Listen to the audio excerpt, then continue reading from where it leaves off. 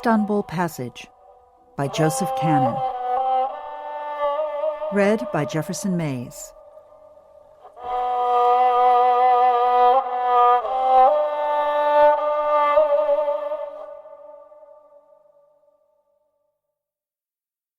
Part 1. Bebek. The first attempt had to be called off. It had taken days to arrange the boat and the safe house, and then, just a few hours before the pickup, the wind started. A poiraz, howling down from the northeast, scooping up water as it swept across the Black Sea. The Bosphorus waves, usually no higher than boat wakes by the time they reached the shuttered yaliz along the shore, now churned and smashed against the landing docks. From the quay, Leon could barely make out the Asian side. Strings of faint lights hidden behind a scrim of driving rain. Who would risk it? Even the workhorse ferries would be thrown off schedule, never mind a bribed fishing boat. He imagined the fisherman calculating his chances. A violent sea, sightless, hoping the sudden shape 40 meters away wasn't a lumbering freighter, impossible to dodge. Or another day safe in port, securing ropes and drinking plum brandy by the cast-iron stove. Who could blame him? Only a fool went to sea in a storm. The passenger could wait. Days of planning, called by the weather. "How much longer?" Mihai said, pulling his coat tighter.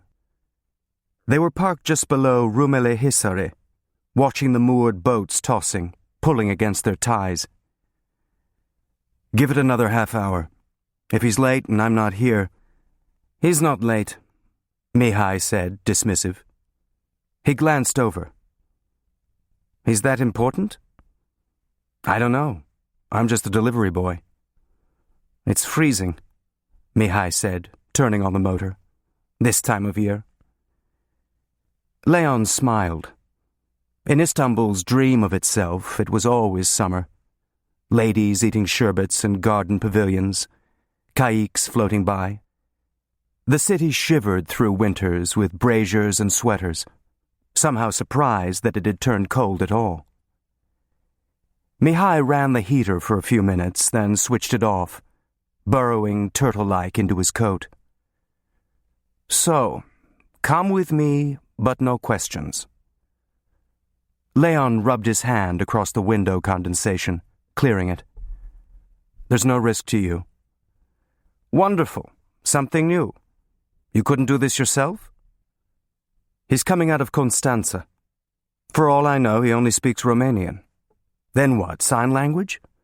But you—" Mihai waved this off. "He'll be German, one of your new friends." "You don't have to do this. It's a small favor. I'll get it back." He lit a cigarette, so that for a second Leon could see his grizzled face and the wiry salt and pepper hair on his head, now more salt than pepper. When they had met, it had been dark and wavy, styled like the Bucharest dandy he'd once been, known in all the cafes on the Cala Victoriei. "Besides, to see the rats leaving?" he said, brooding. "They wouldn't let us out. Now look at them." "You did what you could. A Palestinian passport, free to come and go in Bucharest, to beg for funds, leasing creaky boats. A last lifeline. Until that was taken away too." Mihai drew on the cigarette, staring at the water running down the windshield. "So, how is it with you?" he said finally. "You look tired." Leon shrugged, not answering. "Why are you doing this?" Mihai turned to face him. "The war's over." "Yes? Nobody told me." "No, they want to start another one." "Nobody I know." "Be careful you don't get to like it. You start enjoying it." His voice trailed off, rough with smoke, the accent still Balkan even now. "Then it's not about anything anymore. A habit, like these," he said, holding out his cigarette. You get a taste for it. Leon looked at him. And you? Nothing changes for us. We're still saving Jews. He made a wry face. Now from our friends. No visas for Palestine. Where should they go? Poland? And I'm helping you talk to a Nazi. A wonderful world. Why a Nazi? Why all this? Some poor refugee? No. Someone who knows the Russians, I think. And who knows better. You're guessing. It doesn't matter to you? What you deliver? Leon looked away, then down at his watch. Well, he's not coming tonight, whoever he is. I'd better call, make sure. There's a cafe. Mihai leaned forward to start the car again. I'll pull around. No, stay here. I don't want the car. I see. You run across the road in the rain, get wet, then you run back, again wet, to a waiting car. That will be less suspicious, if anyone is watching. He put the car in gear. It's your car, Leon said. That's all. You think they haven't seen it by now? Have they? You'd know, he said, a question. Always assume yes. He made a turn across the road, pulling up in front of the cafe. So, do the expected thing. Stay dry. Tell me something. If he had come, your package, was I going to drive him to wherever he's staying? No. Mihai nodded. Better. He motioned his head to the side window. Make the call, before they wonder. There were 4 men playing dominoes and sipping tea from tulip glasses. When they looked up, Leon became what he wanted them to see, a Ferengi caught in the rain, shaking water from his hat, needing a phone, and he flushed, a little pulse of excitement, a taste for it. Had Mihai seen it somehow? The way it felt, getting away with something? The planning, the slipping away? Tonight he'd taken the tram to the last stop in Bebek and walked up to the clinic. A trip he'd made over and over. If he'd been followed, they'd stay parked a block away from the clinic gates and wait, relieved to be snug, out of the rain, knowing where he was. But, just past the big oleander bushes, he'd headed for the garden's side gate, doubling back to the Bosphorus road where Mihai was waiting, feeling suddenly free, almost exhilarated. No one would have seen him in the dark. If they were there, they'd be smoking, bored, thinking he was inside. This other life, just walking to the car, was all his own. The phone was on the wall near the WC. No sounds in the room but the click of tiles and the hiss of boiling water, so the token seemed to clang going in. A Ferengi, speaking English, the men would say, if anyone asked. Tommy? At home, luckily, not out to dinner. I was hoping you'd call, he said, a genial club voice with the clink of ice at the back of it. You're after that report, I know, and my steno never showed. Trouble with the boats. Typical, isn't it? First hint of weather and the ferries. Leon imagined his round face at the other end, the jawline filling in, fleshy. I can have it for you tomorrow, all right? I mean, the contract's all right. We're just waiting for the quotas.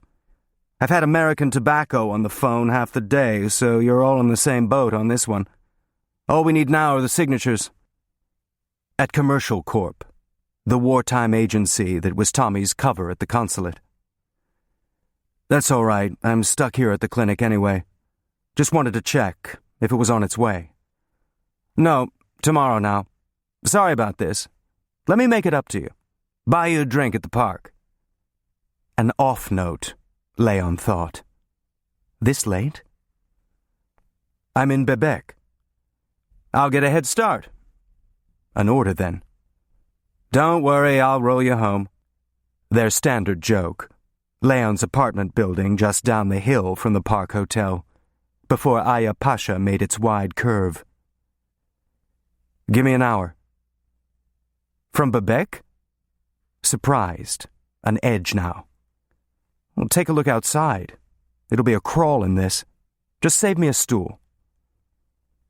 The domino players were looking down, pretending not to listen. But what would they have made of it anyway? Leon ordered a tea, a way of thanking the barman for the phone. The glass was warm in his hand, and he realized he was cold everywhere else, the wet beginning to seep through his shoes. And now the park, everyone looking and not looking, Tommy's old boy voice getting louder with each drink. "Rain check," he said to Mihai, getting into the car. "You free tomorrow?" Mihai nodded. "Something's up. We're having a drink at the park." "Very exciting, the tobacco business." Leon smiled. "It used to be." In fact, it had been sleepy, as routine and predictable as a book of hours. Agents bought the cured latakia leaf and he arranged the shipments, then took the train to Ankara to get the export permits. Leave Haydar Pasha at 6, arrive the next morning at 10.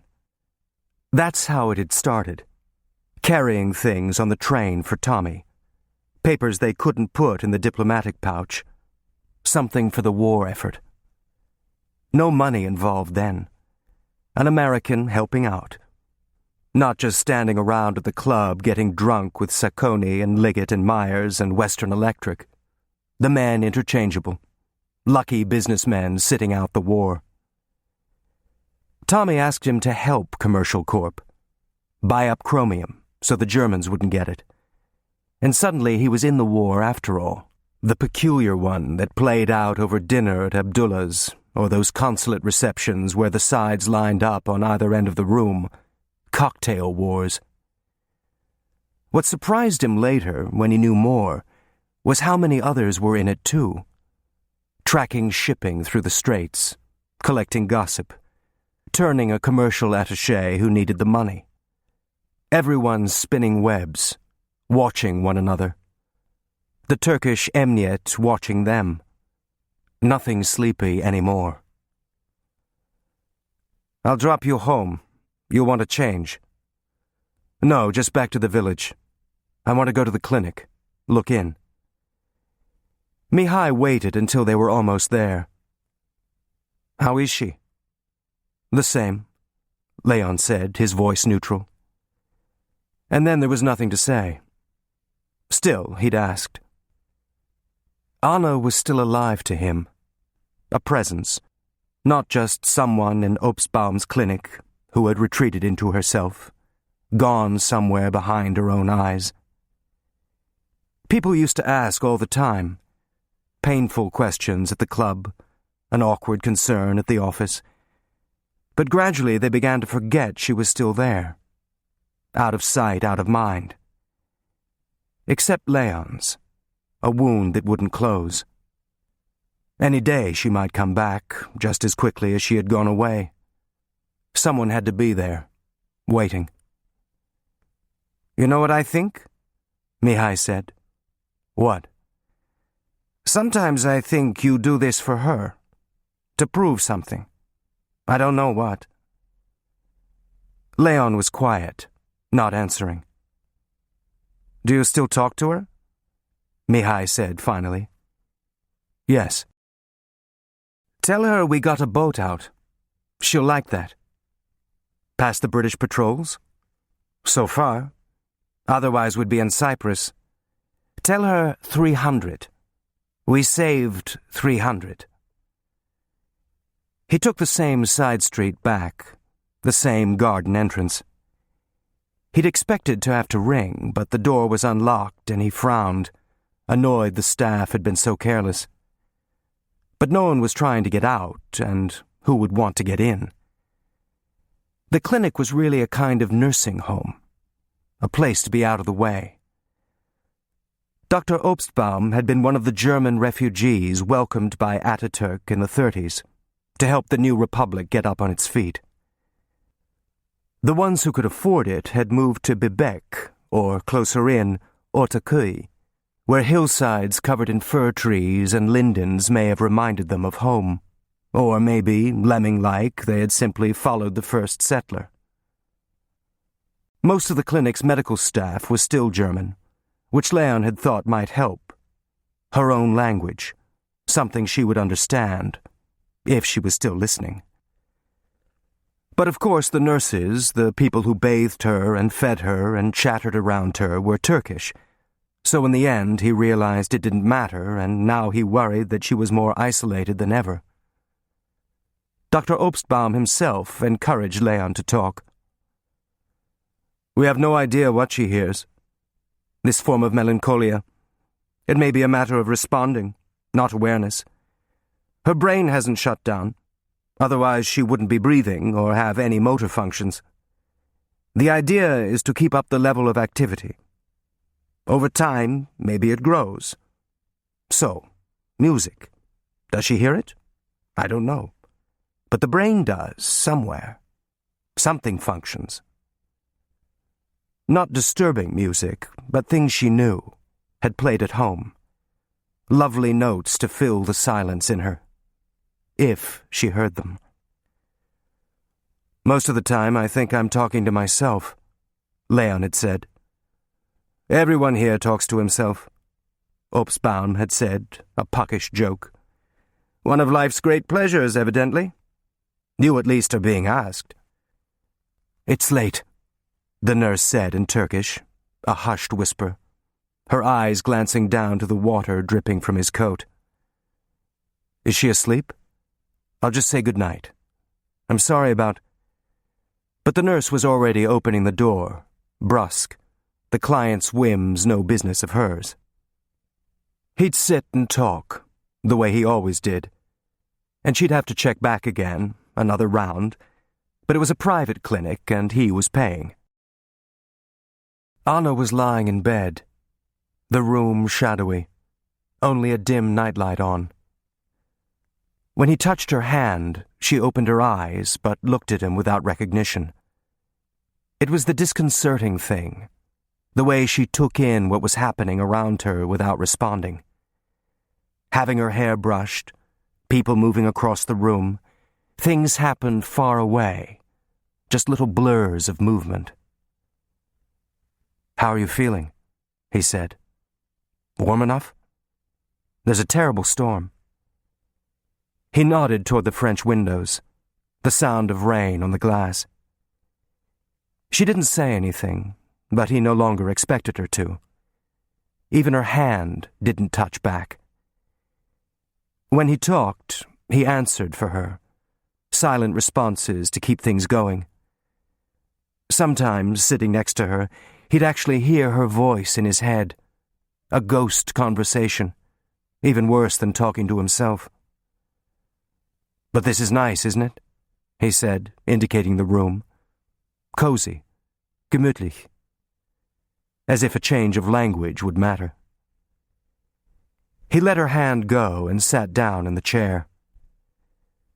When they first met, she'd never seemed to stop talking, bubbling over, switching from German to English as if one language couldn't contain it, everything she had to say.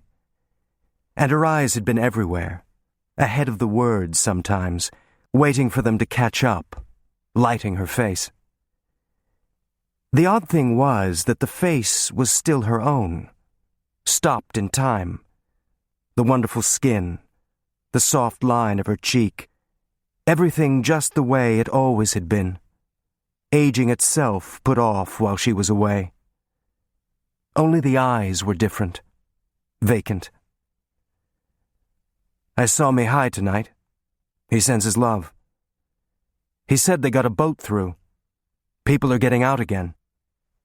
Something that might register. What she cared about. Don't try to startle her, Obstbaum had said. Just ordinary things, domestic matters. But how did Obstbaum know? Had he been to where she lived now? Did it matter to her that Fatma had been ill, sent her sister to do the cleaning. 300, he said. So they must be operating again. Mossad. Who else could it be? A boat that big. He stopped. The last thing he should have said. A reminder. Obstbaum thought it had happened then, when the Bratianu sank. Corpses bobbing in the water. Children. Her brain turning away from it, drawing a curtain. Obstbaum had even suggested she be put in a garden room, not a front one facing the Bosphorus where ships passed all day, each one a possible reminder. Leon had gone along with him. Everyone in Istanbul wanted to see the water. In Ottoman times there had been laws about builders blocking the view, so a garden room was cheaper. And it was pleasant, looking toward the hillside, cypresses and umbrella pines and a Judas tree that dropped pink blossoms in the spring. A fortune back home, but something he could manage here. And not a boat in sight. I thought I might need Romanian. They bring someone out, but they don't tell you who. They want me to babysit. I got Georg's old landlord to find me a room, out near Aksaray. They'll never think to look in a Muslim neighborhood. And then the weather started up. He caught himself, hearing the sound of his voice saying names out loud, telling her what he didn't want anyone to know. All the slipping away and double backing for nothing. It occurred to him, one more irony, that since she had gone away, they could finally talk to each other. All the things they couldn't say before, other people's secrets, now safe to talk about. Some things, anyway. Now there were other drawers you didn't open, things you didn't say. Your parents are dead. We haven't heard, but they must be. They're not on any lists. You can't imagine what it was like. How many? The pictures. I see a woman, just for the sex. It used to feel wrong, and now I wait for it. Not like us. Something different. I don't think you're ever coming back. I can't say it. Can't say it to you, but I think it's true. I don't know why this happened to us. What I did. What you did. Better to keep those drawers closed. I ran into Gus Hoover. Sacconi's sending him home. You still can't get a boat, though, so what do you think? They're putting him on the Clipper. Hell of a lot of money, but I guess they've got it to spend. Can you see Reynolds doing it for me? Not that I want to go, but you always wanted to, didn't you? See New York? He paused, leaving time for an answer. Maybe when you're better. We can't really move you now, like this, and I can take care of you here. He motioned his hand to the room. You could get better here. He paused again. Maybe if you'd try. Obstbaum says it isn't a question of that, but what if it is? You could try. Everything could be the way it was. Better. The war's over. All the terrible things. Knowing, as he said it, that they weren't over. People still in camps. Boats still being turned around. Everything she had gone away to escape, still happening. What was there to come back for? Him? The drawer he shouldn't open. Was it my fault? Another casualty of the war, Obstbaum had said. But what if she had left the world to leave him? Something only she knew and wasn't coming back to answer. Not ever. Gus would fly home, all the others, and he would still be here, talking to himself while she stared at the garden. You have to be patient, Obstbaum had said. The mind is like an eggshell. It can withstand tremendous pressure. But if it cracks, it's not so easy to put it back together. A Humpty Dumpty explanation. As good as any other. But it was Leon who was sitting here. his world that had been cracked open. I have to go soon. Tommy wants to have a drink at the park. On a night like this. Not that rain ever kept Tommy from a drink. Still, you know what occurred to me? He wants to bring me inside. Run my own operation. I mean, a job like this tonight, it's not messenger work anymore. There'd be money in it. It's about time he... Babbling, filling time. Do you have everything you need?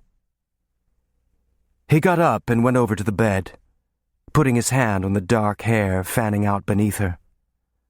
Lightly, just grazing it, because there was something unreal about physical contact now, touching someone who wasn't there.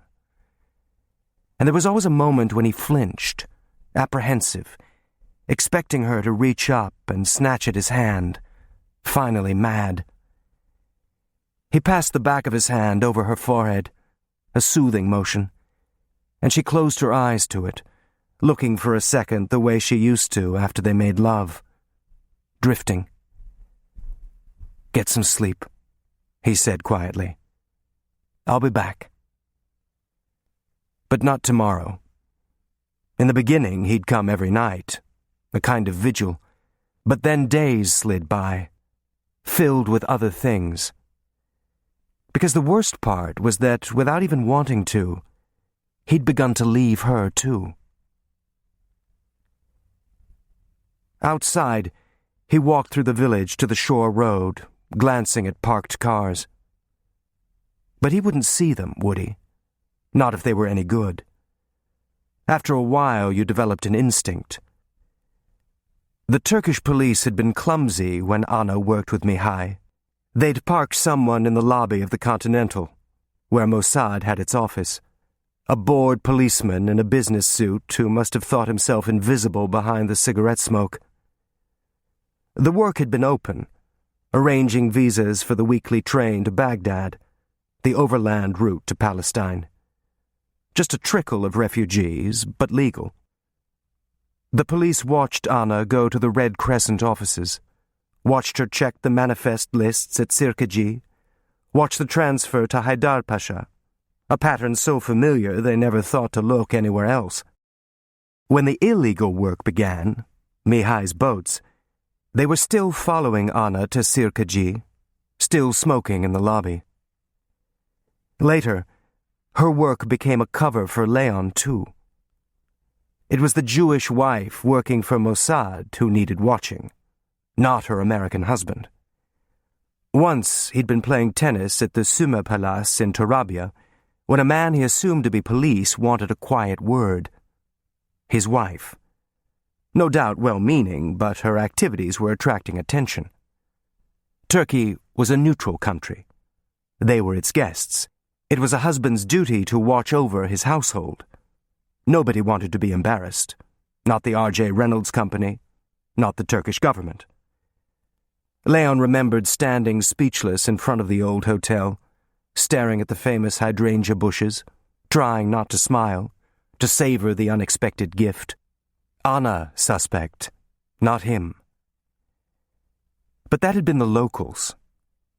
The Emniyet, the security police, were something else, never obvious, part of the air everyone breathed, playing the home advantage.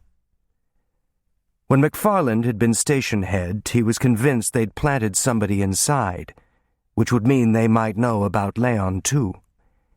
Even unofficial, off the books. Tommy didn't just pull the money out of his pocket. Where would they find him?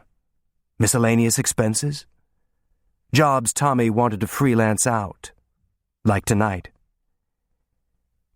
The square was empty. No tram in sight.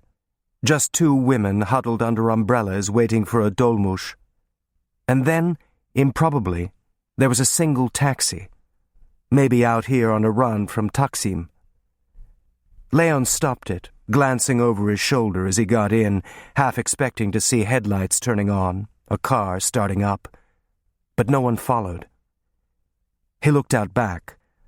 Only a thin line of traffic, everyone chased inside by the rain. In Audiobook, A car pulled in behind, then went off again, leaving them alone. No one.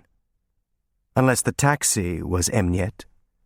But then the driver started to complain about something, the details lost in the swoosh of the windshield wipers, and Leon gave that up too.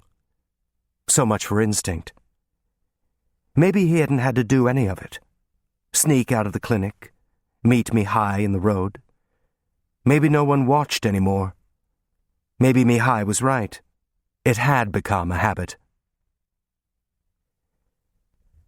Tommy had already had a few by the time Leon got to the park, his face red, cheeks shining with it. His broad shoulders still had the strong lines of someone who'd once played for Penn, but the rest of him had gone slack, pudgy from years of sitting and extra helpings. "Christ, you're soaking. What'd you do, walk? Here, take the chill off. Mehmet, how about 2 more of the same? We'll have them over here," he said, lifting himself off the stool with a little grunt and heading for a small table against the wood-paneled wall. There were more people than Leon had expected. Probably hotel guests who didn't want to go out, but still plenty of empty tables. The long outside terrace, with its view of the Istanbul headland, had been closed for weeks. Leon remembered it full. Waiters with trays darting in and out like birds, people talking over each other, looking around to see who was there. What the stork must be like. "Sorry about tonight," Tommy said. "Didn't know myself till I got the message. There won't be any problem about the place, will there?" "No, I've got it for the month." "I didn't know how long he'd—" "The month? How much is that going to run us?" "It's in Lalali. Cheap. You can afford it." "Lalali? Where the fuck's that? On the Asian side?" Leon smiled. "How long have you been here?" Tommy shrugged this off. "And what do we do with it after we move him?" "You could take your women there, nice and private." "Yeah, just us and the fleas." "Ah, here we are," he said as the drinks arrived. "Thank you, Mehmet." He raised his glass. "Blue skies and clear sailing." Leon raised his glass and took a sip. Cold and crisp, a whiff of juniper. Mehmet put down a silver bowl of pistachios and backed away. "Christ, imagine what he's heard," Tommy said, watching him go. "All these years." "Maybe he doesn't listen." "They all listen. The question is, who for?" "Besides us?" Tommy ignored this. "They used to say every waiter in this room got paid twice, and sometimes more, at the same time. Remember the one used to send little love notes to Van Papen, then turn around and feed the same thing to the Brits?" He shook his head, amused. 6 months he pulls this off. You have to hand it to him. "What good did it do? Anybody ever say anything at the park that you wanted to know?" Tommy smiled. "You live in hope, you live in hope. Anyway, that wasn't the point, was it? The point was to know what they were saying, what they weren't saying. Might be useful to somebody who could put the pieces together." "You think there was somebody like that?" "Well, Christ, I hope so. Otherwise—" He let it go. "I'll tell you something, though. It was fun, too, this place. Goddamn 3-ring circus. Everybody, same room. Packy McFarland over there, and that Kraut who kept pretending he was in the Navy right next to him. Navy. And the Jap, Tashima, remember him, with the glasses? A spit of fucking Tojo. At first I thought it was him, and Mehmet's listening to all of them. The good old days." Tommy looked up, caught by his tone. "Come on, Tommy. It's a little early for last rites at the park. Mehmet's still listening. God knows who else, for what it's worth." Tommy shook his head. "It's finished, this place." Leon looked around, feeling the drink a little. "Well, the Germans are gone, and Tojo. That's what we wanted to happen, right?" "I mean the whole place. Neutral city in a war, everybody's got an interest. Turks coming in, staying out, what's everybody up to? Now what? Now it's just going to be Turks.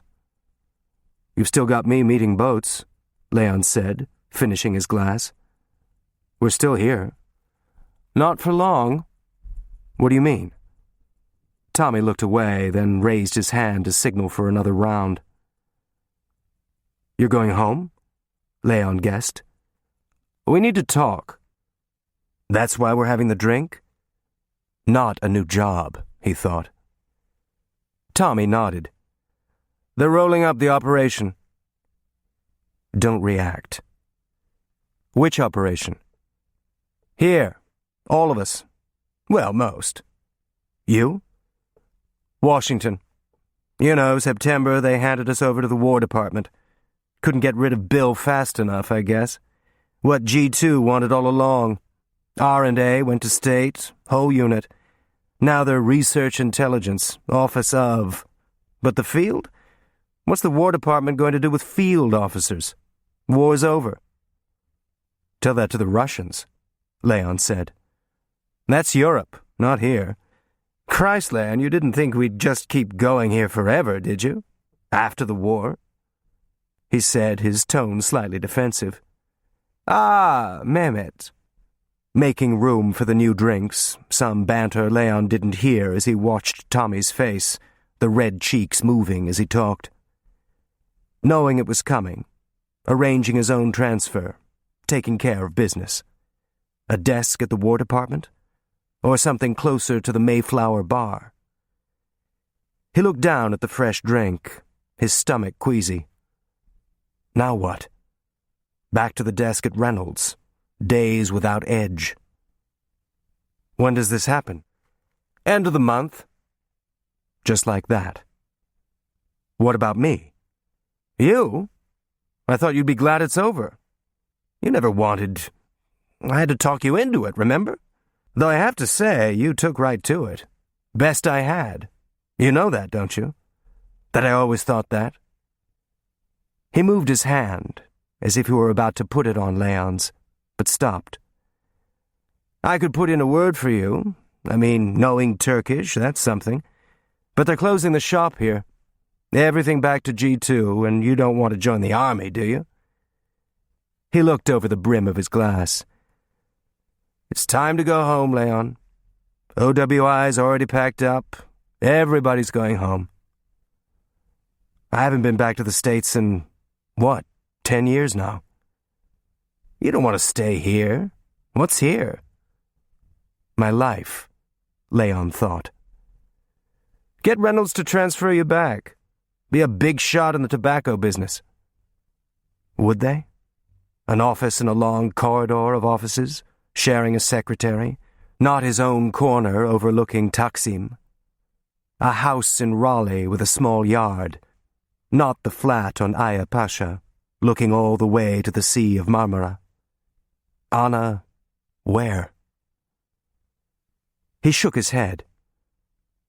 I don't want to move Anna. She's doing so well now. Real progress. A move now. The lie effortless. One of the reasons he'd been the best. She'd do even better in the States, if you ask me. They could do something for her there. Hospitals here. He stopped. You look all funny. What is it, the money? The money? Leon snorted. What you pay? That's not enough to notice. Just enough to make a difference. It's the drink, I guess, he said, pushing it away. I'm beat, all the waiting around. He looked up, feeling Tommy staring at him, alert behind the glassy eyes. I never did it for money, you know. I know. I appreciate that. I'm surprised we're pulling out, that's all. Be a little dull, pushing paper at the office. Want to push some more? They're going to need somebody at Western Electric. Middle East account, the whole territory. Guy in charge now is leaving. For Washington? So I hear. You had someone at Western, too? Now. Like to keep your bets all over the table, don't you? Separate drawers, separate secrets. Safer that way. You'll be running out of covers soon. No more Lend-Lease, no more OWI, Western Electric, even the guy in the tobacco business. What guy? Leon smiled. I'm going to miss you, I guess. When do you go? As soon as we can arrange air transport. For our friend, the one who got seasick tonight. You're going with him? We don't want him to travel alone. He might get lost. We just need to park him here for a day or so. Then all your troubles are over. But while you've got him, well, I don't have to tell you. It's not as if you'd never done this before. Just be careful. Always. With this one, I mean. Lots of people want to talk to him. So all the old rules. He doesn't go out. He doesn't. I know the rules, Tommy. If you're that nervous, why don't you pick him up yourself? Spread the bets, Leon. This time I'm not even at the table. Nothing to see, nothing to connect me. I just pack up my bags and leave. You run into people on the plane, that's all. But I can't put 'em there. The board would light up. I'm not invisible here.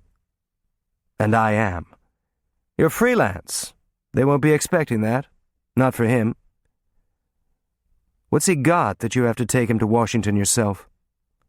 Leon, you owe me that much. Tommy looked at him for a minute, then downed the rest of his drink.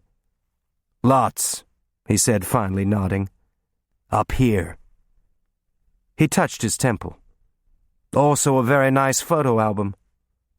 Of? Mother Russia. Aerial recon. The Germans photographed everything when they still could. Valuable snaps now. And he got these how? That I couldn't say. Fell off a truck, maybe. Things do. Want another? Leon shook his head. I'd better go.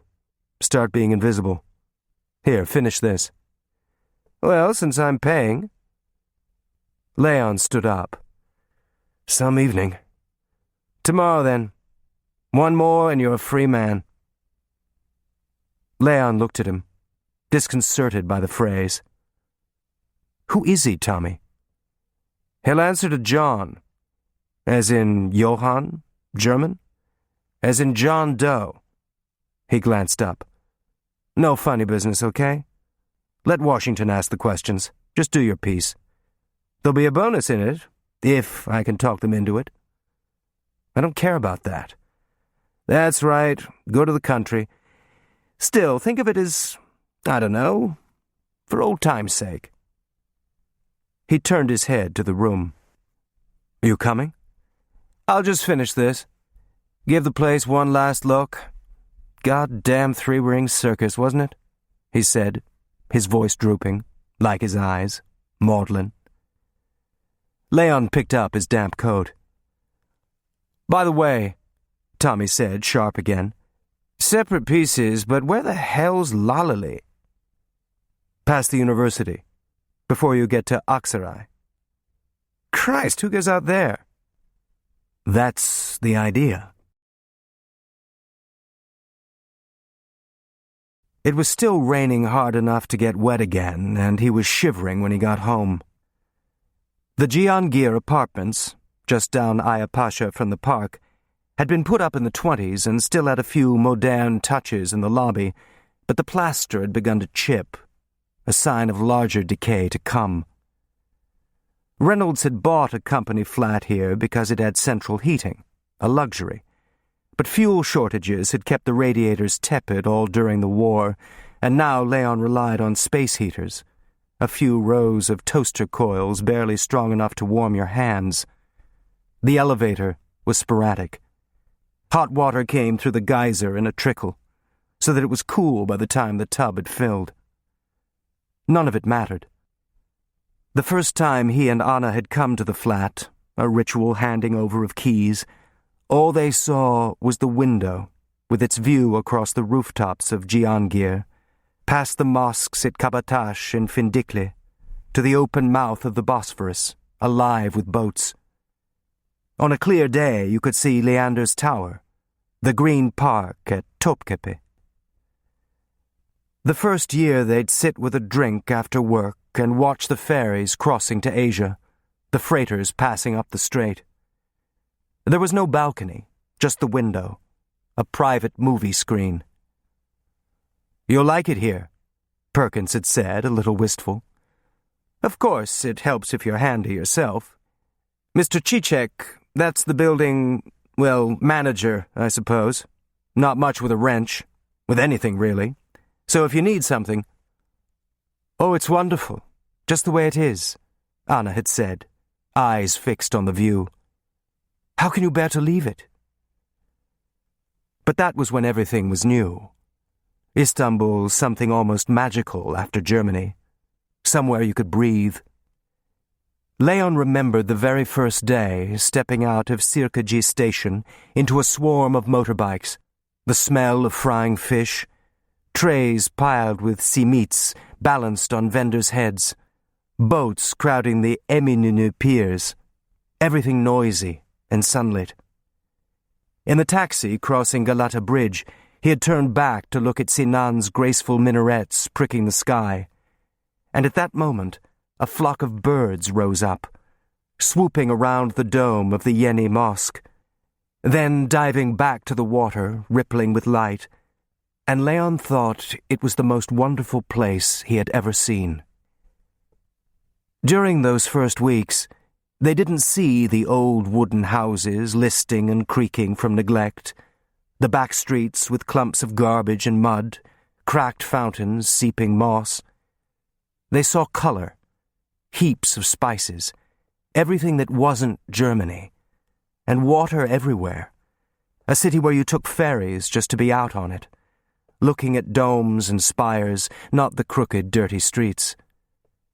Anna wanted to see everything, the famous sights, then things she found in books, the Kamondo stairs, twisting down Galata Hill, the cast-iron Bulgarian church, the Byzantine mosaics out near the old city walls where they could eat picnics on the yellow grass, looking up at the giant stork nests in the ruins.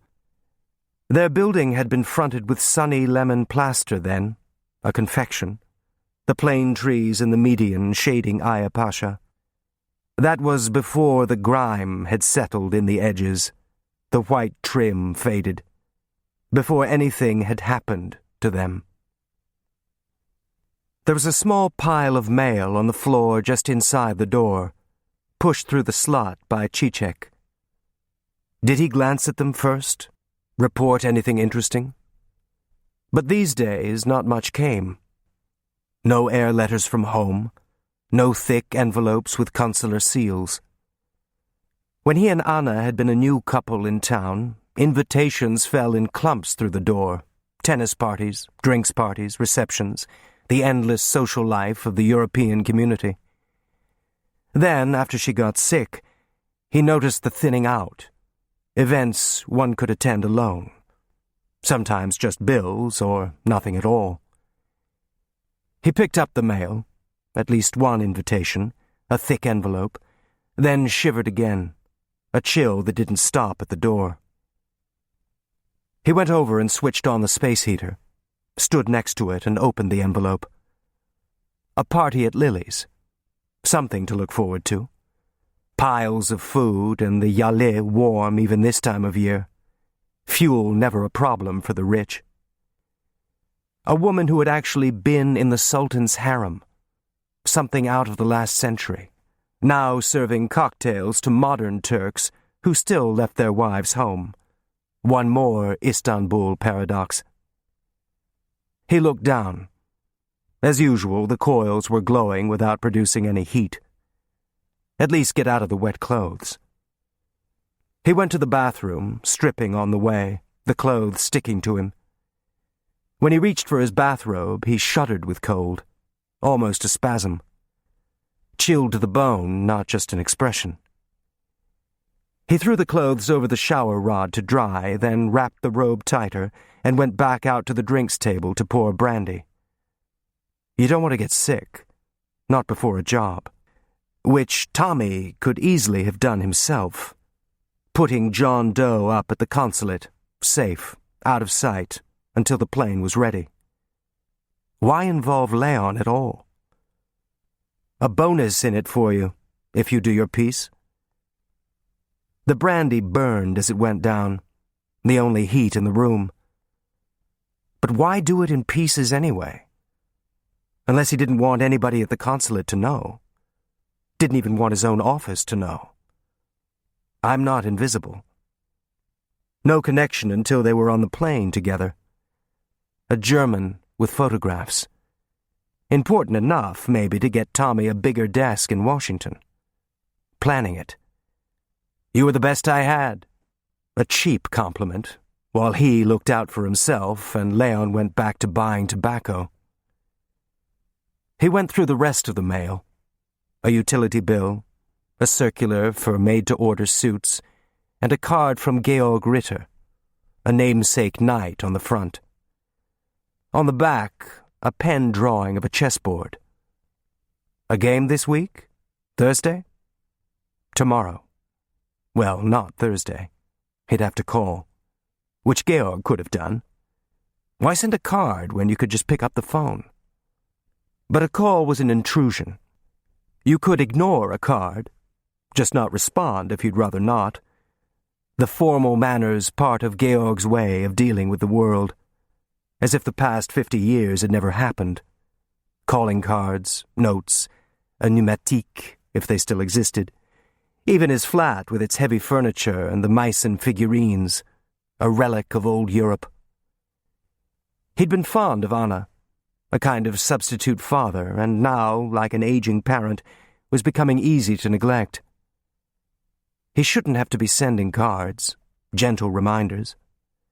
A game once a week, some gossip, just being company. It wasn't a lot to ask. Call tomorrow and set a date. He put the invitation on the piano, the upright Georg had found for them. Keys dusted, in tune, ready for her to play again.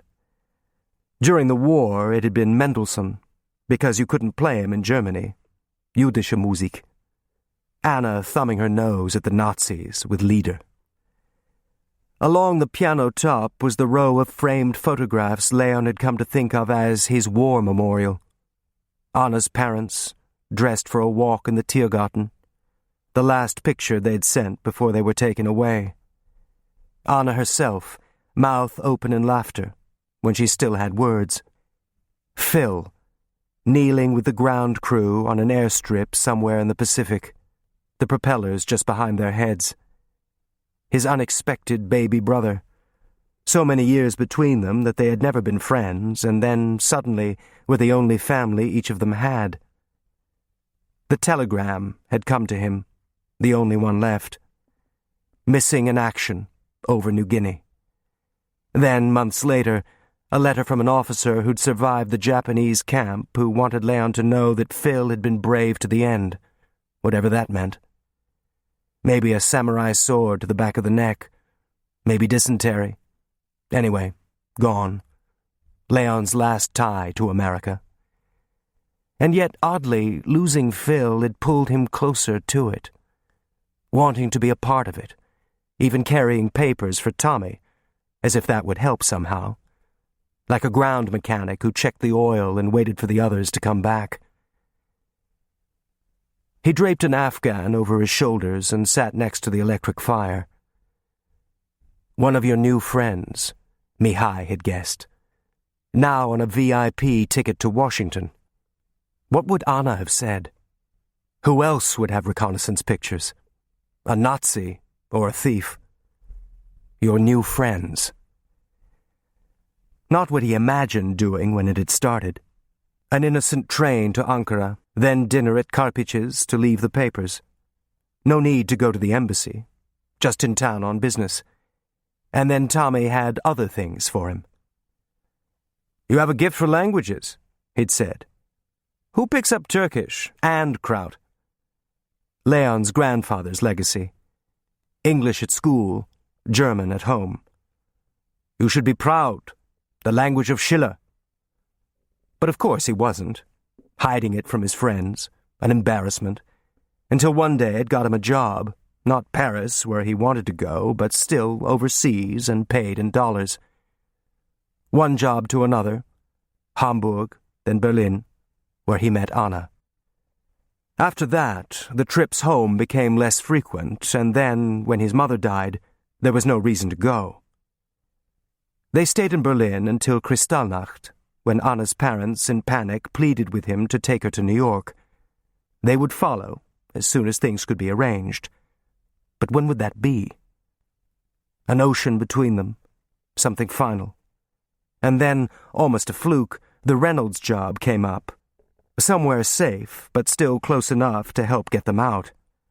You could take a train there. Vienna, Sofia, Istanbul, twice a week. But they never did, delaying until no one got out unless they were rescued, unless Anna and Mihai somehow got them on one of their boats. Anna never stopped trying, even after they couldn't be found. 2 more who had disappeared. And Leon had started working for Tommy, his own way of helping, fighting Nazis. And now he was hiding them. He looked at the window, still blurry with water. What if it hadn't rained tonight? What if John Doe had made it through? Would Tommy have told him about the pictures? Any of it? Just do your piece, while I make plans. It wasn't the money. There were always ways to get more money. But the end of things, just like that. He shivered again, now a chill that wouldn't go away, but something else too, an uneasiness. About what? Maybe just the quiet. With the windows closed, there were no sounds, no foghorns on the water or even cars grinding up the steep streets below. When he struck a match, he could hear it. A loud rasp. He pulled the Afghan tighter, an old man huddling in front of the fire, but not exactly a fire, and not really old yet either. Too old to be asked back to Washington? Tommy was going, nagging at him. Take a pill and get into bed under Anna's old duvet, always warm. He went into the bathroom, about to open the medicine chest, and stopped. The same mirror he used every morning, but someone else in it. When had that happened? It wasn't the gray hair or the tired eyes. He looked the same, more or less. Something worse, a sense of time running out. Why hadn't Tommy ordered a backup? That was one of the rules. Not even ask for the safe house address. Careless. His mind already on the plane, leaving Leon behind to mop up. I'm not invisible here. Then why have a drink in the most visible place in Istanbul? To tell Leon he was leaving? But he could have done that after. Why even make contact before the job was finished? To be in Mehmet's report. Somebody's. Tommy King spent the evening getting soused with a business colleague at the park, not waiting for a boat in the rain. Covering himself the way he did. One step ahead. He was restless all morning, moving papers and fidgeting with pens, sending Osman out twice for coffee. He glanced at the telephone. Tommy wouldn't call today. He'd keep his distance until after the pickup. Outside, Taksim Square, scrubbed almost clean by the storm, was sunny. Perfect sailing weather. There was nothing to do now but wait out the day. But the clock barely moved. He was always anxious before a job. Simple, but you never knew. And today was Thursday, his afternoon with Marina, and that anticipation had already begun. A prickling all over his skin, his mind filled with how it would be. The afternoon sun through the curtains, catching the dust, the thin silk wrapper she called a kimono loosely belted so that it came apart at a touch. His breath getting shorter on the stairs. Almost there. Not wanting her to see how eager he was, but already hard when she opened the door. The way it always was. And then, afterward, the sudden deflation, embarrassed at wanting it so much, something he shouldn't be doing. Only once a week, so that it wouldn't feel like cheating. More like a medical appointment. Just a time you set aside. An affair would have meant one of the European wives, unpredictable emotions, a betrayal. This was a simpler transaction. If you paid, it didn't mean anything. He had never bought sex before, but what other choices were there in Istanbul? The houses and the alleys on the waterside of the Galata Hill, waiting downstairs with sailors and stevedores for 10 minutes upstairs and months of disease. The apartments over the clubs near Taksim, fading red wallpaper and businessmen, the risk of meeting someone you knew. Then he had overheard a man talking about her in the bar at the Parapalace, a girl with her own place, and he had gone once, nervous, almost drugged with the thought, his first woman in a year, and then it was every week. What he hadn't expected was that sex itself would be different. Not what he had known with Anna, but something furtive and heady, the way it had been in adolescence. He knew that if he saw her more often, everything would change, that strings would begin to attach themselves, guilt, the afternoons no longer just physical, just pleasure. He thought she felt it too, a kind of relief that he only wanted her body, leaving the rest of her to herself. They had sex, that was all. They didn't want to touch anything else. Once he offered to keep her, pay for the room. No, I don't want that. Just pay me like always. Why not? It would make things easier for you. Oh, for me. And why would you do that? So I wouldn't see anybody else? That's what it means, just you. But I would, and then I'd lie to you. Let's just stay as we are. How many do you see? You're jealous? If you want a virgin, go somewhere else. I don't want to go anywhere else. You know when I was a virgin? When I was 12. So it's too late to be jealous. You like them?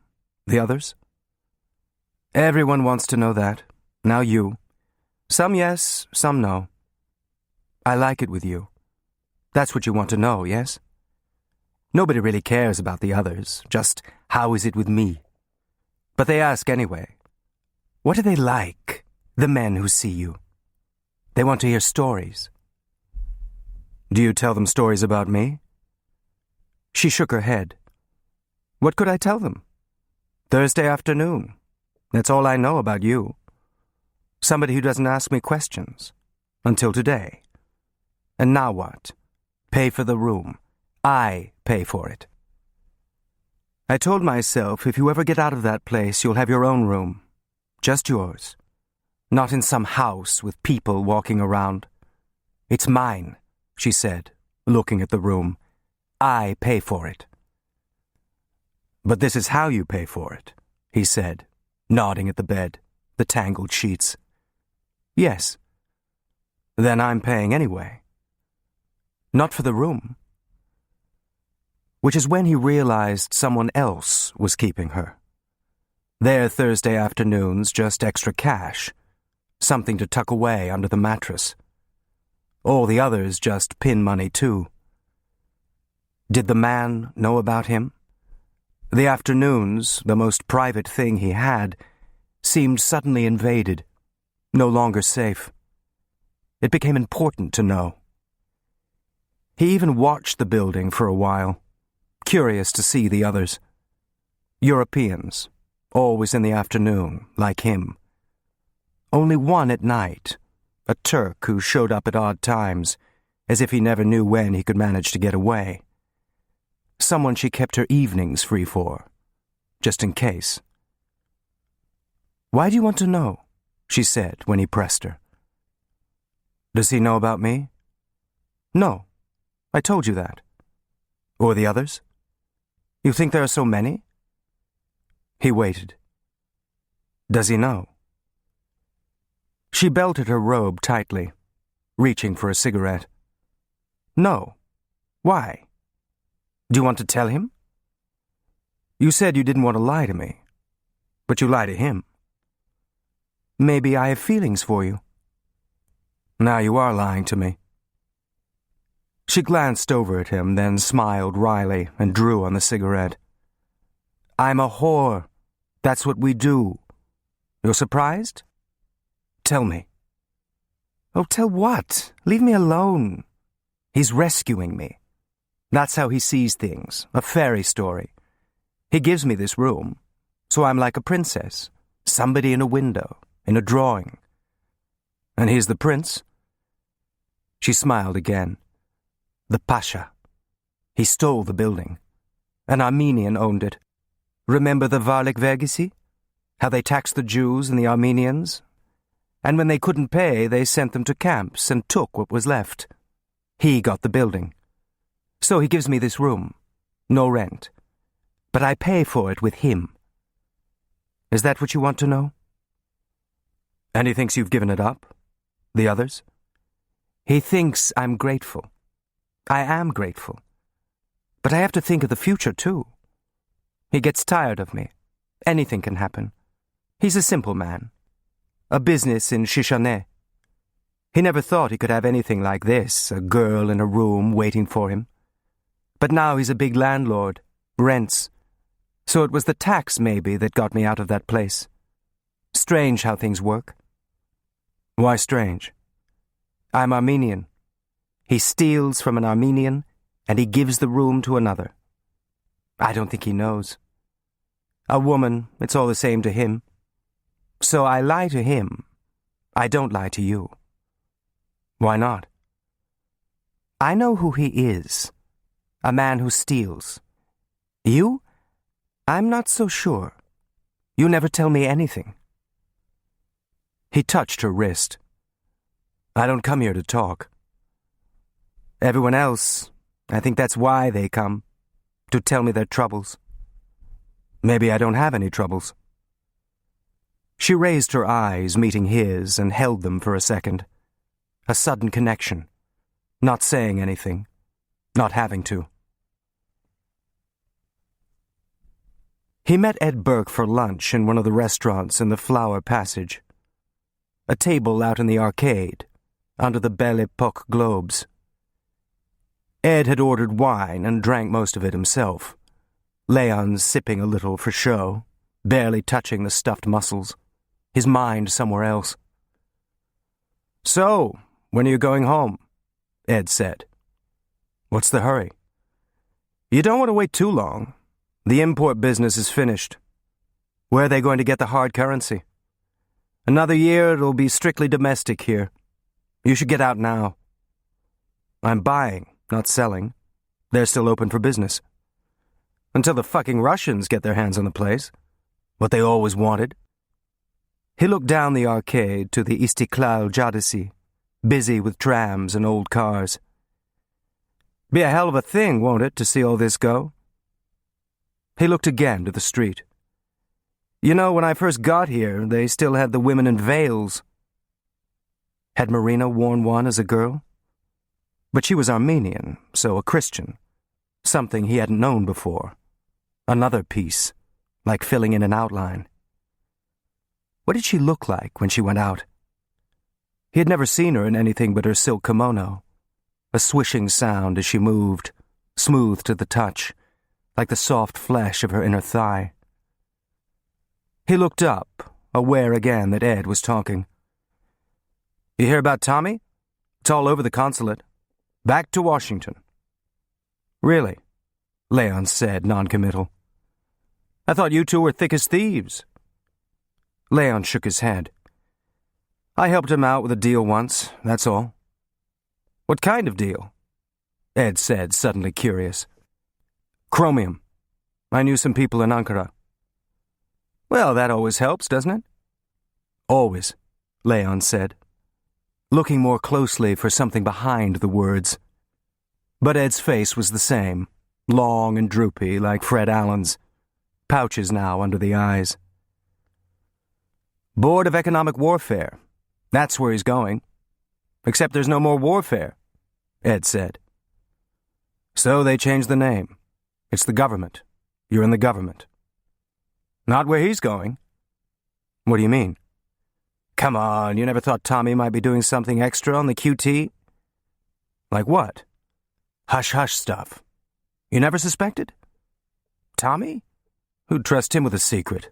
Just hand him a drink. You worked with him. Who knows, maybe you... Worked. I put him in touch with some people in Ankara. That's it. What's this all about? War's over. What does it matter now? I'd just like to know. Was I right? Ask him. How the hell would I know? Of course, that's what you'd have to say, isn't it?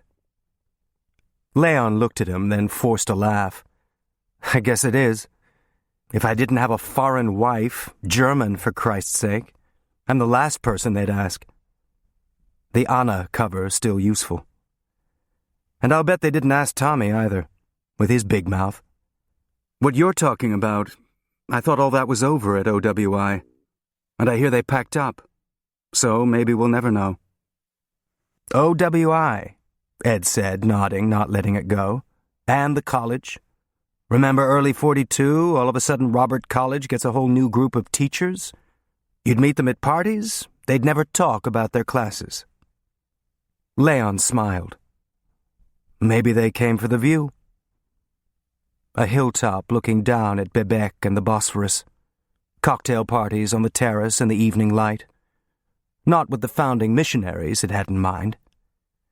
Come on, Ed, you see those guys doing parachute drops? Four Eyes with Tommy? I never saw him open a book. I bet he doesn't even know where the college is. Ed smiled, a cat licking cream. He's giving a party there. A party? He didn't ask you? Leon shrugged. I told you, we're not that close. What kind of party? Just some drinks. Say goodbye to his friends there. He looked over. Those guys he doesn't know? Well, Tommy, any excuse. When's this? Tonight. Why don't you come? The more the merrier. That's what he said to me. Wants to fill the place. With witnesses. Distancing himself, Leon thought. I can't tonight. Hot date? I'm going to see my wife. Sorry, Ed said, genuinely embarrassed. Well, try to drop in late. You're right there. She's in Bebek, right? Leon nodded. Near the college. But not as far up the coast road as the boat landing. Tommy making a diversion. If anyone followed him, they'd never go farther than Bebek, waiting for him to come down the hill. Hosting a party, not meeting boats. I'll see what I can do, he said, signaling for the bill. You find out who's who first, so I don't say anything I shouldn't. You think I'm kidding? I think the place is getting to you. Here, let me get that. Tell me one thing, then. What's that? Leon said, dropping some lira notes on the bill. Remember that secretary of Von Poppins? Switched sides? The one asked for asylum, sure. I was at the consulate that day, and where did they send him? To Tommy. Now, why would they do that? A flustered attaché, an instinctive reaction, forgetting the rules. I don't know, Ed. Think about it, Ed said, taking another sip of wine and leaning back, settling in. Leon imagined another hour of this, Ed probing, a meaningless cat-and-mouse game. To learn what, exactly? I have to run, Leon said, glancing at his watch. End of the month figures. He got up. Watch yourself tonight, with the professors. Loose lips. Very funny. But I'll bet you I'm right.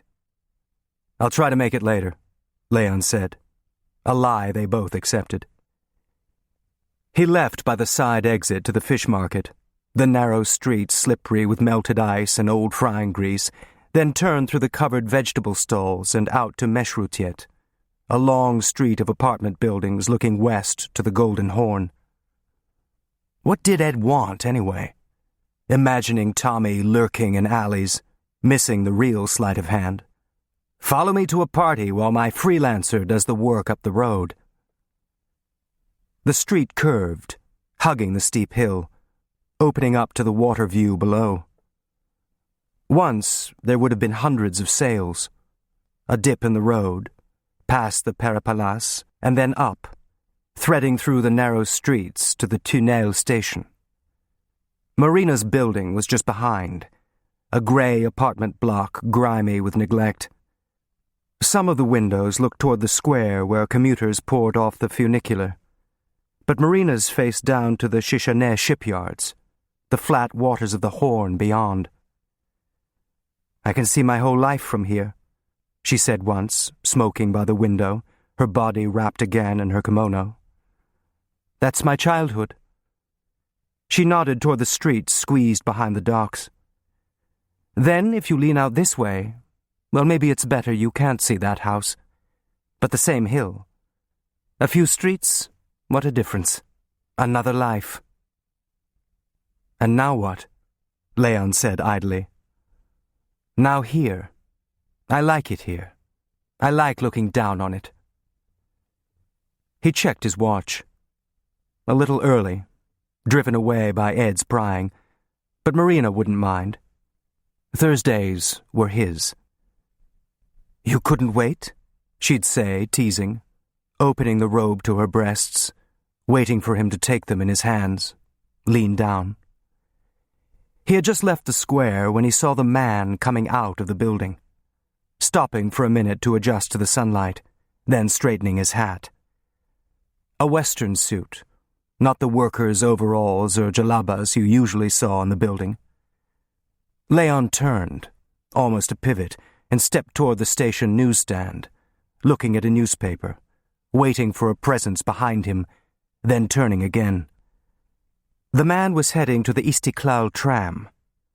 High cheekbones, thin nose, dark but not necessarily a Turk. Anybody who went to her building in the middle of the afternoon. Now walking past the tram into the crowd. He felt suddenly warm.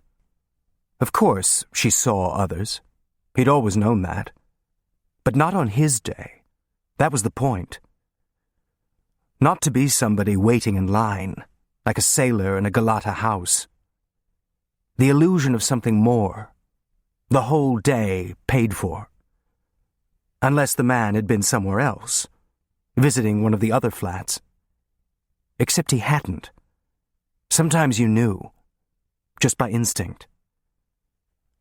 "You're early," she said, opening the door, the air golden, blinds half shut against the light.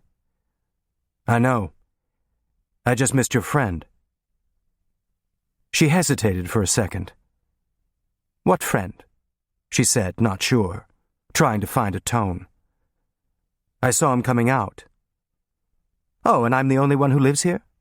she said quickly. "Who was he?" "No one. What a little boy you are, pretending to be jealous." She tugged a little at his belt. "Close the door. Did you see the pail? On the landing? Another leak." "You should complain." "Oh, to the kapıcı? In a building like this?" "To the owner. Was that him?" She moved closer to him. "Look at me. My eyes. So you know it's true. I haven't been with anyone today. You know you can smell that when there's somebody. On the skin. Do you smell anyone?" "Just perfume." "That's right. The one you like." She stared at him again. "I haven't been with anyone today, all right?"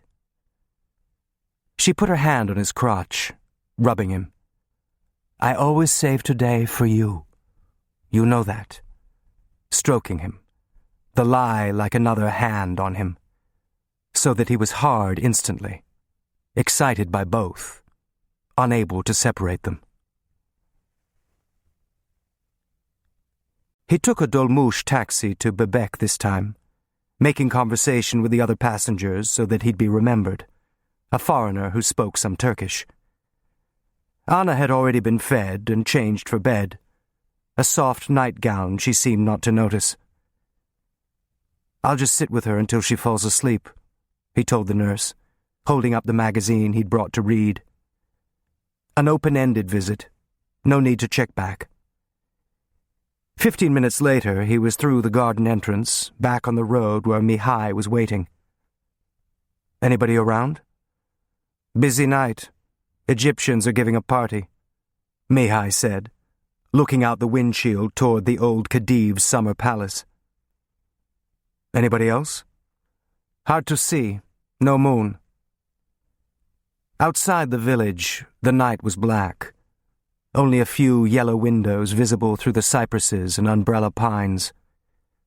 On the Bosphorus, a passing freighter's lights reflected on the water, then were swallowed up again by the dark. "Let's see if we have company," Leon said, turning to look out back as Mihai started the car. But no one else pulled into the line of cars, moving quickly tonight. Winter traffic, not the usual jam. "We'll be early," Leon said. "It's not exact the time, like a train." "No rain tonight anyway. I checked the reports. It's clear all up along the coast." He looked again at the black water, where Jason had once sailed the Argo. "Did you see Anna? Tell her about the boat?" Leon nodded. If she heard. "They say hearing is the last sense to go. When you have a stroke." She didn't have a stroke. Mihai said nothing. It had been his boat, the one he and Anna had organized. Also out of Constanza, as it happened. Overcrowded and listing, stuck in Istanbul for repairs, then waiting for sailing permits. 200 people taking turns on deck. They'd run tenders out with food and water, medicine that Anna had somehow rounded up out of non-existent supplies, black market drugs. And still no permits. Then panic. Everyone seeing a repeat of the Struma. The ship sent back, then torpedoed in the Black Sea. Everyone down with it. One survivor, they'd heard. So the decision was made. A desperate run through the Marmara, a moonless night like this one that made them hope they could slip through. Mihai's decision. No, both. Anna's too. Worth the risk. What could the Turks do?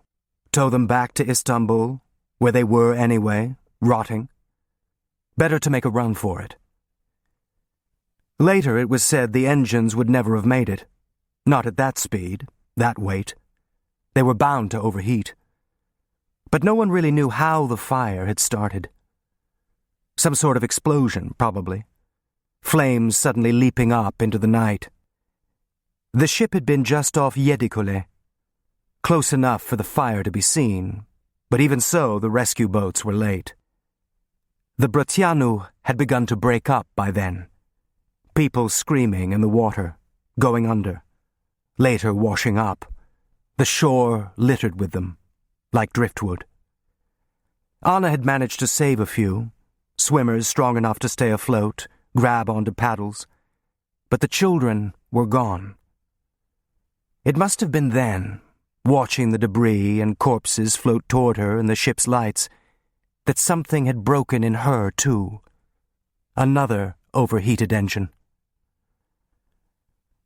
"There's the chance of another one," Mihai said. "A boat. The British are watching Brindisi now, so we're trying to get one here." "Should I know this?" "Why not? We have no secrets from each other, except the ones you don't tell me." Leon looked over at him. "I don't know who he is." "So you said. Well, a surprise for both of us. Eine kleine Überraschung." "You're so sure he's German?" "Who else comes out this way? The Americans. First they put them on trial. Now they take them home. A change of heart, very useful." "You can't put everyone on trial." "Why not? They wanted all of us dead. No exceptions." "Anna's German. A Jew. It's different." "That's what they wanted everyone to think. In that, they succeeded. Now we know who we are." "Where are you getting the ship?" Leon said, changing the subject. "Trabzon. Of course a wreck. But if it can make it this far, why not Palestine?" A freighter? Maybe for your tobacco. From Trabzon. Tobacco and hazelnuts. Leon pointed out the windshield. Pull up here. I don't see anyone. They'll see us. They parked in the drop-off area by the quay. A few boats bobbed against their mooring posts, launches you could hire, their owners probably keeping warm in the cafe on the other side of the road. No one else around. Mihai put on a knitted sailor's hat, pulling it over his ears. Let's hope they're not late. It's freezing. They walked over to the edge of the pavement, looking out at the black water. Any minute now, unless the boat had to dodge a patrol around Garipce. The money's already arranged, Mihai said. You don't want to hang around bargaining. Leon tapped his breast pocket. On delivery. He looked over at Mihai, clamping his ears for warmth. Two men standing in the cold, outlined by the cafe lights behind them. Up to what? They'd have to move soon. Hear that? A boat being put in gear. The noise moving toward them, their shadowy figures spotted from the water. Right, Mihai said. 1, 2, 3, let's go. You pay, I'll get Johnny in the car. The fishing boat, still without lights, now swung toward the quay, throwing out a rope. John? Leon said, feeling foolish, as if it were a password. The passenger nodded. Thin, smaller than Leon had expected, about Mihai's height, a heavy woolen jacket. He shoved a step box against the gunwale. Mihai pulled him up out of the boat, gripping his hand. Come on, car's over there, get in the back, Mihai said in a rush, then stopped, his eyes on the passenger's face, reading it. Below them, the fishermen started talking in Turkish, Leon answering before he got louder. My bag, John said, nodding to a duffel bag in the boat. I have a bag. For a second, Mihai didn't move, still staring, until John looked back at him, a question mark. I'll get it, Mihai said finally, breaking his own trance. The car, over there, hurry. It's all right, John said to Leon, suddenly anxious, a what's wrong expression. Leon made a shooing motion. Fine, get in the car. And my money? What about my money? Said the fisherman. Leon took an envelope out of his pocket and handed it down. The fisherman started to count the bills. It's all there. Throw us the bag and get out of here. Behind him, he heard the car door slam. Before anyone sees. Ha! Before anyone sees you. Just throw up the goddamn bag, Mihai said, edgy, putting one foot on the boat, reaching out. First, I count, the fisherman said. Who are you, anyway? Nobody said two. One man. Count it, then, Leon said, impatient now, watching him thumb through the notes, unshaven, face surly. Nothing extra for the extra day? Leon could feel Mihai tense up next to him, coiled. Not here, he said quickly, improvising. After you're back, and we know no one's seen you. Something Tommy could easily arrange. Pocket change. The bag, Mihai said, his voice low, almost threatening, so that the fisherman picked it up without question, heaving it across the gap. Mihai swung it onto his shoulder. No lights till you're past the landing, Leon said, reminded by a sweep of headlights from the road. Mihai tossed back the rope. Did he say anything? You had 2 days. The fisherman shook his head. No Turkish. We play dominoes. The money will be there when you get back, Leon said. The extra. The fisherman smiled, an uneven row of teeth with gaps. Inshallah, he said, a hand on his chest. He went over to the controls, pushing the handle forward. The boat choked, then started moving, the engine grinding, swinging out again toward the dark, the sputtering still audible even after it was out of sight.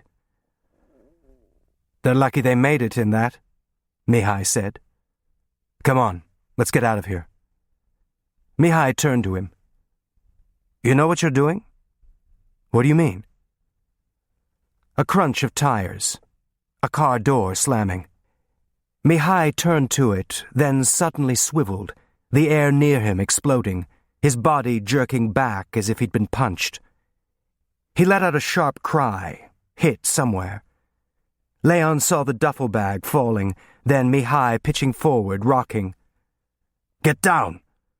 A hoarse grunt as he dropped onto the duffel, scraping the pavement to get behind it.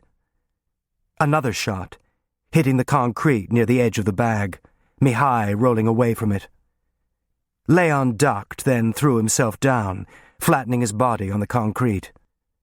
Out of the light, but still exposed, his mind a minute behind what was happening, trying to catch up. What soldiers must feel. Everything around them moving too fast. Getting killed. Afraid they'd pee. He lifted his head a little, looking across the quay. The shots had been so loud that everyone must have heard. He expected people rushing out of the cafe, but nobody appeared. Even the cafe lights now hidden behind the dark bulk of the car where the shots had come from. "Mihai," he said, a hiss. "Keep down." He was reaching into his pocket, pulling out a gun, crouching farther behind the duffel for cover. "Roll away," Mihai said, still hoarse. "Keep moving." But the next bullet went into the duffel again. A locator's shot for Mihai, who now aimed at the point in the dark where it had been fired. Leon watched him steady the gun. Nothing but dim, reflected light on the road. But he found the spot. Another explosion, louder than the others, almost in his ear, and then a grunt from the other car. A surprised scream, a shadow forming, trying to stand, then falling down again. For a second, silence. So quiet he could hear the boats creak against their ropes. "Mihai," he whispered, crawling over on his belly, still trying to keep his head down. "I hit him." Now close enough to see Mihai's hand covered in blood. "Jesus. We have to get to the car. We don't know how many—" Mihai pushed himself up, knees, then a low crouch, moving, his eyes fixed on the other car. Leon scrambled up, following, then saw the shadow take shape, on its knees, hand extended. "Watch out," he shouted, flattening himself again. "My hand, it's stiff," Mihai said, sliding the gun to Leon. "Get him." For a second, less, Leon stared at the gun, reaching for it as if it might snap at him. A grey lizard flecked with blood, alive. "Quick!" Then, a pure reflex. He was aiming the gun, firing, hearing another grunt, this time the crack of bone as a head hit the pavement. Mihai was up and running, bent over, dragging the duffel. "Get in the car," Leon said, taking the bag from him, risking a half-standing sprint, an easy target now, but moving, racing. He slammed back against the car when he reached it, hearing his own breath, then yanked the door handle to get in. He reached across the seat to open the other door for Mihai, who slid in, a writhing movement, still low. "Here," he said, handing over the keys. Leon jammed them into the ignition, turning them at the same time. "Keep down." Leon put the car in gear and felt it jump beneath him, wheels squealing as he pressed the accelerator, shooting out of the parking area and left onto the road past the cafe. No one outside. Hadn't anybody heard? Gunshots were startling, always recognizable, not cars backfiring. Or maybe they were huddled inside, cowering behind windows. Or maybe it had all never happened, a fever dream. But there was Mihai's hand, bleeding, and his own shaking. his whole body trembling, adrenaline still surging, shocked. Someone shooting at him. "They said there wouldn't be any trouble," John said from the back seat, his voice apprehensive. Leon looked in the rearview mirror, somehow surprised that he was there, an afterthought. "You're safe," Mihai said. "Did you see them?" Leon said over his shoulder. "How many?" John shook his head. "They thought you were me," he said to Mihai. "You had the bag." Leon looked in the mirror again, taking him in for the first time. Short grey hair, receding at the temples so that he seemed almost bald. A thin face pulled tight over high cheekbones, sharp eyes peering back at him in the mirror. "How's your hand?" he said to Mihai. "I can move it." "There's a shirt in the bag," John said. "You can wrap it in that. Stop the bleeding." "I don't need your shirt," Mihai said to the mirror, pulling a handkerchief out of his back pocket. "Anyone behind?" Leon said. "There will be. Would they send just one?" "They? Whoever they are who'd want to put a bullet in your head," Mihai said to the mirror. "Who is that, do you think?" John looked back, saying nothing. "You brought a gun," Leon said, glancing down at the seat. "In case?" "In case?" "There was no reason to think," Leon said, his voice still ragged, back at the key. "There's always a reason," Mihai said evenly. He looked up at the mirror. "Don't you think so?" "Where are we going?" John said, not answering him. "A safe place," Leon said. "Don't worry." "Not the consulate." "How?" Mihai said. "In a diplomatic pouch? So the Turks don't see?" Leon glanced over at him, surprised at his tone, still shooting back. "Don't worry," he said again to the mirror. He made a sharp right turn into the village. "What are you doing?" Mihai said. "You can't lose anyone on the coast road. We'll take the back way," Leon said. "What back way?" "Just watch behind," Leon said, gesturing to the rear window.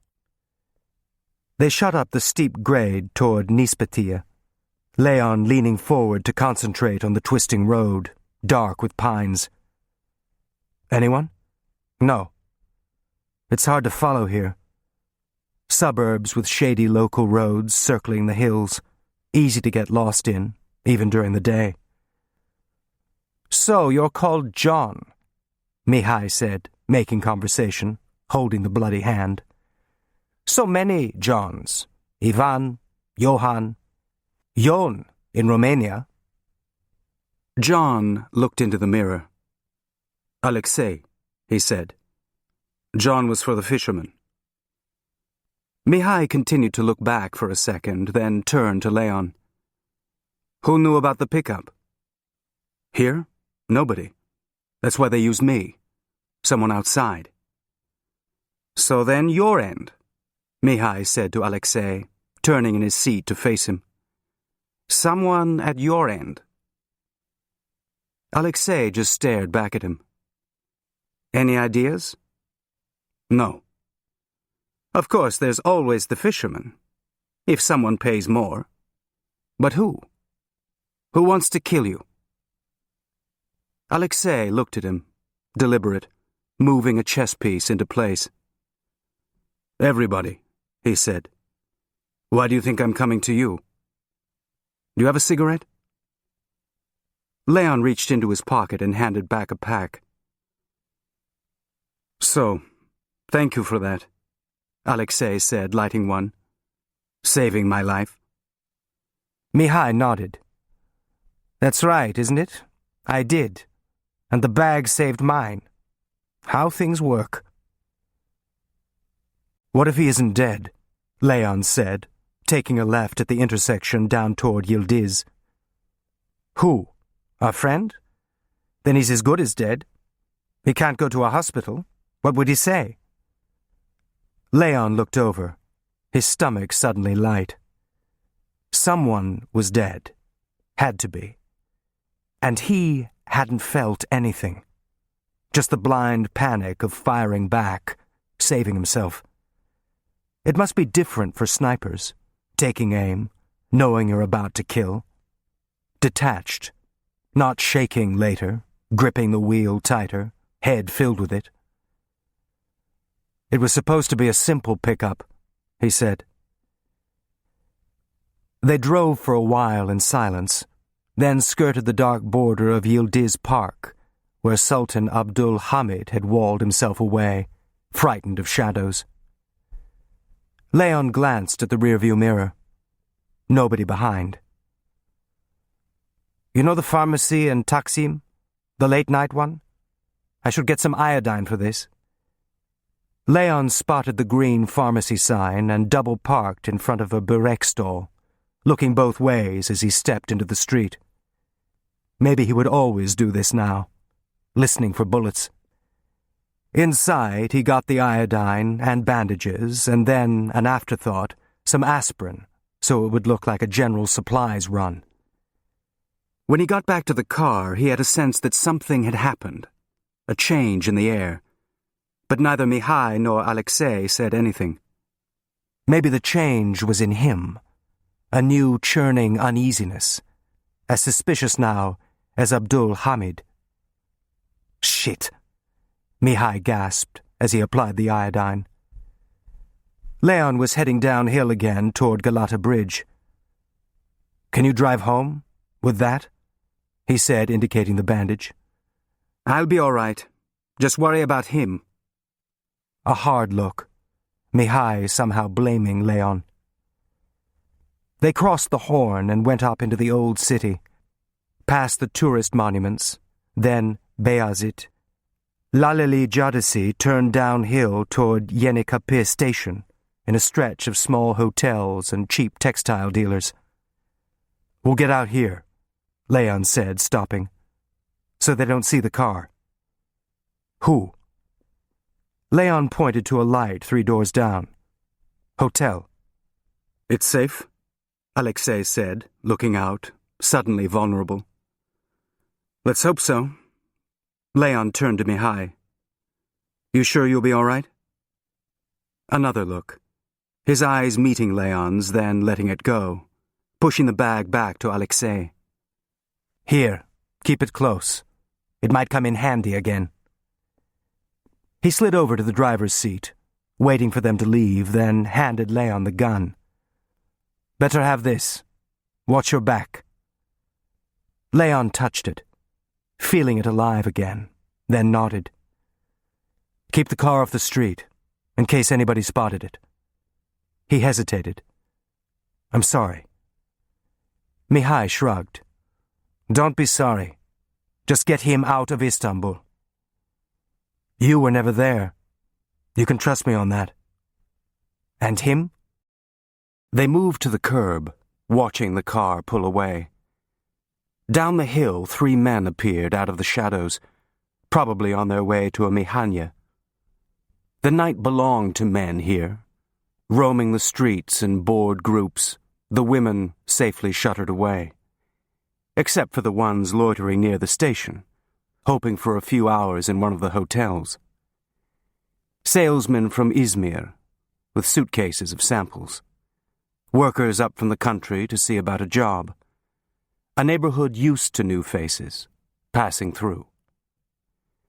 Leon took out a folded paper and handed it to Alexei. In case they ask, they might not. What? Your tezkere. Internal passport. Foreigners have to carry them. Foreigners? What am I? Bulgar. I didn't know what you could pass for if you knew Turkish. No. He glanced at the passport. It's real? Leon nodded. A refugee I knew. He moved on. Your friend, Alexei said, motioning to where the car had been. He's Romanian. Was. Why? He spoke to me, in the car, to see if I knew Romanian. Why Romanian? It's like that with us. Romanians recognize each other. Something in the voice, maybe. He looked in the passport. Now Bulgar. Jakub. A Bulgar Jew. That's why you left. A Jew, he said to himself, trying it on like a hat. But the night clerk didn't ask for a tezkere. A pale man with a beaked nose and small eyes who might have been Bulgar himself. He took the money and handed Leon a key attached to a weight with a tassel. When Leon asked for glasses, he scowled but got up and went to the room behind and brought out 2 raki glasses, muttering in Turkish, a weary, put-upon monotone. "What did he say?" Alexei asked on the stairs. "Not to make too much noise," Leon said, holding up the glasses. The hall light was on a timed switch, just long enough to get the key in the door before it snapped off again. The room was small, stained Liberty wallpaper and a curtain on a rod for a closet, not intended for long stays. A Turkish toilet and a shower, no tub. Alexei looked around. "How long do I stay here?" "About half an hour," Leon said, going over to the window, parting the curtain to take in the street. "Don't unpack." "Ah. Then where?" "Somewhere nicer." He looked at the lumpy bed. A chenille spread, pink, something a young girl would have. "Private." "And the man downstairs?" "There's a back way." He put the glasses on the table. "So, you brought some raki?" "No." "Then why?" "Anybody checks with him, he says we're up here having a party. Tomorrow we're sleeping it off. Buys us time to move." "A game," Alexei said. "Hide and seek." Leon didn't answer, lighting a cigarette and leaning back against the wall, giving Alexei the bed, the only seat. "2 places. You expected trouble?" Alexei said. Leon shook his head. "Just wanted to keep ahead of the Emniyet, if they're watching. You're not in the States yet, and illegal here. If they pick you up, there's nothing we could do." "It was them? At the boat?" "No, the Emniyet don't like people coming in, but they can send them back. They don't have to shoot them." Alexei leaned back against the rickety headboard. "Who then? The Russians? Old friends, maybe? Not Turks. Not my new friends, either," he said, looking at Leon. "Not before we have our talks." "The photographs are in the bag?" Leon said. "What photographs?" "German aerials. I thought you were bringing out—" "Do you think I'm a messenger? I brought myself out. The photographs, that was arranged in Bucharest. Your embassy has them. Maybe already in the pouch, in Washington, who knows? How efficient are you?" "You're here, aren't you?" Alexei smiled. "A lucky man. Nice hotel rooms, a trip to America. Everybody wants to go to America." He looked down. "Before the Russians get them. And now they know I'm here, in Istanbul. But not where." Alexei looked at him. "That's right. Not where." Leon turned, glancing down at the street. "Anything?" Alexei said. "No, it's quiet. We'll give it a few more minutes." When he turned back to face the bed, he saw that Alexei had closed his eyes. "Don't get too comfortable." "Only resting. I get tired all the time now. Before I could go for days, now always tired." He smiled to himself. "Age, maybe." Leon looked at his face, softer with his eyes closed, but drained and spent, like someone winded after a race. He went to the window again, touching the gun in his coat pocket. Still not real. The seedy hotel room, the empty rake glasses, the man lying dead on the quay, all part of someone else's life. He just took the Ankara train and passed along papers. And now, there was a gun in his pocket. "Okay," he said, eager to move. "Better leave the light. Too early for bed." "But no one's watching," you said. "I didn't think there was anyone at the quay, either." Alexei nodded. "You know, it's interesting. What saved me? We were early. A little later, and I wouldn't have been in the car. I'd have been where they thought you were, getting off the boat with your bag." "Who shot him? You or your friend?" "We both did." He held the door open, a sliver of light, until Alexei reached the back stairs, then followed, feeling his way back against the wall. The stairs themselves were easier, shadowy but catching light from the ground floor. He could hear a radio in the desk clerk's office, loud enough to muffle any creaking steps. Alexei barely touched the banister, the duffel on his shoulder, not making a sound, someone used to going out the back. No one at the desk when they reached the ground floor. Audience laughter on the radio. Just the hallway now. Past a utility room, then the back door not even locked. In the street behind, no wider than an alley, Alexei stumbled into a trash bin but caught the lid before it could fall off, holding his breath for a second. Leon nodded toward the streetlight at the end. No one was out. All the Mehanya customers farther down the hill. "Which way?" Alexei said when they reached Ordu-Caddesi, turning away as a half-empty tram passed. "Just across, a few blocks." Small, quiet streets, then a larger one looking down toward the Shehzade Mosque, a modern building with a buzzer entry system, not a courtyard with a nosy kapıcı. Leon opened the front door with a key.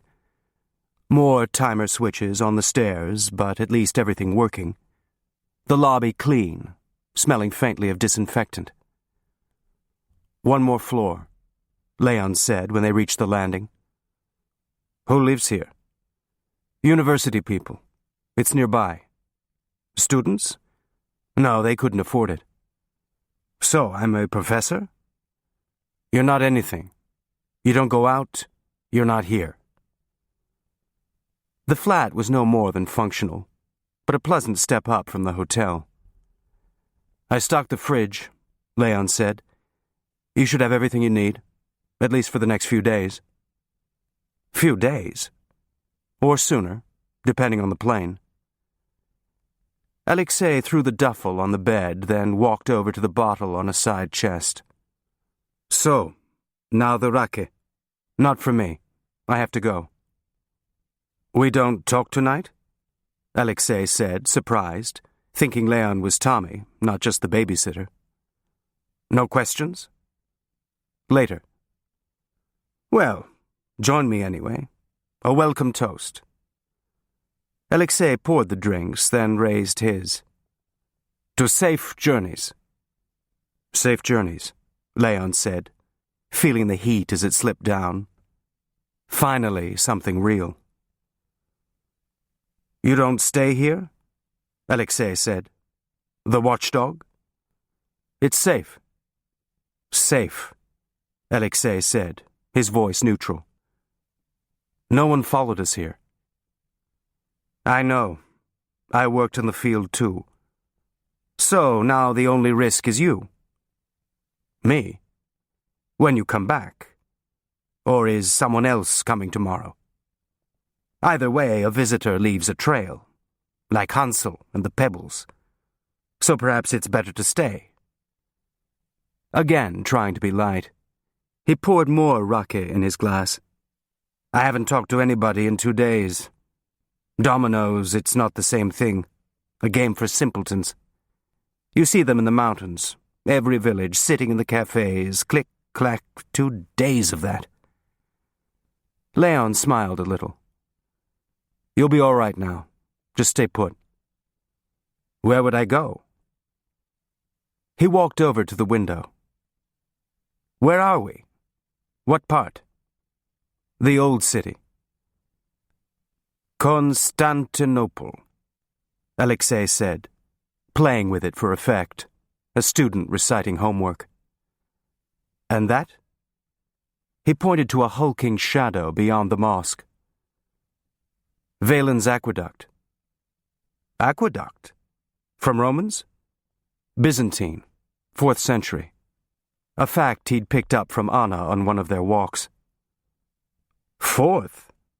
Alexei said, genuinely impressed, a tourist. They still use it? Not anymore, not for 50 years or so. So nothing is forever. He turned to Leon, a half smile. But of course, that's why we're here. The new order. Another one. Yours this time. Leon drained his glass. I have to go. Let's hope this one lasts for a while, Alexei said, turning to glance again at the aqueduct. I can't change sides again. You're the last. Leon looked at him for a moment. Not what he expected. Not a rescue, one of ours. Someone buying his life with betrayal. I'll be back tomorrow. Do you need anything? Something to read, maybe? Alexei said, nodding to the empty shelf. Not even dominoes now. What should I do? Think about my sins? That's what the priests used to recommend. When was this? When I was young. He smiled. Before I had any. Lock up behind me, Leon said, turning. One more thing. The gun? He held out his hand. You're safe here. Then I'll be safer. A precaution. Alexei said, staring him down until Leon reached into his pocket and handed it over. Thank you. He looked at the gun, then around the room. Very trusting Americans. No guard. You're not a prisoner. You came to us, remember? Leon said, improvising, a guess. What if I changed my mind? Changed it to what? Alexei made a wry smile. Not so many choices left, you mean? No, he said to himself, then shrugged. I'll see you tomorrow, then. Alexei raised his head. I'll look forward to that. Outside, Leon crossed the street heading towards Suleiman's mosque, then ducked suddenly into a doorway catty-corner from the building. A few minutes, just to be sure. No one on the streets. He felt the same tingling, the caffeine alertness he'd felt on the quay. He should have arranged for someone to watch the building, but there hadn't been any reason for that. Not a few hours ago. A simple pickup. Just slipping someone in and out of the country. A kind of card trick. Not shootouts, someone lying in a pool of blood. Or carried away by now, tossed into the Bosphorus. Another secret in the water. Leon looked up at the lighted window, remembering Alexei's face, wary and then tired, gone to ground. But there must have been other times. Eyes confident, standing tall in his uniform. Romanian, it turned out, not Wehrmacht. Whatever that looked like. Probably the same peaked hat, padded shoulders, fighting alongside the Germans all the way to Stalingrad. And now in the Russians' crosshairs, Mihai taking the bullet instead. Luck just a matter of turning a few inches, a hand on the duffel where his head should have been. He thought of himself, flat on the damp concrete of the quay, waiting, afraid to breathe. He moved away from the doorway, through the dark streets around the mosque, then the even darker ones below the Grand Bazaar. Just an occasional light through shutters or a radio playing, streets as dark as they must have been when Valens was building his aqueduct. The timeless city. Houses with bay overhangs, cobbles slick with peels and rinds. Leon had never been afraid on the streets in Istanbul, not even in the back alleys of neighborhoods like Fatih, full of headscarves and long stairs. But tonight, every movement, every faint rustling put him on edge. In one street, 2 dogs raised their heads to watch him pass. Some of Istanbul's roaming wild dogs, fed on scraps. He kept going east, through Jalolu, where all the newspaper offices were. Had they heard about the shooting yet? Pages being made up, lines of type, murder in Bebek, mysterious shooting on the Bosphorus. No witnesses. Never suspecting the witness was outside their windows right now. Not just a witness, the killer. And looking at the swirl of lights down at Sirkaji, he knew the sudden shortness of breath doubling over was about this. Not about Alexei or Mihai, how the job had gone wrong, but about this, killing a man. A line he'd never expected to cross. The sound of the shot was still in his head, an echo. Life gone in a minute. That easy. He caught a taxi at the station and took it to the park. A few minutes just to establish his presence, pretending to look for someone in the big Art Deco dining room, waving at Mehmet in the bar, then using the men's room off the lobby. Spotted by regulars who would say vaguely that they'd seen him there that evening. A few minutes later, he was back out on Aya Pasha, past the now dark German consulate, down to his building, sliding the key in the door, then freezing. The door already unlocked. He pushed at it gently, listening for sounds. No light but the smell of tobacco, a cigarette burning, still here. He felt for the gun in his pocket, then remembered it wasn't there. He took another step, a faint creaking. Not a burglar. Something he knew without knowing why. Someone waiting for him. "Turn on the light, for God's sake." Mihai's voice in the living room. "It's only me." Leon flicked on the hallway switch, then walked into the room. Mihai was sitting by the window, smoking. The only light, the glow of his cigarette tip. "How did you get in?" Leon said. "A child could get in." "What are you doing here?" "Thinking." "About what?" Leon said, turning on a table lamp. Mihai winced at the sudden light. "What you know, what you don't know. Whether you're a fool or something else." Leon nodded to his bandaged hand. "You think I knew? I wouldn't have asked you. Not that," Mihai said, waving his hand toward the drinks tray. "Make yourself a drink." "I just had one." "Oh, yes? With Alexei?" he said, his voice curling around the name. "A celebration?" "Not exactly." "How did you find him? Good company?" "Worried." "Ah. Pour me one, will you?" Leon poured 2, handing one over. "A natural reaction," Mihai said, "to being shot at. I don't feel so wonderful either." "Not just that, worn out. A sympathetic figure. And now such a helpful friend." He took a drink. "Who sent you tonight?"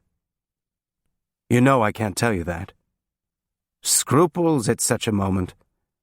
If the bullet had got me, would you have told me then?" "Does it make any difference who? What's this all about?" "Trading with the enemy. A drink with the devil," he said, holding up his glass. "He's not the enemy anymore." Mihai looked at him, then down at his glass.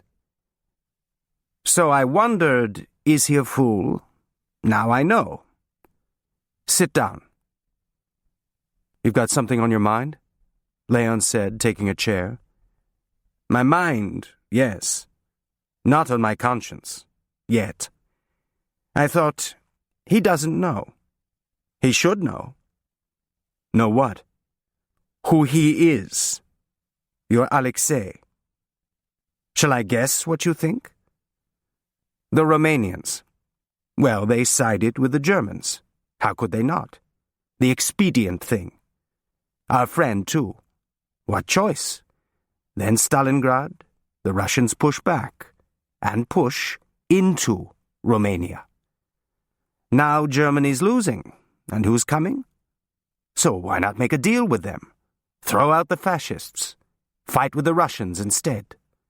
The new expedient thing. But meanwhile, some people get caught in between. Our friend, for example. The Russians don't forgive him. They're going to put him on trial. Like Antonescu. So he runs. And he has something to sell. Things he knows. I'm right so far, yes? Leon nodded. Only one bidder in this deal, and better not to ask too many questions. The whole Romanian army was fascist, so, yes, he was a fascist. But now the communists are after him, a recommendation in itself. In such a situation, you take what you can.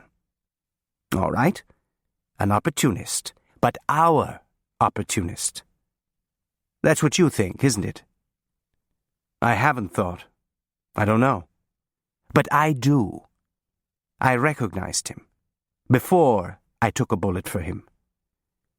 You think he's someone not so good, maybe, but Romanian politics were like that. Who can blame him for wanting to save himself? You, it seems. Yes, me. I know what he is, Gianu. That's his name. A butcher. But you don't know, I think, so what do? Keep my mouth shut? Somebody this close to me? Anna I used to trust with my life. We killed a man tonight, you and me. And you don't even know. Tell me then, Leon said quietly. Mihai nodded to his hand. Get me another. It hurts. It's not infected, is it? Such concern. So, where to start? King Carol with his hand in everybody's pockets? The wolf at the door? But still, thank God the Jews to hate. So, the Legion of Archangel Michael. You know it? The Iron Guard. Yes. A wonderful group. Pouches with Romanian earth around their necks. Little ceremonies where they drink each other's blood like savages. My countrymen. Well, not by then. I'm in Palestine. My family said, how can you be a Zionist? Yash is a Jewish city. Well, it was. So I'm in Palestine, and things get worse for the Jews. Mossad sends me to Bucharest to get them out. The Atene Palace, everyone in the same place. You go to dinner at Kapsha and bribe someone, then back to the palace and bribe someone else. You could still do that then.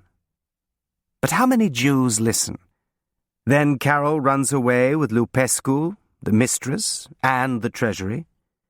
For them, at least, the happy ending. No one else.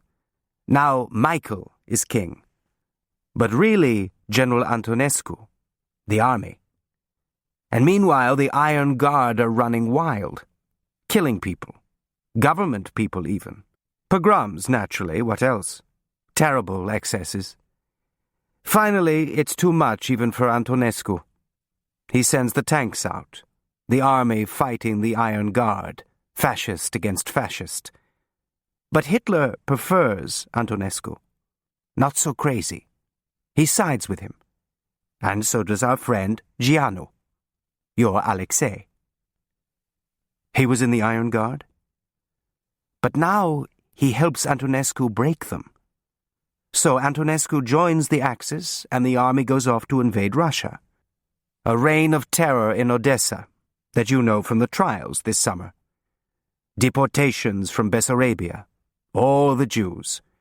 The Romanians set up extermination camps, the only ones the Germans didn't run themselves. They killed almost 200,000, we think. Quite a record. My countrymen. And Alexei? Now a right hand to Antonescu. Antonescu liked him. Someone who would betray the Guard? Who better for intelligence work? He knew how to get Russians to come over. The Romanians had good intelligence, right up to Stalingrad. But he had to know about the Jews, too. The army carried out the deportations. It was the Guard all over again. Iași they emptied out in 41. Your family. Everyone. Then bigger things. Until they started to lose. After Stalingrad, they knew. Antonescu was so desperate he put out feelers, this time to save the Jews, help them get to Palestine, sell them. I was here then. We bought some out, the Americans more. They had the money. Already Antonescu must have been thinking about the end, making some friends for after. He should have looked closer to home. When he was deposed, 44, where was loyal Alexei? Nowhere to be found. He paused. Until you found him. So he knew. That's not the same as who pulls the trigger? Is that what you mean? Leon looked away, flustered. Maybe I've been going too fast for you. I get the picture. He'd sell his mother. What am I supposed to do? Not let him sell her again. Antonescu goes on trial soon. But not Alexei. Why not? Because he made a deal. Leon looked up. He didn't make it with me. So it's not your responsibility? Nobody's? He took a drink, letting the air settle a little. Let the communists have him. Put him on trial, with Antonescu. A show trial. They don't try people, they shoot them. In this case, well-deserved. Maybe he's more valuable this way. I don't know. I don't know what he knows. I know what he is. I said before, a butcher. I didn't tell you why. Leon held up his hand. It doesn't matter. It's not up to me. One more thing. Then you decide. The Guard. You remember I said there were excesses? But what's in a word? Excesses. You know Bucharest? No. Dudești was the main Jewish district. 3 days they went crazy there. First Strada Lipscani, a killing spree, looting. Then out in the Băneasa forest, making them dig pits before they shot them. The reason for this, by the way? No one said. Enough they were Jews. But the second day, before Antonescu decided to send the tanks, the Guard went even crazier. Maybe they drank each other's blood again, who knows? For courage. What courage? Who was fighting them? Terrified Jews begging for their lives? That was the day they got 200 of them, men, women, and took them to Straulești. He stopped, then tossed back the rest of his drink. The slaughterhouse, south of town. An abattoir. Leon waited, not moving.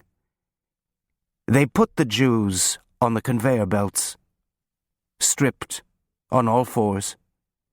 They made them bleat like the animals, crying, I suppose, maybe screaming, but also bleating like they were ordered. Then through the assembly line the same treatment the animals got.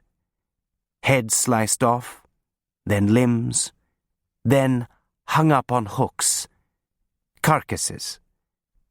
And then they stamped them, the carcasses. He said something in Romanian, then translated.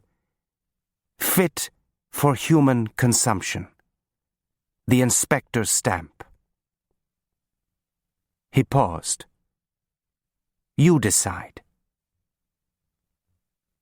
Leon said nothing, staring, as if the belt were moving through the room before them, blood spurting, running into gutters.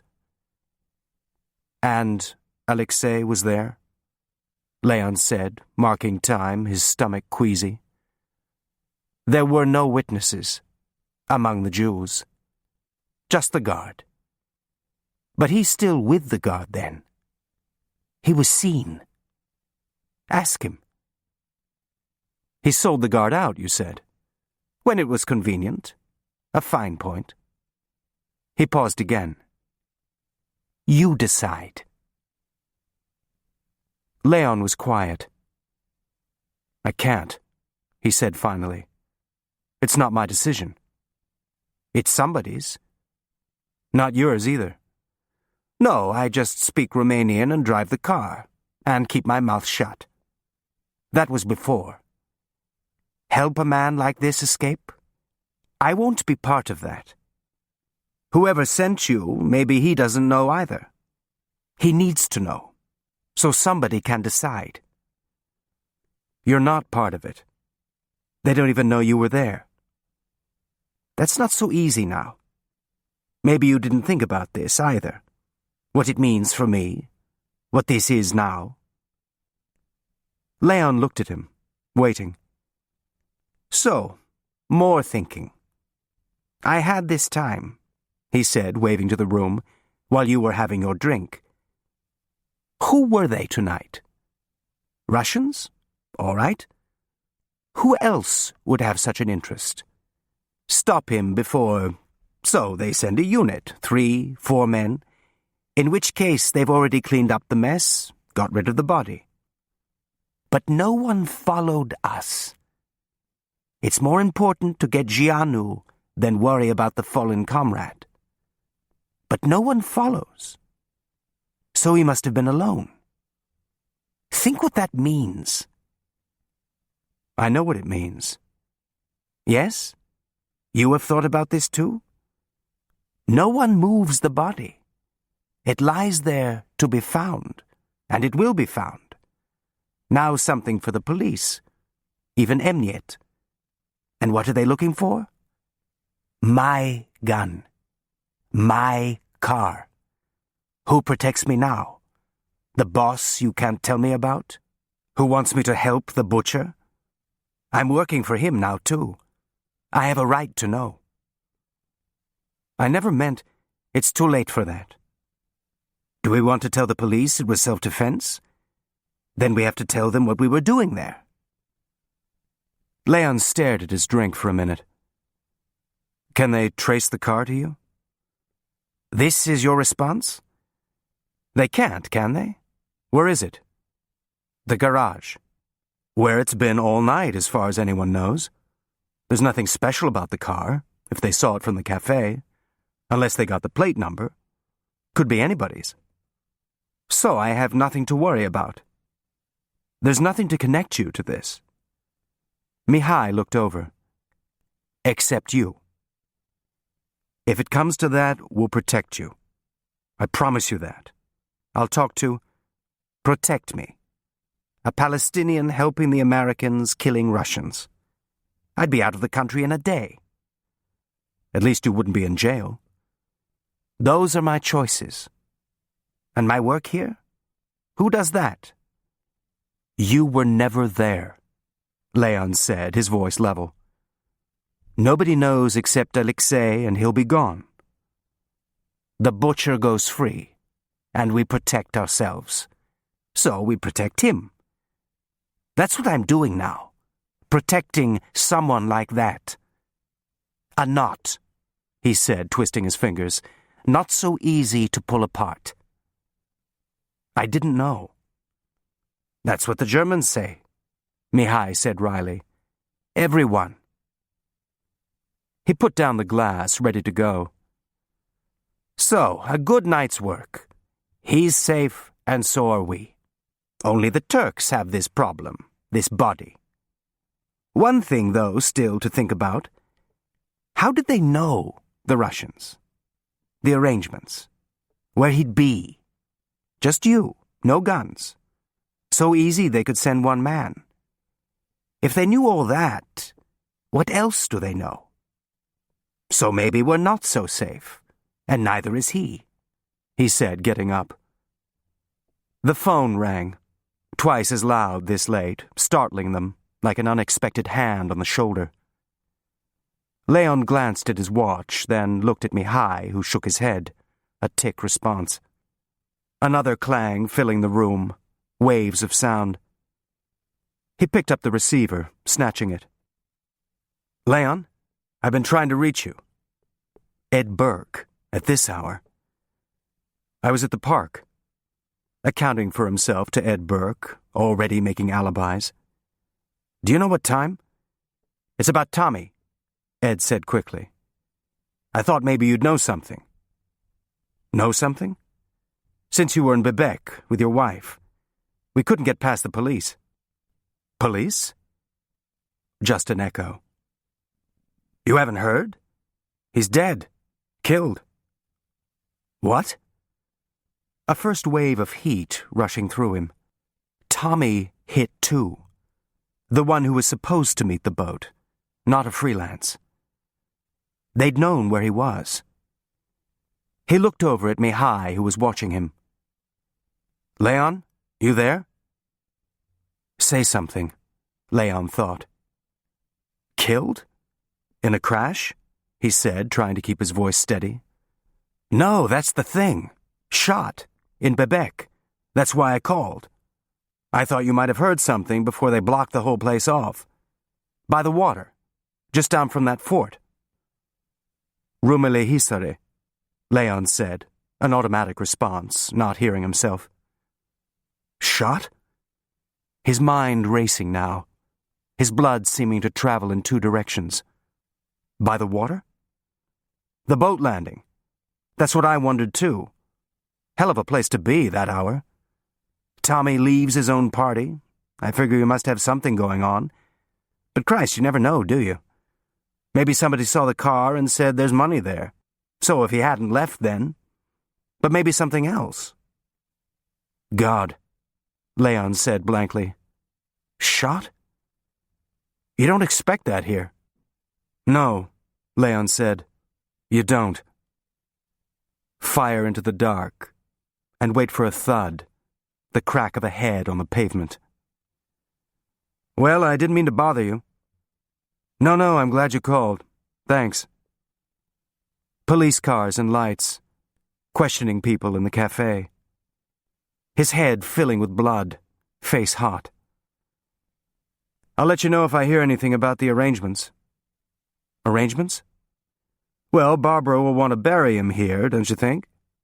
I mean, shipping a body home. Barbara, Leon said vaguely.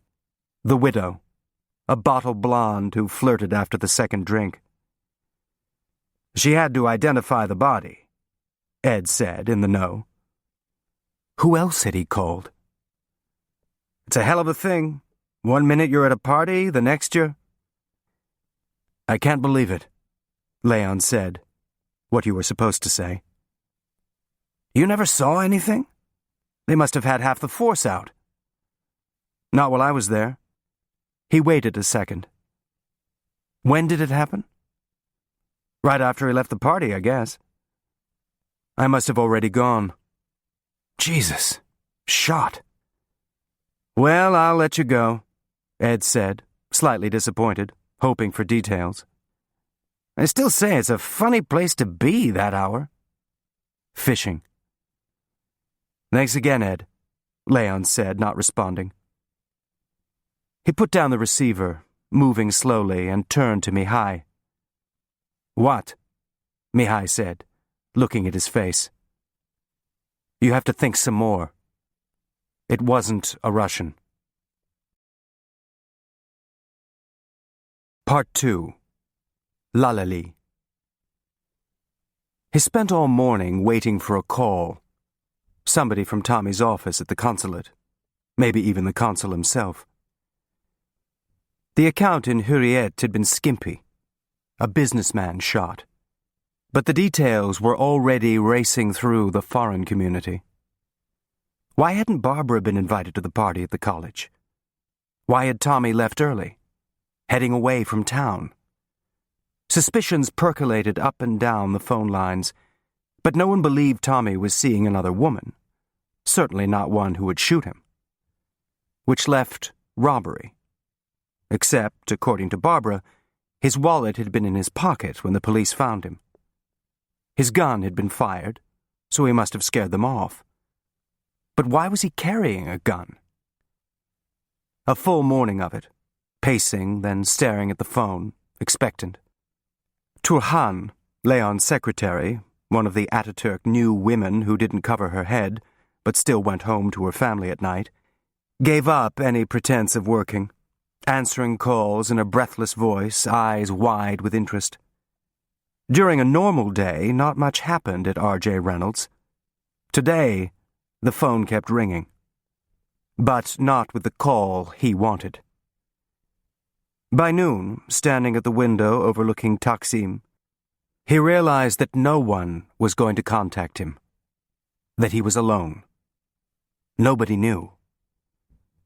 Did his name even appear on any record, some payment voucher?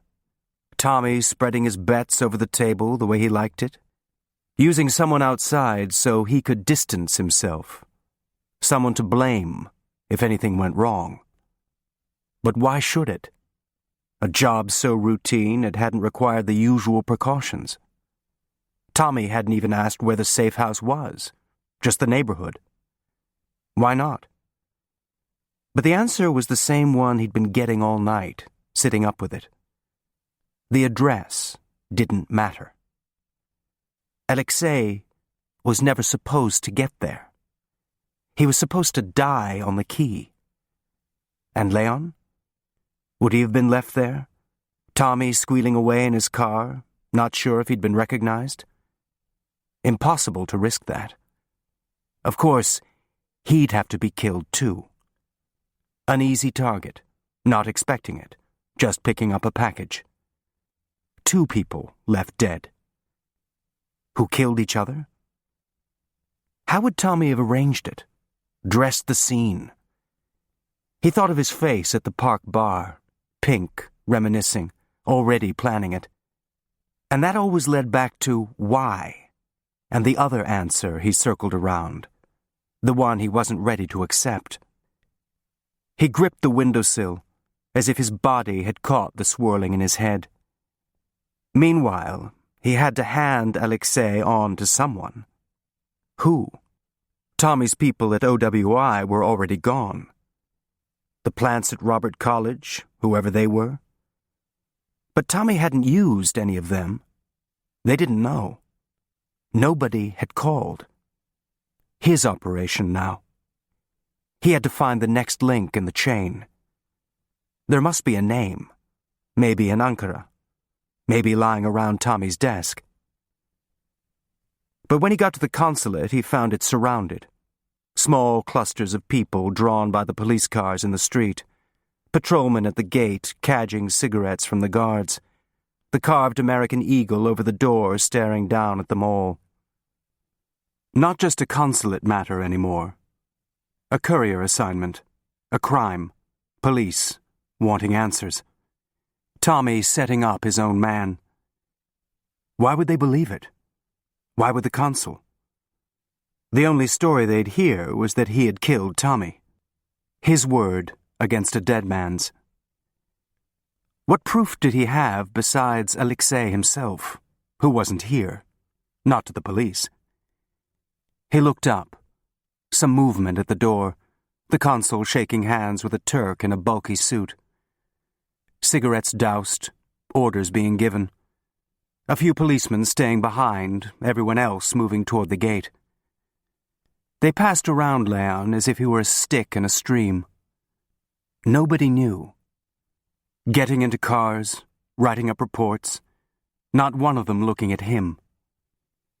He stood there for a minute, feeling them all around him, unable to move, invisible. Nobody knew. They had arranged to meet in the second-hand booksellers' market, a narrow passage shaded by plane trees near the Beyazıt Mosque. Mihai was waiting at an English-language stall near the end, flipping through a book. "You're late. Anything on the car?" Leon shook his head. "Nothing. If anybody saw it, they're not saying. No calls from the consulate either. Nobody." "You said there was a plane arranged." "That was Tommy's job." "Then now it's yours. You have to get him out. He starts to panic. Where'd you park him?" Leon said nothing. "They'll be checking the hotels. First thing they do." "He's not there." He picked up a book, the cover a blur. "As long as he's in Istanbul, we're a man who'd sell out anybody, cheap. He says what's good for him, not us. But we didn't, which explanation do you think they'll believe? Let's say the real one, what we were doing there, just for the sake of argument. Your new friend can vouch for it," he said, his voice suddenly hard. "A wonderful history of truth-telling. And then what? Your ambassador intervenes? An embarrassment for him. But let's say he does. A deal, no prison. They deport us instead. Resident permit? Revoked. If they believe us." He looked away. "We don't want to explain anything." "We won't have to. I'm telling you, nobody knows. If I can get him to the consulate..." "The consulate. It's police now, with a body, murder. The Emniyet have to have at least one pair of ears over there. At least. Take him in and the police..." He let the thought finish itself. "And the Russians? If they're watching, you wouldn't even get him to the gate. Maybe what he deserves. But not the best thing now, an incident. More police. He has to talk to somebody eventually. Tell them." Mihai made a wry face. "His American confessor. Discretion guaranteed." He lifted a finger from his book. "But not here. If he's gone, the Turks have nothing to use against us." He placed the book on the barrow. "Except each other." He looked at Leon, quiet for a second. "What are you going to do if there's no plane?" Tommy said there was. He said a lot of things. "I know someone at the airport. I can have him check the manifests. Not a scheduled plane, I suppose. Not for this passenger. Military?" Leon shrugged his shoulders. "Wonderful. All right, I'll check all of them." "Look, you don't have to get involved in this. You weren't there, remember?" "If everyone says so. But will they?" He looked over. "I'll let you know about the airport." "You think there is a plane, then?" "Probably. Your Tommy was passing him along. He'd want his end covered. It's just that Giannu wasn't going to be on it. Thanks to you. Given that any thought?" Leon met his glance. "All night." "It's something to think about," Mihai said, turning to go, then put his hand on Leon's upper arm, a goodbye gesture. "How long have you known me?" he said quietly. "There's blood here. Like blood. We have to look out for each other." He squeezed the hand tighter. "Keep your head. Everything normal. Or they'll smell it. It's not just for us. You know what I'm doing here. What Anna did. These people, it's the last hope. For them, I'd even help a pig like Giannu." He dropped his hand, still looking at him. "Since you want him alive, your new American friend." He got on the tram at Beyazıt, preoccupied. It's something to think about. Shooting at Giannu, shooting at him. How long had Tommy been someone else? But how do you prove it? Make one thing lead to another, like the stations on the map over the door. Next to him, two women in robes and headscarves were talking to each other, as cut off from the rest of the car as if they were still in the harem. The men barely noticing, staring out the windows, stubble and bushy mustaches. Not Europe. Outside, the old city jerked past. The Blue Mosque, the Hippodrome, chariot races 1,000 years ago. Old enough to have seen everything. Alexei's Iron Guard, a modern version of an old story. Infants impaled, blood smeared over doorways, bodies flung into the Golden Horn staining the water. Everything. Not what Anna had seen, clutching her guidebook. The Iznik tiles, the delicate carvings on the minbar. A city of wonders to her. Not the other one, no longer surprised by anything. At Topkapi, a group of sailors fresh off the Seraglio tour crowded into the car, and Leon had to turn, facing the back. At first, there were just the same anonymous faces. Then he felt a prickling on his skin. Someone he knew, head down, reading a Turkish newspaper. The same man who'd come out of Marina's building. A coincidence?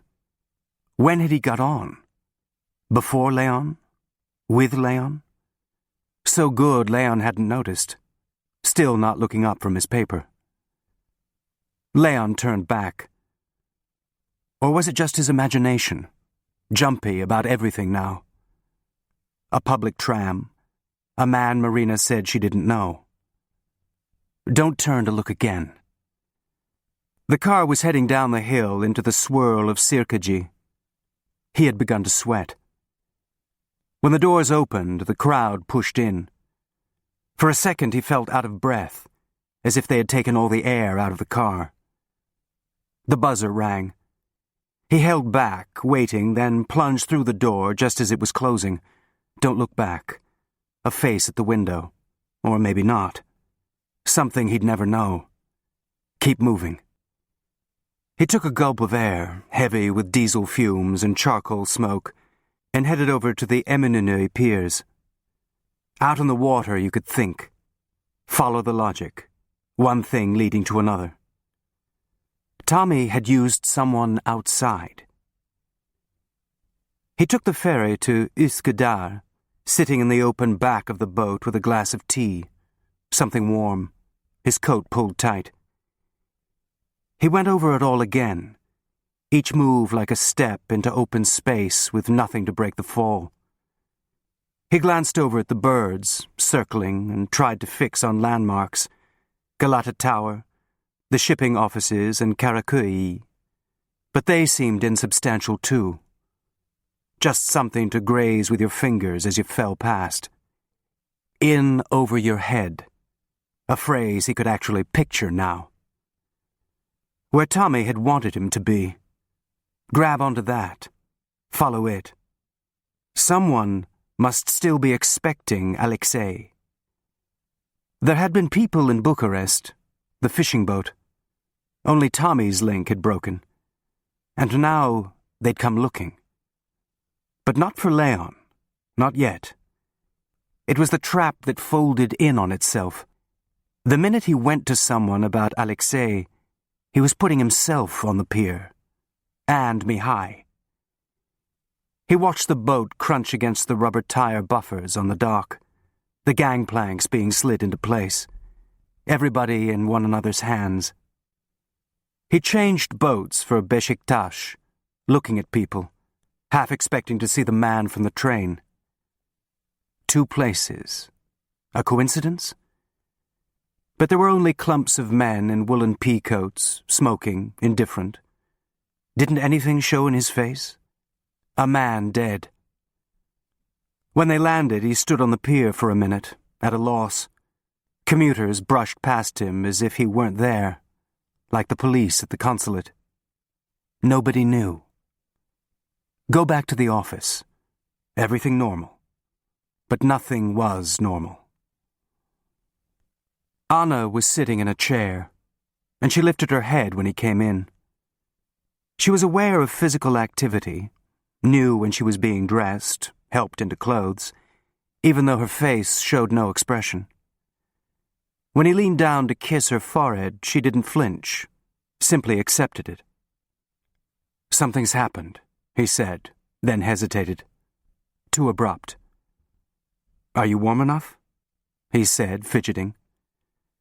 The nurse had opened the French windows, letting in a crack of air. He put a shawl around her shoulders. "I was thinking about you on the ferry, how you love the water." But he hadn't been. Her eyes stayed fixed on the garden. "Just say it. Tommy King's dead, shot, in a robbery. They think—" He stopped and sank into the other chair, falling again. "Am I doing that? With you? It wasn't a robbery." And then he couldn't say anything more, not out loud. Instead, he followed her gaze to the garden, the patch of sun on the bare Judas tree. "I was there," he said softly. "He tried to kill a man we're bringing out. He tried to kill me." Anna stared ahead, not moving. "There wasn't anything I could do. I had to."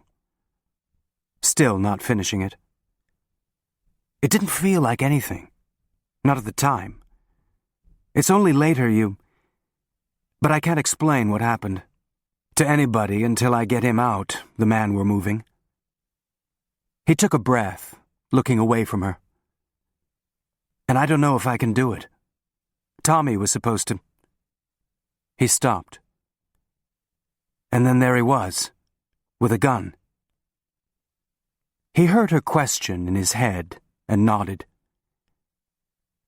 "I've been going over it, all night. It has to be. Why else would Tommy have to kill him? I keep coming back to that. Why he'd have to. But think what it means. Tommy. It turns everything upside down. All these years working for... Christ. I worked for him. How long was he..." He stopped talking, the two of them sitting in silence. Nothing was supposed to happen. Just a babysitting job. And now I've got him. He'll be killed if I... He looked down. "A man who would have killed you, not even thinking twice." He got up and walked over to the French window, careful not to step into her line of sight. A bed of late asters near the wall. "But if I don't help him, the Turks will get involved. Then it's murder. And Mihai..." He let the thought drift, his eyes following a bird fluttering between branches. "You know what I was thinking before? If I can do this, deliver him, it's the kind of thing people notice. In Washington. It would be a chance to show them I could..." He stopped. "And then I thought, maybe it would have been better if Tommy had got him. They'd both be gone. Nothing to explain. Easier if he were dead too. And what kind of person thinks that? What kind of person?" A reflection in the glass. Someone standing in the doorway. Obstbaum. "Doctor," he said, turning, his voice changing. "I've just been telling Anna..." How long had he been listening? "Don't let me interrupt." Obstbaum held out his clipboard, a visual excuse. No, please," Leon said, then glanced down at his watch. "Anyway, look at the time. I'm seeing Georg," he said to Anna. "I couldn't put him off again. Do all the normal things." "An old friend," he said to Obstbaum. "She was very fond of him, weren't you? I'll give him your love." He leaned down and kissed her forehead, then looked back up at Obstbaum. What had he heard? "I hope it's all right, talking like that," he said at the door. It's good you're coming. The activity. And 2 days now. Last night too, I hear. From whom? Why? How is she? Leon said, ignoring it. No worse. He caught Leon's expression. It's something, you know. No worse. At least there's no deterioration. It's good, the talking. Sometimes I think it's for me, just sitting here. It makes me feel calmer. Obstbaum nodded. An oasis. It can have that effect. You know the shooting last night, up the road? It was in the papers. Oh, the patients so upset. You know what it's like, just getting them to calm down. But for Anna, it never happened. Leon looked away. But now it had. His voice registering somewhere in her brain. So, that's one good thing, Obstbaum said. Georg Ritter had come to Istanbul the week Hitler became Chancellor. A job at the university barely paid for his room in an old wooden house in Fener, but he was free, and he'd brought the Lessing manuscript with him, his future. Years later, when Leon and Anna got there, he was still working on the book, and by then he had become an institution in the foreign community. The man who knew where to get residence permits, second-hand appliances, Turkish lessons. He and Anna shared a passion for the city.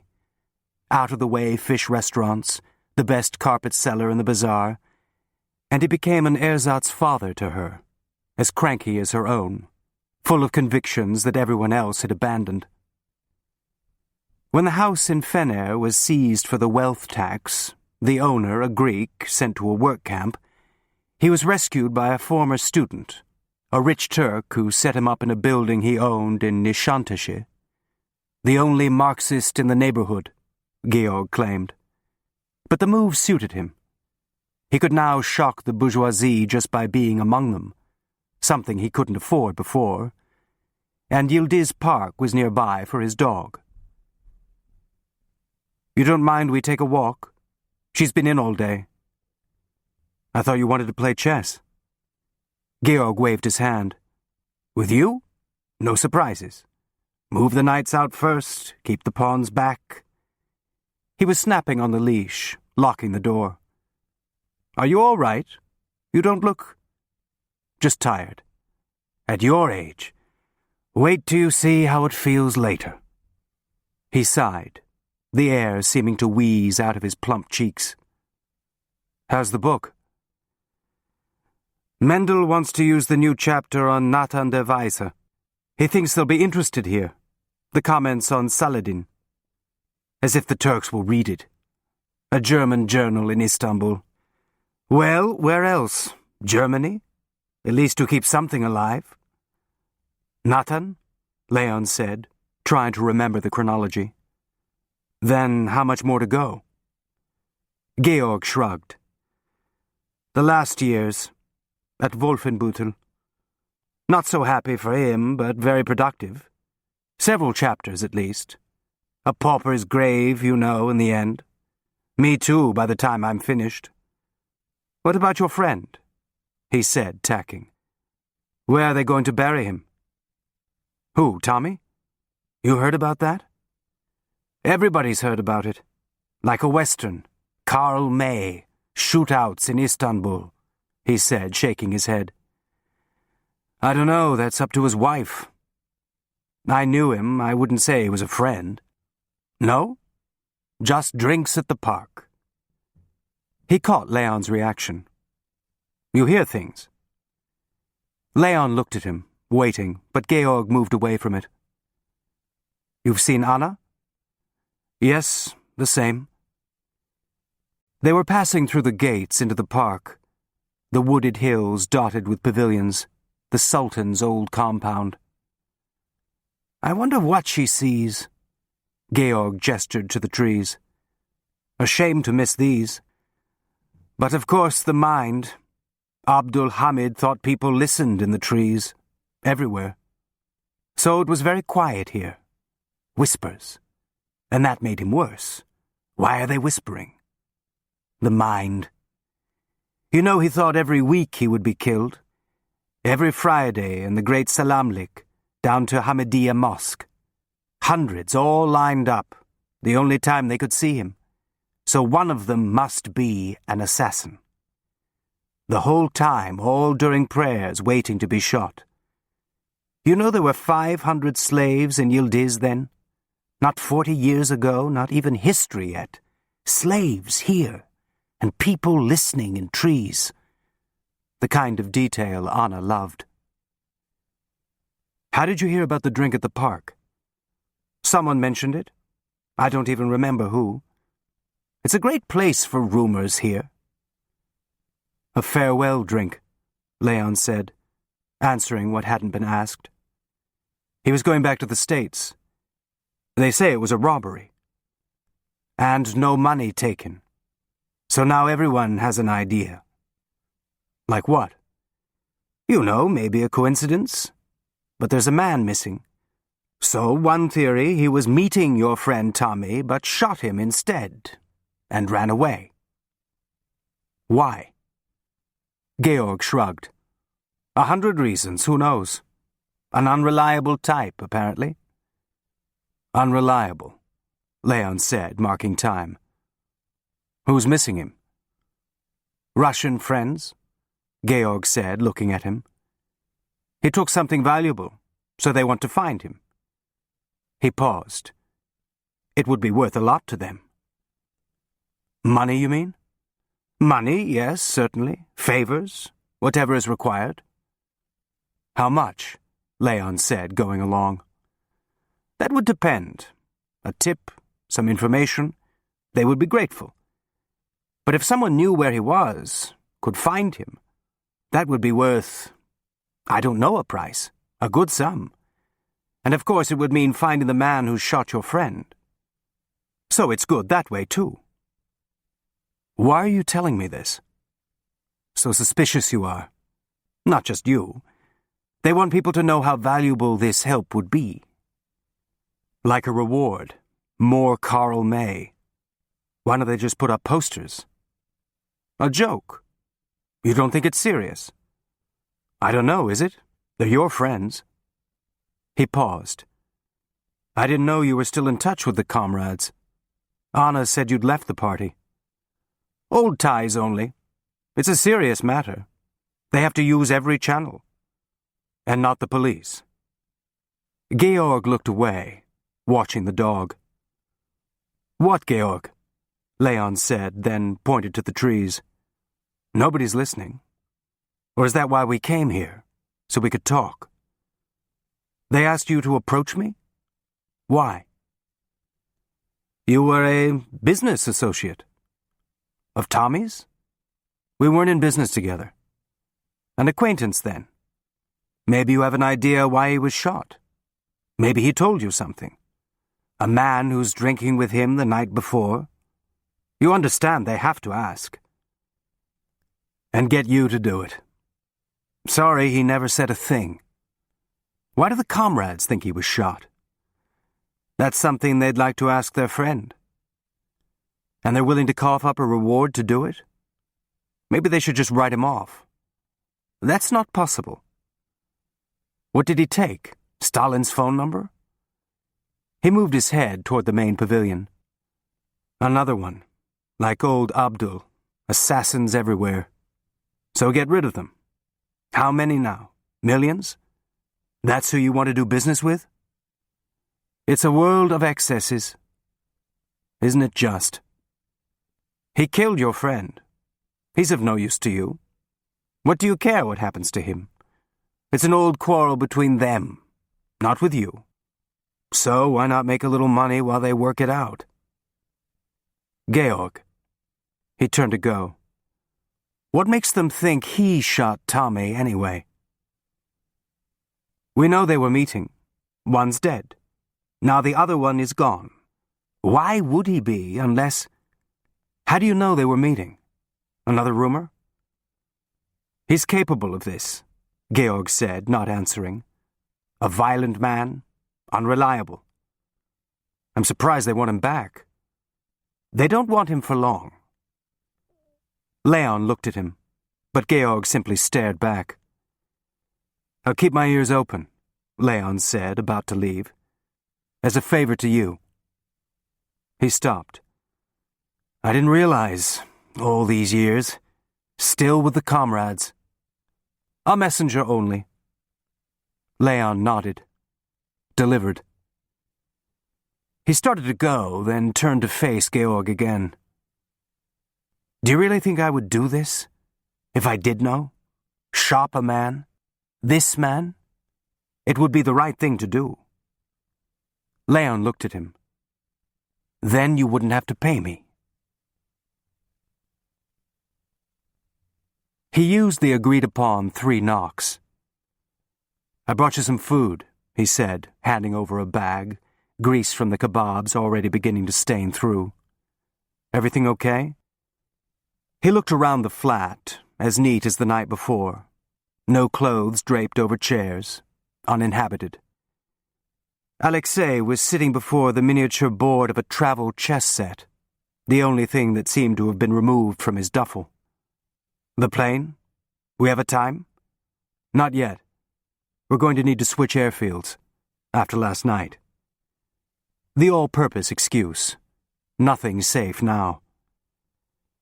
Alexei grunted and got up. You want some tea? It's all I do, drink tea. He coughed. And smoke. Puttering with spoons, lighting the kettle. I see you're a chess player. It passes the time. You play against yourself? You make a move, then you turn the board. And you know what's interesting? When you're on the other side, it's completely different. You think you anticipate the move, but you turn and you see something different. I'll have to try it sometime, playing both sides. Alexei looked up at him.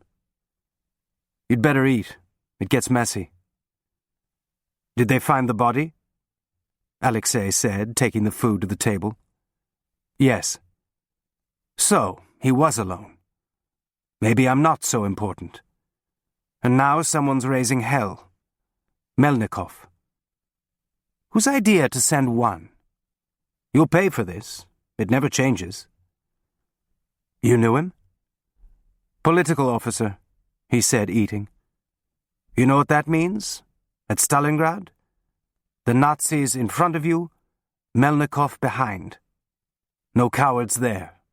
No Stalin jokes. He shot them on the spot. Easier than sending them back to the gulags. Less paperwork. He crumpled up the bag. But you have all that in Bucharest. His staff list. That was my deposit. You want to do that again? And then again with the tape recorder? Over and over until a slip, a name you forgot, or maybe didn't forget? Well, everyone does it. Save it then, for the tape recorder. I'm not here to interrogate you. No? What then? Just get you on a plane. Ah, to be my friend. Easier to get them to talk. A little trust. So, you have a name? You never said. Familiar. Somebody at a bar. He got up to pour the tea. Leon looked over, trying to imagine it. The abattoir, putting bodies on hooks. An ordinary man making tea. Leon, he said. Leon, asking for the rest. Bauer. Alexei handed him a glass, smiling a little. A German name. Farmer, he said, translating. Also pawn. He opened his hand to the little board. In the game. So that's you. The pawn? That's everybody. Alexei looked up at him, pleased. A philosopher? Something new? It's different with the Russians. No sandwiches either, just fists. When they interrogated you? My friend, if they had done that, you would see it, he said, putting a hand to his face. The bones. You see, the prisoners after, their faces are different. They take pictures for the files, if they're alive. So you were lucky. He shrugged. I ran. I knew what they were. That was my job, to know about them. He took a sip of tea. But you know that. And you're not here to interrogate me.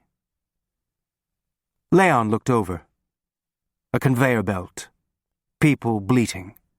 Now calmly lighting a cigarette. But Tommy had talked about old times while he planned to kill him. You have a wife? Alexei said, running a hand across the top of his head, hair cropped so short it seemed to have stopped growing. Yes. In America? No, here. And you? The obligatory response. Magda. Like Lupescu. But not so lucky. She was killed. In the war? Alexei nodded. Partisans. In Bukovina. 3 years now. It's a convenience sometimes, to have nothing to lose. He drew on the cigarette. That's what you wanted to know, isn't it? Can they use somebody? Keep me on a leash? He shook his head. There's nobody. Just me. You didn't know this before? Why would I? That's right. Not the interrogator. What then? A wife here. So there's a cover. Businessman. At Western Electric? Leon raised his eyes. How many of Tommy's people did they know? All? Even the freelancers? No. Where then? Dried fruit. Apricots, figs. Apricots? Alexei said. It's a good business?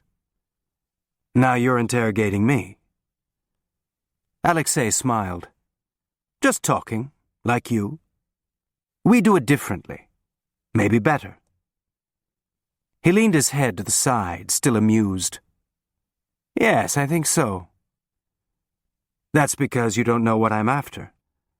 Alexei looked straight at him. No smile now at all. No. So it's an advantage you have. What do you want to know? Leon hesitated, trying to frame it. How it was at Straleshti. A stillness. Alexei's eyes locked on Leon's, not blinking.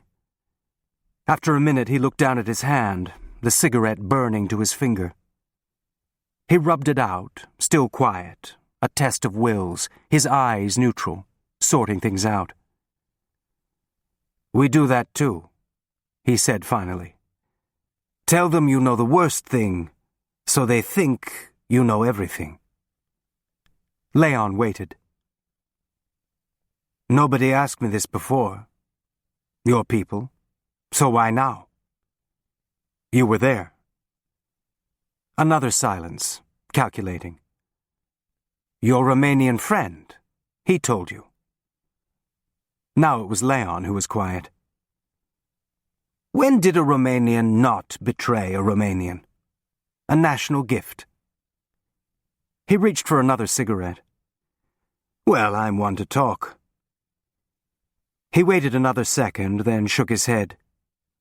I had no part in that. Just the rest of the guard.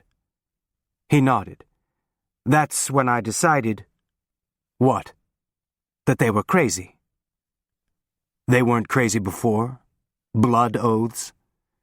But this, it was bound to call attention. Make them turn against us. So you did. That's what you want to know? Why I turned against the guard? That's easy. Because I could see what was coming. The future was Antonescu. For a while. Yes. And now he's going on trial, but not you. Trial for what? You were there. That would be enough. Alexei nodded. They're not so interested now, what happened. They just want to shoot us. Then all these things can go away. So you made a deal. That's right, Alexei said, eyes on Leon. With you. He got up, clearing his cup. You know what it's like, a mob? Like water. You can't stop it. They were going to ruin everything, and who could stop them? Not you. Leon paused. You knew what they were going to do. No, Alexei said, raising his voice. Shoot them, maybe. This was already happening. Tudeshti, all over the city. But this... He stopped, his shoulders suddenly slumping. Of course, you know in the end they were dead anyway. He shuffled over to the window and stood there for a minute, lifting his hand to part the shade, then letting it rest there, staring. When you have blood on your hands, does it matter how it got there? He said. Carcasses, dripping. He turned. Is that what you're asking? What's on my hands? He held one out. Not so clean. Are yours, in this business? He lowered his hand. Do you know how easy it can be? Something you never thought you could do? Easy. Later it's harder. People forget, but you live with it, whatever you did. He turned. We penetrated their military intelligence. That's all that should matter to you now. You want to put me on trial with Antonescu? For what? The guard? The camps? All of it my fault. Maybe even the war, my fault too. He stopped. Nobody cares about that anymore. Not them, not you. It's in the past. He looked up. Except your Romanian friend, maybe. So eager to tell you things. Maybe he'd like to tell someone else. A Romanian will sell anything. Maybe me. Leon looked at him, intrigued. A life revealed in a phrase. He can't. He doesn't know where you are. Only you. If you weren't followed, he said, dismissive. And what do we talk about? All these arrangements, the truck from Bucharest, the boat, this place. And now it's what happened to the Jews? They died. His voice final as a window being slammed shut. He went to get more tea, refilling Leon's glass. Leon watching him, not saying anything. Alexei raised his eyebrows, waiting. All right, Leon said. The American working for the Russians. Let's talk about him. Alexei stared at him. I need to know.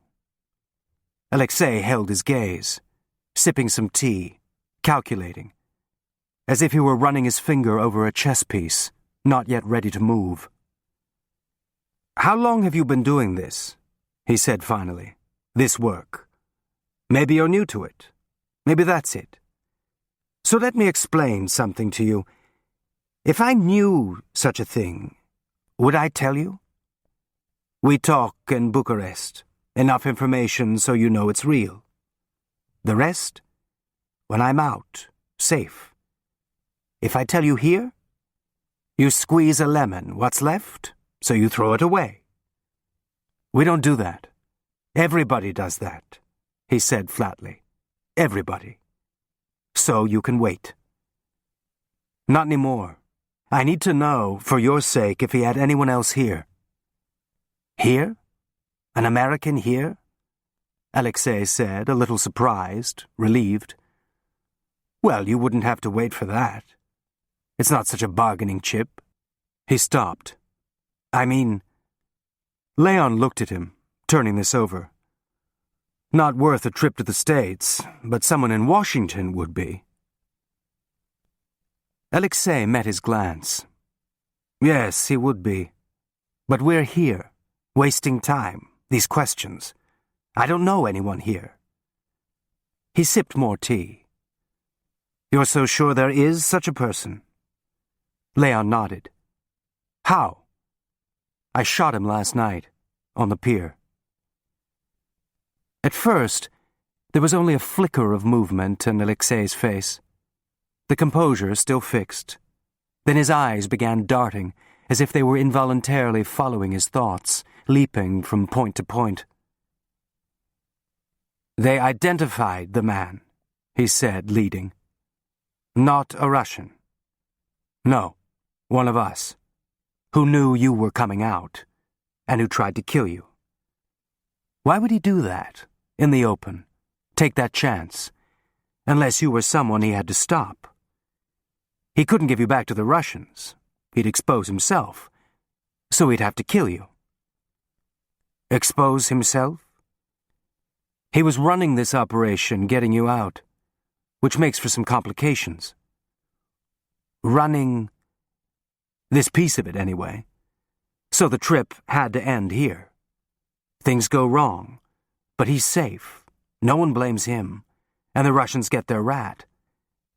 But then I shot him, and I got you instead. So I need you to tell me, are there others? Am I wrong?" Alexei put the tips of his fingers together in a pyramid, pressing them against his lips, almost prayer-like, thinking. "No," he said finally, then hesitated, as if he were eliminating more possibilities. "They had a man in Ankara. Why not here?" "Ankara," Leon said dully, seeing himself at Karpich's, leaving an envelope on the banquette. "During the war. Now I'm not sure. You understand, it's only GPU I know, not the other agencies. But you see what this means? The Russians know. The whole operation. We have to leave this place. It's not safe." He never knew about the flat, so they don't know either. We're back where we started. "No, everything is compromised now. The plane, that's still your plan?" "I don't see why not, if there is one." But Alexei was shaking his head. "They must know. If I show myself there, they'll kill me. We have to start over. Everything. I'll help you. We'll work together." Leon looked up, caught off guard. His new partner. Alexei started coughing, a smoker's hack. "Amateurs. It's my life, and the man in charge is working for them. Was. And now it's you," Alexei said, peering at him. "The new Ghazi. And who else?" Leon shook his head. "I only knew Tommy." "So," Alexei said, "and you had no idea what he was? Not until he shot you?" "Not even me. The Romanian. Amateurs." He started coughing again, his face getting paler. "Istanbul," he said, choking on the word, still trying to stop the cough. "Maybe it ends here. I always wondered what would that be like when they finally get you." He looked up. "So, we make a new plan." "We," Leon said. "You can't trust anybody now. Not here. Not in Ankara." He put his hand to his mouth, thinking. "But we have one piece of luck." "What's that?" "Nobody's looking for you. Or they'd already be here. They'll think I'm running, not hiding. Who would be hiding me?" "Who would?" "And then they'll think I'm gone. We can do it." He paused. "If no one else knows. Just you." "Do what?" "Get me out. Istanbul, it's a trap now. We have to leave here." Leon was quiet for a minute, then got up. "To save your skin." "My skin? I saw your face when I told you about Washington. A valuable chip, no? People will want to hear about him." He looked up. "Always have something to trade." Leon stood still for a second, as if he were balancing himself, testing his footing. Alexei's eyes, grey and clear, insistent.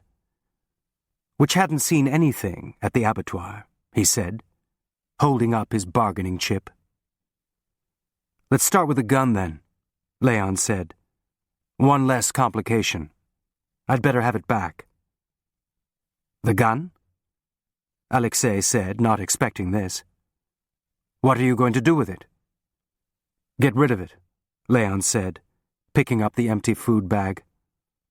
"And how do I protect myself here?" "Use the one you brought with you," Leon said, looking at him. "You'd have to have one. You just wanted this for a little insurance, and maybe to see if I was dumb enough to give it to you." He held out his hand. "It's a murder weapon now. Evidence.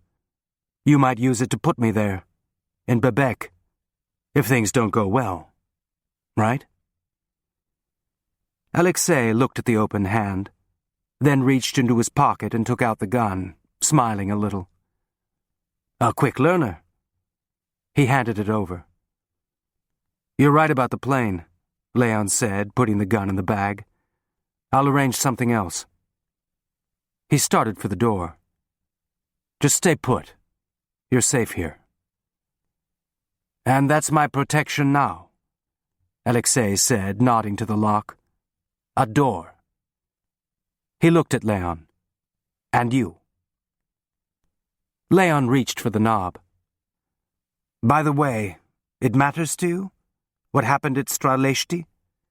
I wasn't part of that. What they did. If your friend says yes, he's lying." Making a case now, reassuring. "I wasn't part of that." Leon turned. "That must be a comfort." On the ferry back, Leon stayed out on the lower deck, dropping the bag over the side halfway across, even the sound of the small splash covered by the grind of the motors. Ibrahim the Sot had drowned his whole harem here, sewn into sacks. The gun was easier. Just another secret in the Bosphorus. Nothing to connect him now to the key. Nothing to connect Mihai. Not even Alexei, once he could pass him along the chain Tommy had tried to break. His new partner. He looked down at the dark water, uneasy again. The gun would be settling on the bottom, lodging itself in the silt, too heavy for the current. Except there were two currents in the Bosphorus, he'd read somewhere. The surface current flowing south, and a deep undercurrent canal flowing north, dense and saline, strong enough to drag a fishing boat by its net, pull someone off course. Inside the cabin, the tea man was handing a tulip glass to a man in a knit cap, the kind Mihai had worn. A dock worker? A thief? Who was anybody? Tommy ordering drinks at the park. Every second a betrayal. Years of it. "You can't trust anybody now," Alexei had said, asking Leon to trust him. Part 3. Pera. The funeral was held at Christ Church, near the Galata Tower, with a reception to follow in one of the private rooms at the Pera Palace. It was the same service Tommy would have had however he had died. The same hymns, the same homily about a man taken too soon, the same teary handkerchiefs. But he hadn't just died, released from illness. He'd been killed, the violence of it disturbing, somehow shaming, as if he'd been complicit in his own death. So people said comforting things to Barbara and fidgeted in their seats, wondering. Leon sat to the side, watching people take their places. Ed Burke was next to Barbara as chief mourner, with the staff of Commercial Corp filling out the pew behind. The business community had come out, and most of the consulate, an almost official gathering, except for a sprinkling of unknown faces, part of Tommy's wide social net. Near the back were a few Turks, secular enough to risk being in a church, and two burly men Leon assumed to be police, scanning the crowd, their faces expressionless. Frank Bishop had come from the embassy in Ankara, stiff and formal in a black suit and owlish horn-rimmed glasses. He had brought his wife, a woman Leon hadn't met. His dealings with Frank usually a drink at the Ankara Palace or an early dinner at Karpich's, just long enough to leave papers.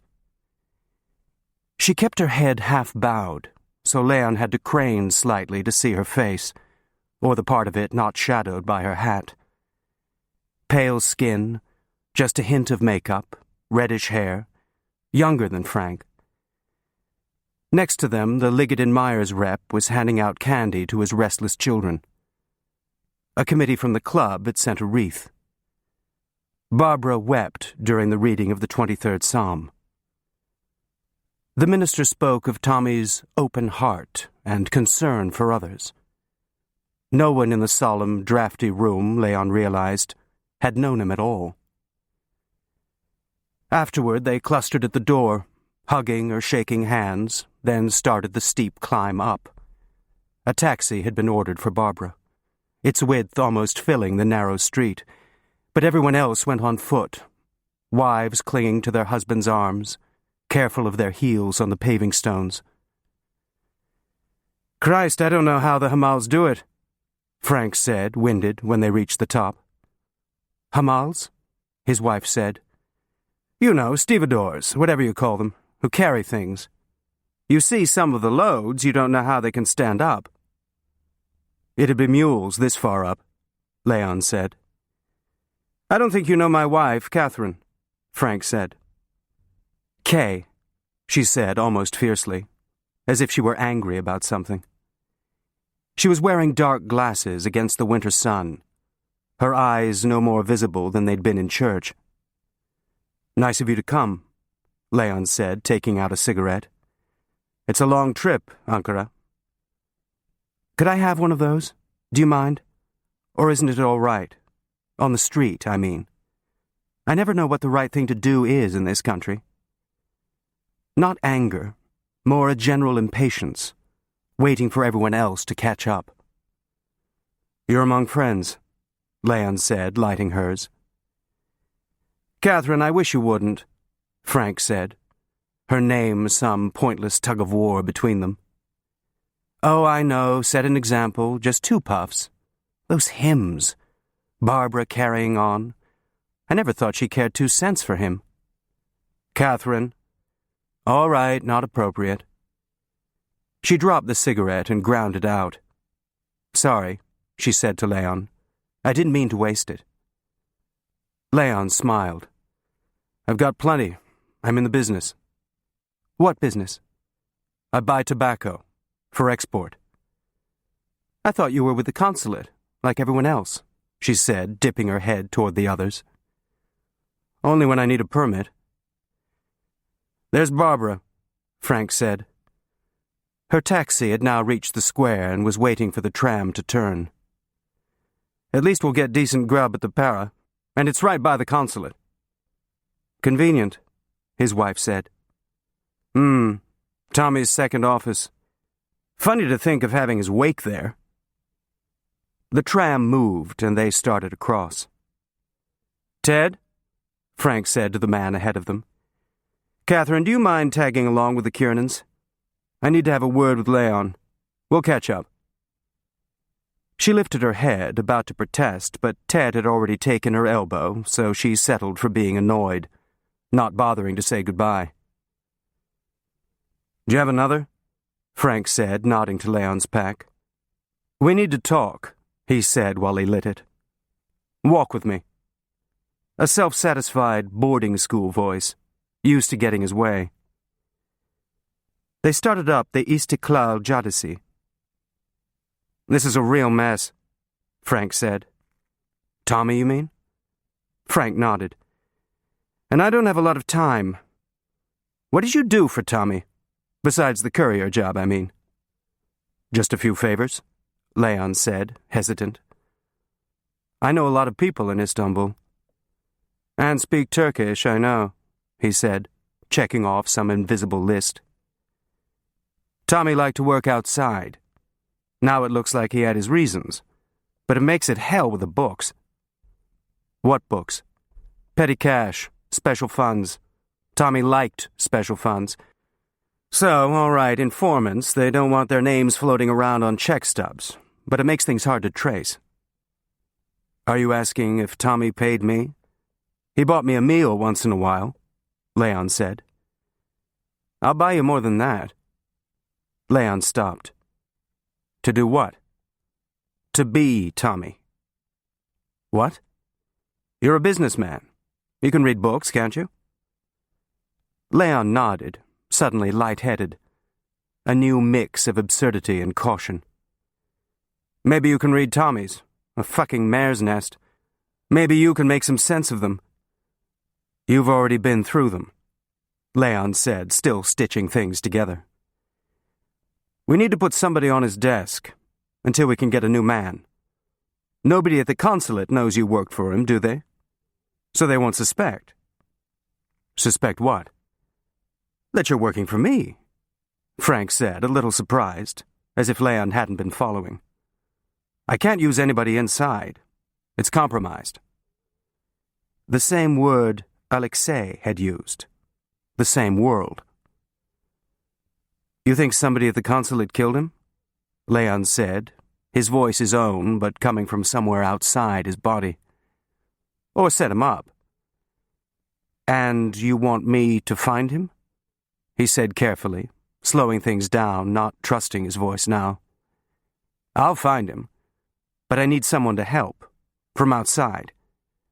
You knew him, the way he worked. How do you know it wasn't me? Trying it, irresistible. Because your movements are accounted for. Sorry about your wife, by the way. I never knew. Anyway, this operation, it had to be someone inside. He wouldn't have let you in on this. Nothing personal, just the rules. For a second, Leon felt a rush of air in his throat. Not a laugh, just an odd release of pressure. Of course, they still trusted Tommy. By dying, he'd become the only one they could trust. What operation? Leon said, testing. Look, you in this? I know you guys during the war, you did it for that. Now you think it's over. Believe me, it's not over. He paused. Tommy always said you were good. Leon turned, focusing on a tram approaching, keeping things straight. Reynolds doesn't have a problem with this, if that's what's bothering you. You already talked to them? Leon said, surprised. He let a minute go by. What operation? Frank dipped his head, plunging in. He was bringing someone out. One of ours? Theirs. Knows Russian military intelligence, the cast list, lots. We were going to have a nice talk. And now? Well, if Tommy's dead, I'd say he's back with the Russians, wouldn't you? Or dead. Let's hope so, anyway. Better for everybody now. If he's dead, Leon said quietly. Yesterday's friend. Bishop nodded. Now he knows us. Tommy wasn't the only one in this, so let's hope he's dead. We want to be sure of that, he said almost casually, without menace, only the eyes steely. Leon looked at him. Same sandy hair, probably the same glasses he'd worn at Groton. But everything hardened now. Years in the business. How can you do that? Whoever sold out Tommy's in touch with the Russians. Let's start with him. Let's find him. Leon took a breath, the air in his head clouding again, feeding on itself. Look, I know what you're thinking. Somebody killed Tommy. Maybe they'll try to take a shot at you. No, I wasn't thinking that. Really. An irony almost too complicated. Move away. What do you want me to do? Start with the people he ran. Who else knew? Leon nodded, buying time. Think how to do this. There were no explanations. Not plausible ones. Everyone would rather believe Tommy, whom they'd believed all along. "I have to tell you, I wouldn't blame you if you were thinking that," Frank said, leading them down to Meşrutiyet. "He'll want to protect himself." "Yes." "Nice you don't scare easy," Frank said, as if he were putting a note in the file. They were passing the wrought iron gates of the American consulate. Tommy's office, he remembered, was in back, facing down to the Horn. Now his, as surreal as attending the funeral of a man you'd killed. "What was the next link?" he said, thinking. "How are you getting the guy out of Istanbul?" "Plane. Don't worry, we've cancelled it," Frank said, the sound to Leon of a door closing. The banquet room at the Para was crowded, spilling over with consulate staff and Turks who hadn't been to the church, and were now lined up at the buffet table, plates in hand. The food was American, chicken and potato salad and cold roast beef, not even a stuffed grape leaf to remind them where they were. Barbara stood near the door, receiving, still blotchy from crying, cheeks puffy. "Oh, Leon," she said, embracing him. "Thank you for coming. It still doesn't seem real, does it? One day everything's... and shot. I keep thinking those last few minutes, what was that like?" "Don't," Leon said, disconcerted. "Don't think about that." I know, everyone says. And just when we were finally getting Washington, that's all he could talk about, getting our things there. You know what the boats are like, and now what do I do?" "Don't do anything," Leon said. "Take some time. You don't want to rush into anything." "I can't stay here." "Where's home?" "Boston, I guess," she said vaguely. "But that's years ago. You know what it's like overseas. You take home with you. I don't know anyone in Washington. That was for Tommy's work." "Frank," she said, touching his arm as he joined them. "All this way. Ankara." "How are you holding up?" "Everyone's been so kind," Barbara said, suddenly genteel, something she'd heard in the movies. "Kay's staying over for a few days. I promised her a break, so if you need anything..." She nodded. "I never realized how much paper. Now they want a form to take him home. His ashes. I mean, who else's would they be?" "I'll get Ted Kiernan to take care of it for you. That's what he does. Gets cargo out." "Cargo," Barbara began, but Frank, miming apologies, was being pulled away to meet someone. "He certainly got here fast enough, didn't he?" Barbara said, watching them go. "Taking over the office? You'd think they could wait 2 minutes. Tommy's not even cold, and here's Ankara." "Barbara." "Well, he isn't. Oh, what does it matter? Office politics. We're not in the government anymore, are we? Now what? Would you come by? Help me sort things out? I always felt I could talk to you," she said, looking up, oddly coquettish. "Tommy took care of everything, and now..." "Are you all right for money?" She nodded. "Yes, fine. It's just all the paper," she said, leaving it open-ended. And he saw that she was misinterpreting, responding with an unexpected intimacy. Tommy's wife. "You should talk to Ed Burke," he said, pulling away. "He's a lawyer." "Oh, Ed. He never said 5 words to me, and now every time I turn around, there he is. Maybe he thinks I'm a rich widow. Ha, not that rich. But you'll need a lawyer. Did Tommy leave a will?" She shook her head. "I haven't found one, anyway. You don't expect, at his age." She trailed off, beginning to tear up again. "Here you go," Ed said, coming up from behind with a fresh drink, exchanging it for the empty glass in her hand. "Thank you, Ed," she said, voice quavering, a new mood. "You've been so wonderful." "Chin up," he said, raising his glass. "Don't let me get tipsy. That's all I need." "You won't," he said. "A friend of the family. even more attentive now, wanting a seat at the table, a curiosity he couldn't contain. "Excuse me, Mrs. King," the hotel manager with a question about the champagne. "Well, I thought I said with dessert, but if people are asking for it," she said, following him. "You meet Frank Bishop?" Ed said. "Just to shake hands, in Ankara." "He's the sheriff, don't you think?" Ed said, leaning forward, confiding. "How do you mean?" "This must have set off some pretty loud bells. The minute they hear, he's on a plane." "I'm not sure I'm following, Ed. For a desk holder at Commercial Corp." He raised his eyes, a knowing look. "Who's that he's talking to?" Leon said, looking across. A man he recognized but didn't know. One of those people you saw at parties but somehow never met.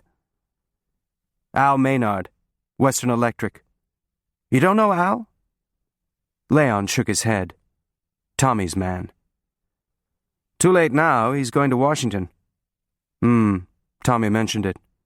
"He did? Why? I mean, if you don't know him." "Well, not him, the job.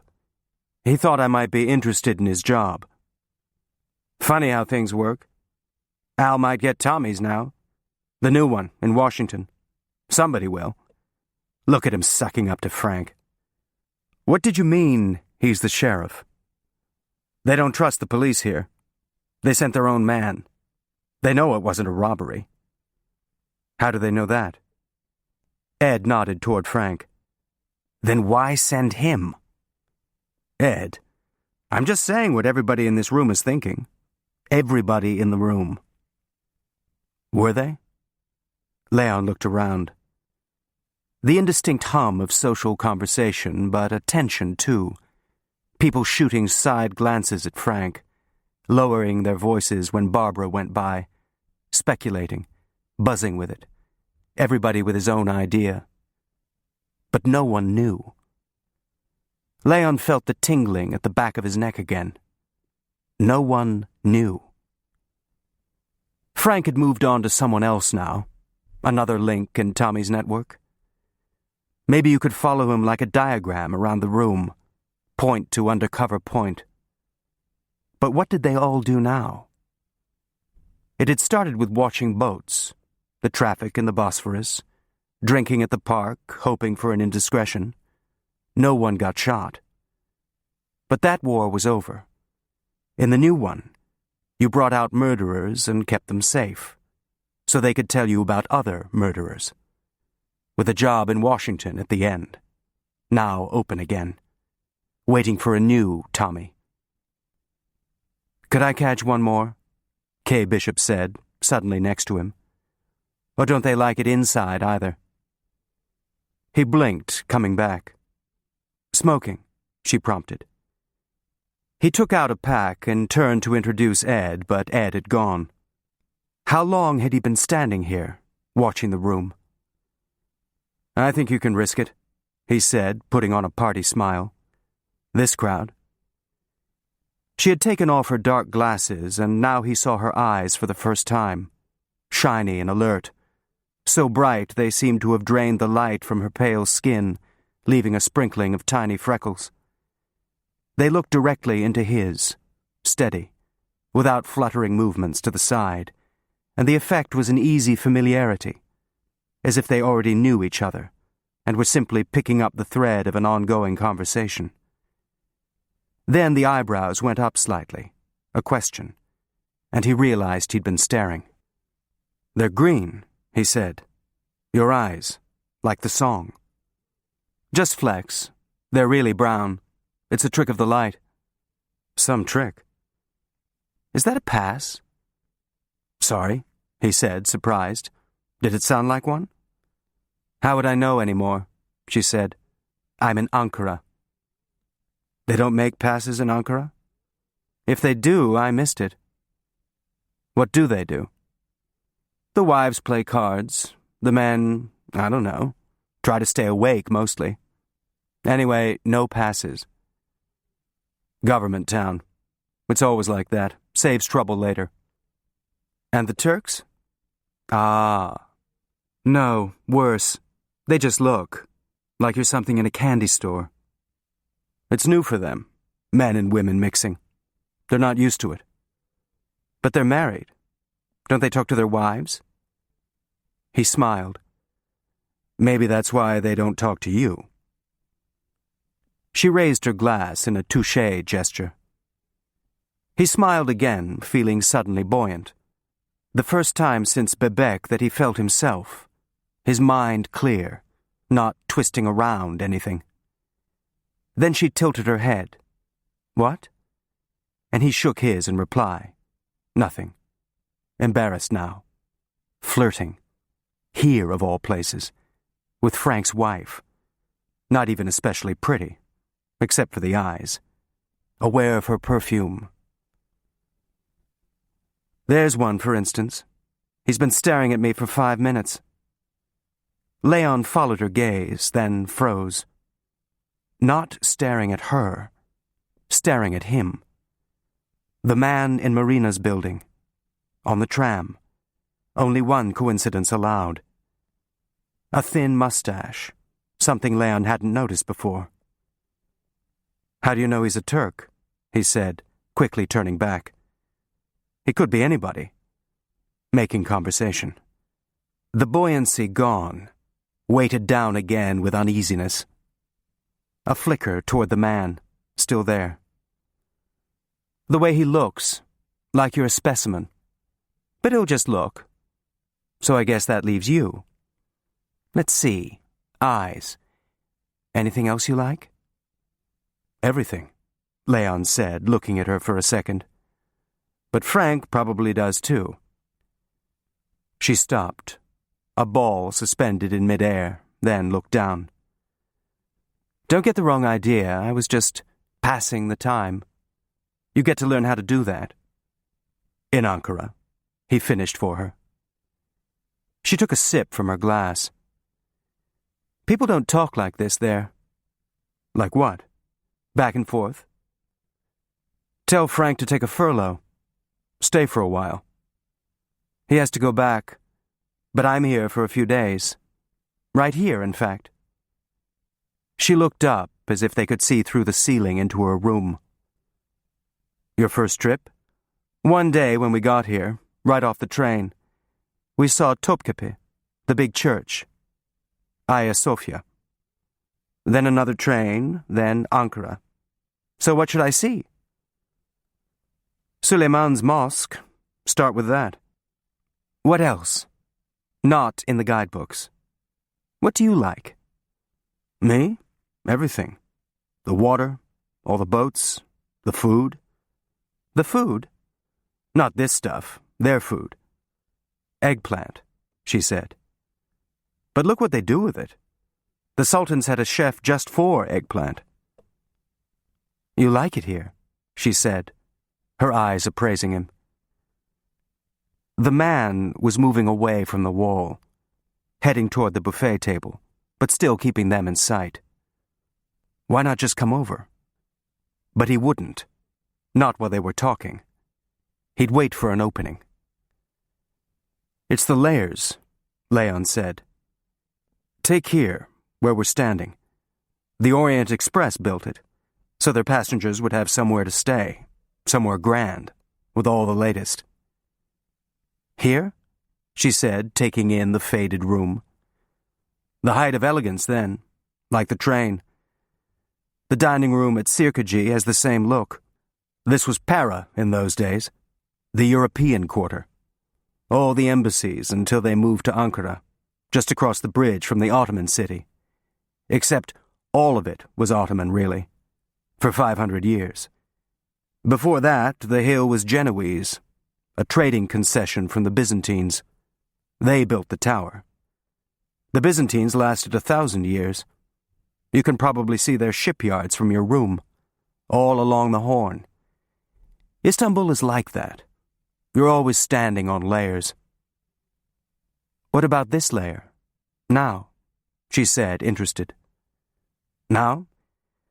The war was a hard time for Turkey. But they were neutral. They kept a standing army, just in case, a lot of money for a poor country. Now they're broke. The house needs a paint job, but they have to put it off to next year. So everything looks a little shabby. But I guess that's true everywhere since the war. Except home. He stopped, then dipped his head, ceding the point. Except there. But you want to stay here, she said almost to herself, trying to read his face. You don't give much away, do you? Before, when you were standing here just looking, I had no idea what you were thinking. The others, yes, but you? No idea. I didn't know I was so mysterious, he said lightly. Most people don't think so. Well, most people aren't, are they? Themselves. So they don't see it. They don't see the layers either. She looked away over his shoulder. My God, who's that? He turned. That's Lily, Nadir. But who is she? Her husband took over Vasilakos shipping when the Greeks were thrown out. Widow. In Washington, she's what they'd call a hostess. She gives parties. She's not shabby. She was dressed for a funeral. A high-necked black silk dress with padded shoulders and only a few jewels, day diamonds, a thin bracelet and one giant pin that glittered star-like on the dark fabric. Her hair, wheat blonde streaked with gray, was covered by a black cloth with silver thread, something between a snood and a headscarf, a soft Ottoman wrap that made all the hats in the room look dowdy. You don't see jewels like that in Ankara. You don't see them here much either. Lily's a special case. She'd been standing in the doorway, scanning the room, and now saw Barbara and headed toward her, people stepping aside as she moved across, a kind of social choreography. She took Barbara's hands in hers, a regal moment, and said something, then, as Barbara teared up, gripped the hands harder for emphasis, a gesture more dramatic than hugging. Everyone in the room had turned to watch. Another Istanbul layer, Leon said. She was in Abdul Hamid's harem. His harem? How old is she? It's not that long since they abolished it. 40 years? Less? She was a child. A child? They were often sent early, for training, he said, then saw her expression. Not that kind of training. Household things. Manners. Not everybody got to sleep with the Sultan. Certainly not children. It was supposed to be a privilege, to be a Guzda. One of the noticed. And was she? Noticed? No, she was too young. After, she was lucky. She found a protector. I'll say, Kay said, still looking at the pin. Lily was moving away from Barbara now, respects paid, and passing the man with the mustache. A glance almost too quick to be noticed, not stopping, but aware of him. Would you like to meet her? You know her? Everybody knows Lily. She has one of the great yalis, on the Bosphorus. You come in on the train and see the houses, the ones that look like they're falling down, and you think that's Istanbul. But you don't see the yalis, the old gardens. The Khedive used to stay in hers when he came to Istanbul. Then her husband bought it. So now it's hers. A great friend of Ataturk's, by the way, from the early days. So don't say anything anti-Turk. First Frank, now you. I have been let out from time to time. I just meant, I know what you meant. I'm an embassy wife. It's funny, though, she doesn't look Turkish. The light hair, I mean. You don't usually see Circassian, originally. She cocked her head. And now you're not going to tell me where that is, and I'm not going to ask because I don't want you to know I don't know. So I'll never know. He smiled. Part of Russia now, east of the Black Sea. Very popular with the sultans, for slaves. Gentlemen prefer blondes, she said. Even then. Lily was surrounded by people, but turned, a social instinct, as if she had actually felt Leon approach. Léon, she said, the French pronunciation. How nice, I was hoping. She extended her hand to be kissed, playful. I didn't know you knew, Barbara. Her eyes lit up, a naughty child caught out. Hardly at all, but darling, I couldn't resist. No one's talking about anything else. Imagine, like a roman policier, in Istanbul. I had to come. But a robbery? Ugh, with no money. A Turkish thief would take money, no? The Bosphorus at night? An assignation. It has to be. The fatal meeting. But who? She looked around the room. So, maybe the jealous wife? She could do it. Very strong hands, that one. You should feel them. A gun would be nothing for her. Léon smiled. Behave yourself. Meet Kay Bishop. She's here from Ankara. With the embassy? She said warmly, taking her hand. Kay nodded. My husband. Does it show? Everybody in Ankara is with an embassy. Why else would they go? The dust. My God, such a lot of dust. Of course, Kemal wanted a Turkish city, and that's right, but you lose something too, I think. Poor Istanbul. Too decadent for him, he said. He's just a soldier. Barracks are fine, but you know he meant there were too many foreigners. In those days, all the shop signs, Armenian, Greek, Hebrew. Now just Turkish. Even here. A Turkish city now. It's Kay's first visit. Yes? Then you have the perfect guide. No one knows the city like Léon. It's always the foreigners. We're the true Istanbulus. You? You haven't been a foreigner since... She raised a finger. No ages? Ça n'est pas gentil. She turned to Kay. But then you must come to my party. It's so difficult to find women. It's new to them still, leaving the house. The husbands say they'll bring them, and then they don't. Léon, you'll bring her? She paused. And your husband, of course. He can't stay. It'd be just me, I'm afraid. Ah, Lily said, glancing at Léon. So much the better. An extra woman in Istanbul. More precious than rubies. Oh dear, hysterics. On the other side of the room, Barbara had begun to weep loudly. Perhaps not enough attention. Lily? No, it's true. It's a day for the widow, and all these distractions. You're the distraction, Léon said. I hope that's not true, she said, enjoying herself. At such a time. Maybe I should leave. That would be a distraction. You just got here. She arched an eyebrow at him, but said to Kay, And what do you think about the murder? You have an idea? I didn't know it was. They said, Oh, the thief in the night, Lily said, waving this off. But so much more interesting, don't you think? It's selfish to say this, I know, but it'll be good for the party. A little frisson. During the war, it was easy. Invite a German, invite a Russian, and then watch. Same room? Will they look at each other? And of course, serious questions. Will Turkey stay out? But always something. And since a little boring, I think. Just what you needed, then, Léon said. You're making fun of me, but it's true, so why not say it? And of course, so implausible. A man like that. A great love. How can you imagine it? So maybe a local woman, and he's leaving her. Or an American friend. Just a 5 à 7, but now jealous. But someone. You're a romantic, Lily, Léon said. And you're not? Everyone, I think, if they're lucky. But this time, unlucky. I admit to think of Tommy King as a lover. Maybe it wasn't about him.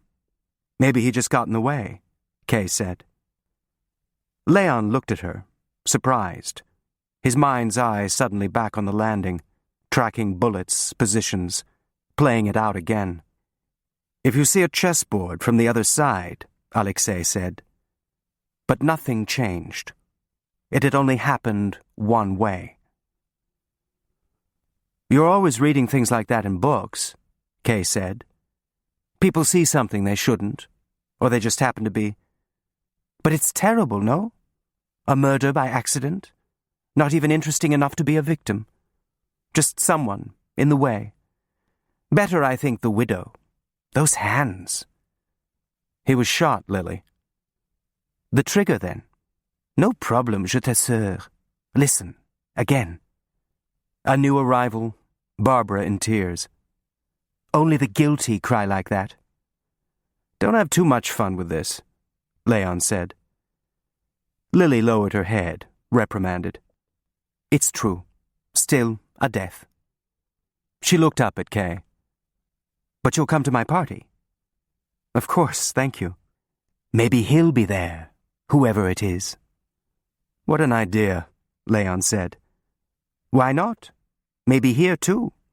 Someone he knew. Not a stranger. It has to be. Why? Who goes to a place like that to meet a stranger? Someone he knew. And the shot was close. How do you know that? Leon said, alert. Lily shrugged. People talk. People in the police? People? I told you, nobody talks of anything else. Except here, maybe, where you all want to think it's a thief. Involuntarily, Leon looked across the room. Frank had reached the drinks table, then made a half-turn as the man with the mustache introduced himself. Polite, formal, maybe innocuous. Lily was asking Kay about her plans. A background noise as Leon fixed on the other conversation, too far away to hear. Coming out of Marina's building. A client? Why Frank? Then Frank looked over, a nod in Leon's direction, as if he were pointing him out. The hotel can arrange for a guide, Lily was saying to Kay. Of course, if Leon's free, he knows it so well. Not the shopping, though. It was Anna who knew the shops. Anna? My wife, Leon said. Oh, Kay said, not expecting this. But she must have seen the ring. She's not here? She's been ill. I'm sorry, something serious? Une maladie de nerfs, Lily said. A terrible thing. A long time now, but perhaps soon. That's the hope, Leon said, cutting her off. Frank has my number if you'd like to see anything, he said as Frank joined them. Kay raised her head to say more, then nodded, letting it go. I'm sure you'll be busy at the office, Frank said. She can use cooks. Nice if you could spot her a meal, though. Kay shot him a quick, irritated glance. Leon made a little half-bow. I'll look forward to it, he said, taking her hand. Yes, she said, polite again. And to the party, she said to Lily. So, Frank said, impatient now to go. But Kay waited another second, looking at Leon. Thanks for the layers. He watched them say goodbye to Barbara. You're interested in that girl, Lily said. I just met her. That's your answer to that question? No, he said, a formal answer. Don't play Cupid. I'm too old. Oh, old. She's interested in you. I'm married. Lily sighed. Your faithfulness. So American. A Turk would go to a tea house and play cards. Lily laughed. Yes, perhaps. Only up here. She touched her head. But you watched her. I saw. And she likes you. You could tell all this in 5 minutes. 2. And that husband. Oof. Well, that's her problem. He looked at her. I'm married. So were you. Devoted. Everyone says so. Of course, she said easily. He was the love of my life, and Anna was yours. But that's not all there is in life. It's unnatural, your faithfulness. Not to me. She looked up at him, then put her hand on his arm, smiling a little. As you like. But she's interested. She wants to know you. Know me. Women like to know. Detectives. And you find out? Eventually? She patted his arm. That's the disappointing part. Oh no, more waterworks. She nodded toward Barbara. I should go. A mercy for both of us, I think. She's just had too much to drink. It's a hard day for her. You think so? She turned to him. It's an odd thing, men. We know you, and you don't know anything about us. She's not upset. Why would she be? Oh, the inconvenience, maybe. Then so much for your crime passionnel. Well, it's amusing to think that. A man like that, with a woman. But of course it was political, she said, matter of fact. You know he was with the American, what do they call it, Secret Service, like the British, I suppose. What? Well, everybody was a little, weren't they? During the war, she said, waiting for Leon to respond to this. Not everybody. No? All right. But Tommy, Hans Beckmann always said so. You remember him in the German consulate? He knew because he was in theirs. How, I don't know. The most indiscreet man. Of course, they lost the war, so maybe that's why. Lily, he said, drawing out the sound. Well, but it's interesting, no? Spies. Spying on what? Each other? But now Hans is gone. All the Germans. Tommy goes home with the faithful Barbara. So why now? That's the question, n'est-ce pas? Some episode during the war, maybe. And now it comes back. The Germans remember things. So maybe somebody's still fighting. I don't know. You sound as if it doesn't matter. This business? Oh, during the war, yes, everything matters then. Now, maybe not so much. One death. How important, really, in the scheme of things? She paused. Such a look. You think I'm terrible. It matters to you so much, this death? He turned his head, at a loss. Barbara crying across the room, maybe more upset than Lily imagined. Something you didn't replace, taken away with the pull of a trigger. His. I know, she said. We're supposed to feel that. But in a month or two? Already something in the past. Time, it's different here. You know I came to Istanbul as a slave. A slave. I had no idea then. It was just the way things were. They gave us new names, all the girls. Poetical names. Youthful grace, ever young. I was Dilruba, captor of hearts. Well, so they hoped. Dili, my friends called me. Then after I changed again. Lily. Then Rafiq's name. And you think, well, life, all these things that happen, it feels like yesterday. But really a long time ago. A slave. Imagine how long ago that was. Another time. He was quiet for a second, then smiled. Captor of hearts. Yes, but not the one they expected. So who knows? Maybe something unexpected here, too. A crime passionnel, after all. She looked toward Barbara. Well, I'll say goodbye and leave Niobe to her grief. As she dropped her hand, the man against the wall started moving through the crowd. What Hans told me, that's just for you, she said. Not that it matters now. Everyone will soon know. Why? It's bound to come out. When they find who did it. Unless they keep it quiet. They always try, don't they? Still, there'll be something. Now don't forget, bring your friend to the party, she said quickly, already moving away. The man from the wall was making eye contact now. As he got closer, oddly, the mustache disappeared. Another trick of the light. His face was dark with stubble. Someone who shaved twice a day, but no mustache. The man on the tram again. Mr. Bauer, he said there at last. May I introduce myself?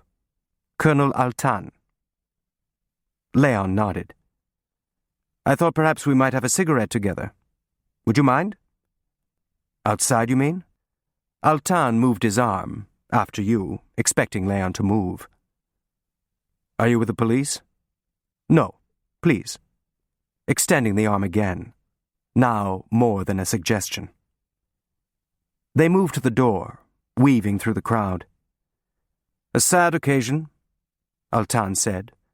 A very popular man. Leon said nothing, waiting until they reached the street, then offered him a cigarette. Colonel in what? He said, lighting it. Emniyet, Altan said simply. I thought you never announced yourselves. A courtesy, to foreign guests. To put us at ease, talking to state security. Mr. Bauer, we are not Gestapo. No, but not just police either. Is this an official visit? Not yet. Leon looked at him, trying to stay calm. Emniyet could do anything. Detain you indefinitely. Revoke a visa. Not Gestapo. No knocks on the door in the night. But just as privileged. How can I help you? You had drinks with Mr. King the night before he died. What did you talk about? He's going home, mostly. He was looking forward to that. He didn't like Turkey? No, not that. His job here was over. Now he had a new one, that's all. His job here. You worked with him? No, Reynolds has had its licenses in place for years. Commercial Corp, that was Tommy, was part of the war effort. Buy chromium, embargo companies if they were selling to the Axis, things like that. But now the war's over, so's the job. I meant his other work. His other work? Mr. Bauer, it's better to be candid in these matters. We know Mr. King's work. We know you were sometimes, an irregular? It's our business to know these things. We have to be the ears of Turkey. Listening to Tommy King. Too many. And now you want to know who killed him. Not precisely. That's a matter for the police. Then why are you... The police concern themselves with crime. Witnesses. What kind of bullet. Alibis. They do things in their way. Methodical. They will want to know about your talk at the park too. Your movements the night of the crime. Bebek. So convenient. Just down the road. A coincidence? The night before, drinks. That night, close by. They'll be suspicious of that. They'll think he might have been meeting you. They'll ask when you came to the clinic, when you left. Police. You think I shot Tommy? I don't care. Leon looked up at him. I'm not police. I'm not concerned with justice. My job is to protect the Republic. If you did, the police will find out. Or maybe not. They are not always successful, our police. Overwork, perhaps. I don't care one way or the other. No Turks have been killed. If the Ferengi want to kill each other, that's their affair. Until it's ours. And when's that? Altan bowed his head. A silent, now. But you don't want to know who killed him. For the record, of course. But what I want, Mr. Bauer, is the Romanian. They had been walking back up to Tunnel, and now stopped at the wall near Nergesuk, looking down toward the Horn. A haze was forming over the shipyards, blocking the pale winter sun.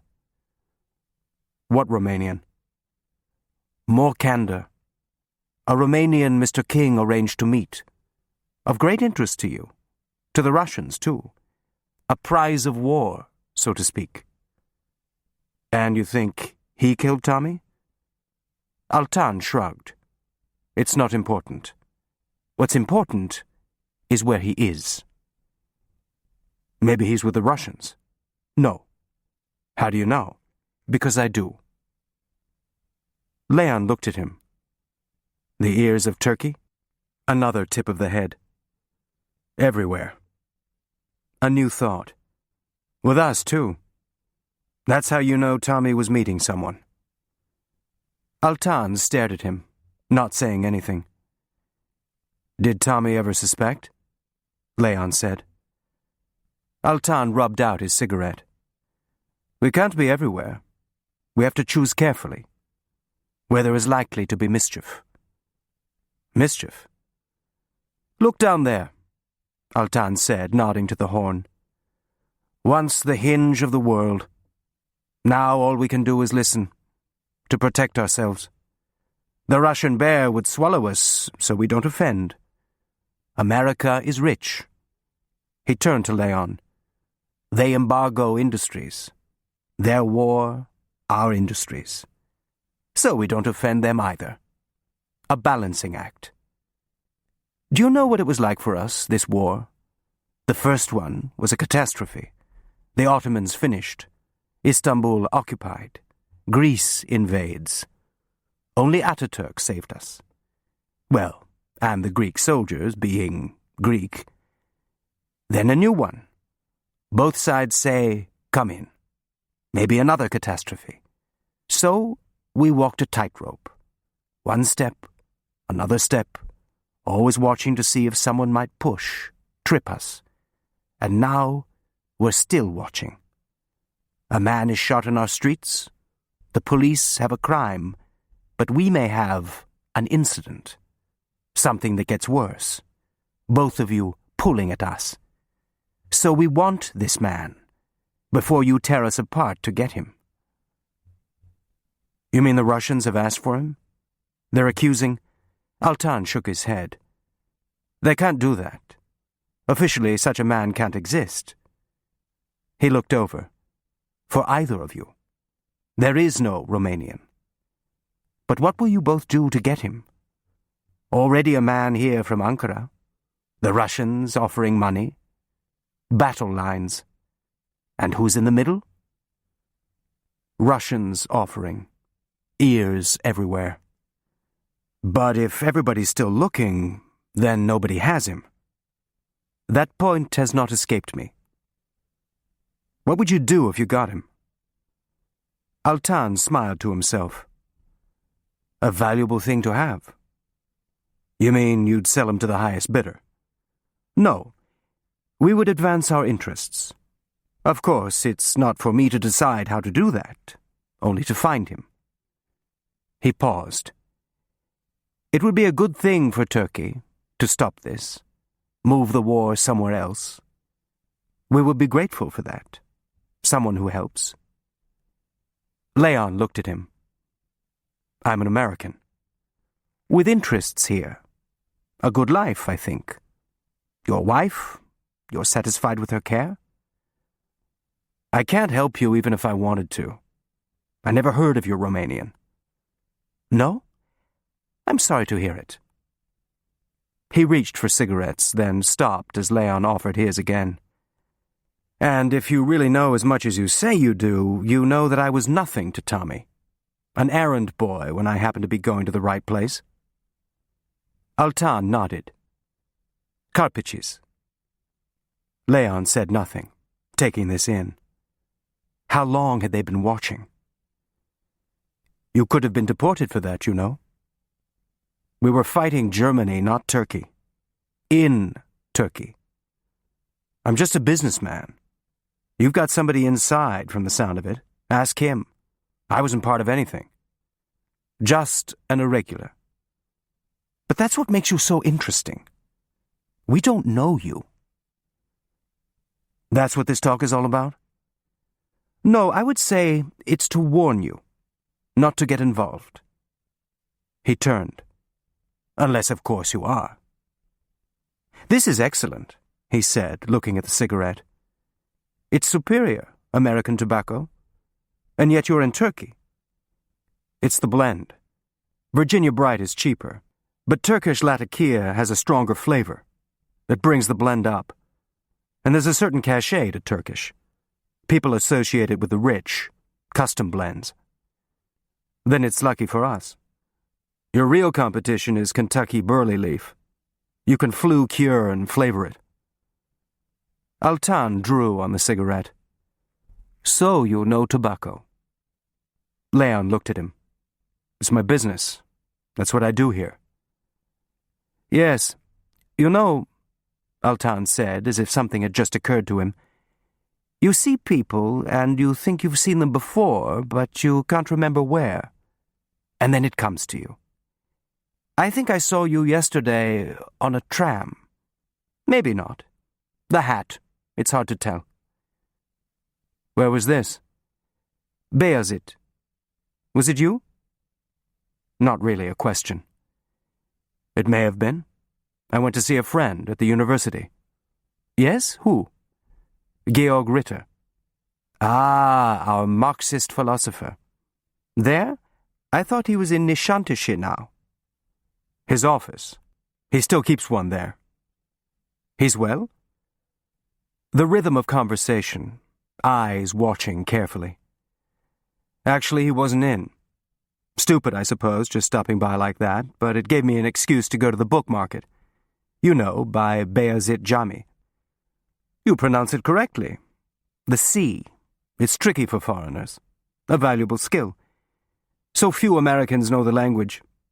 I'm surprised they didn't call upon you more on a regular basis. Not errands. I prefer the tobacco business. Altan raised his eyebrows. On that, we agree. We prefer you in it, too. He began to walk, Leon following.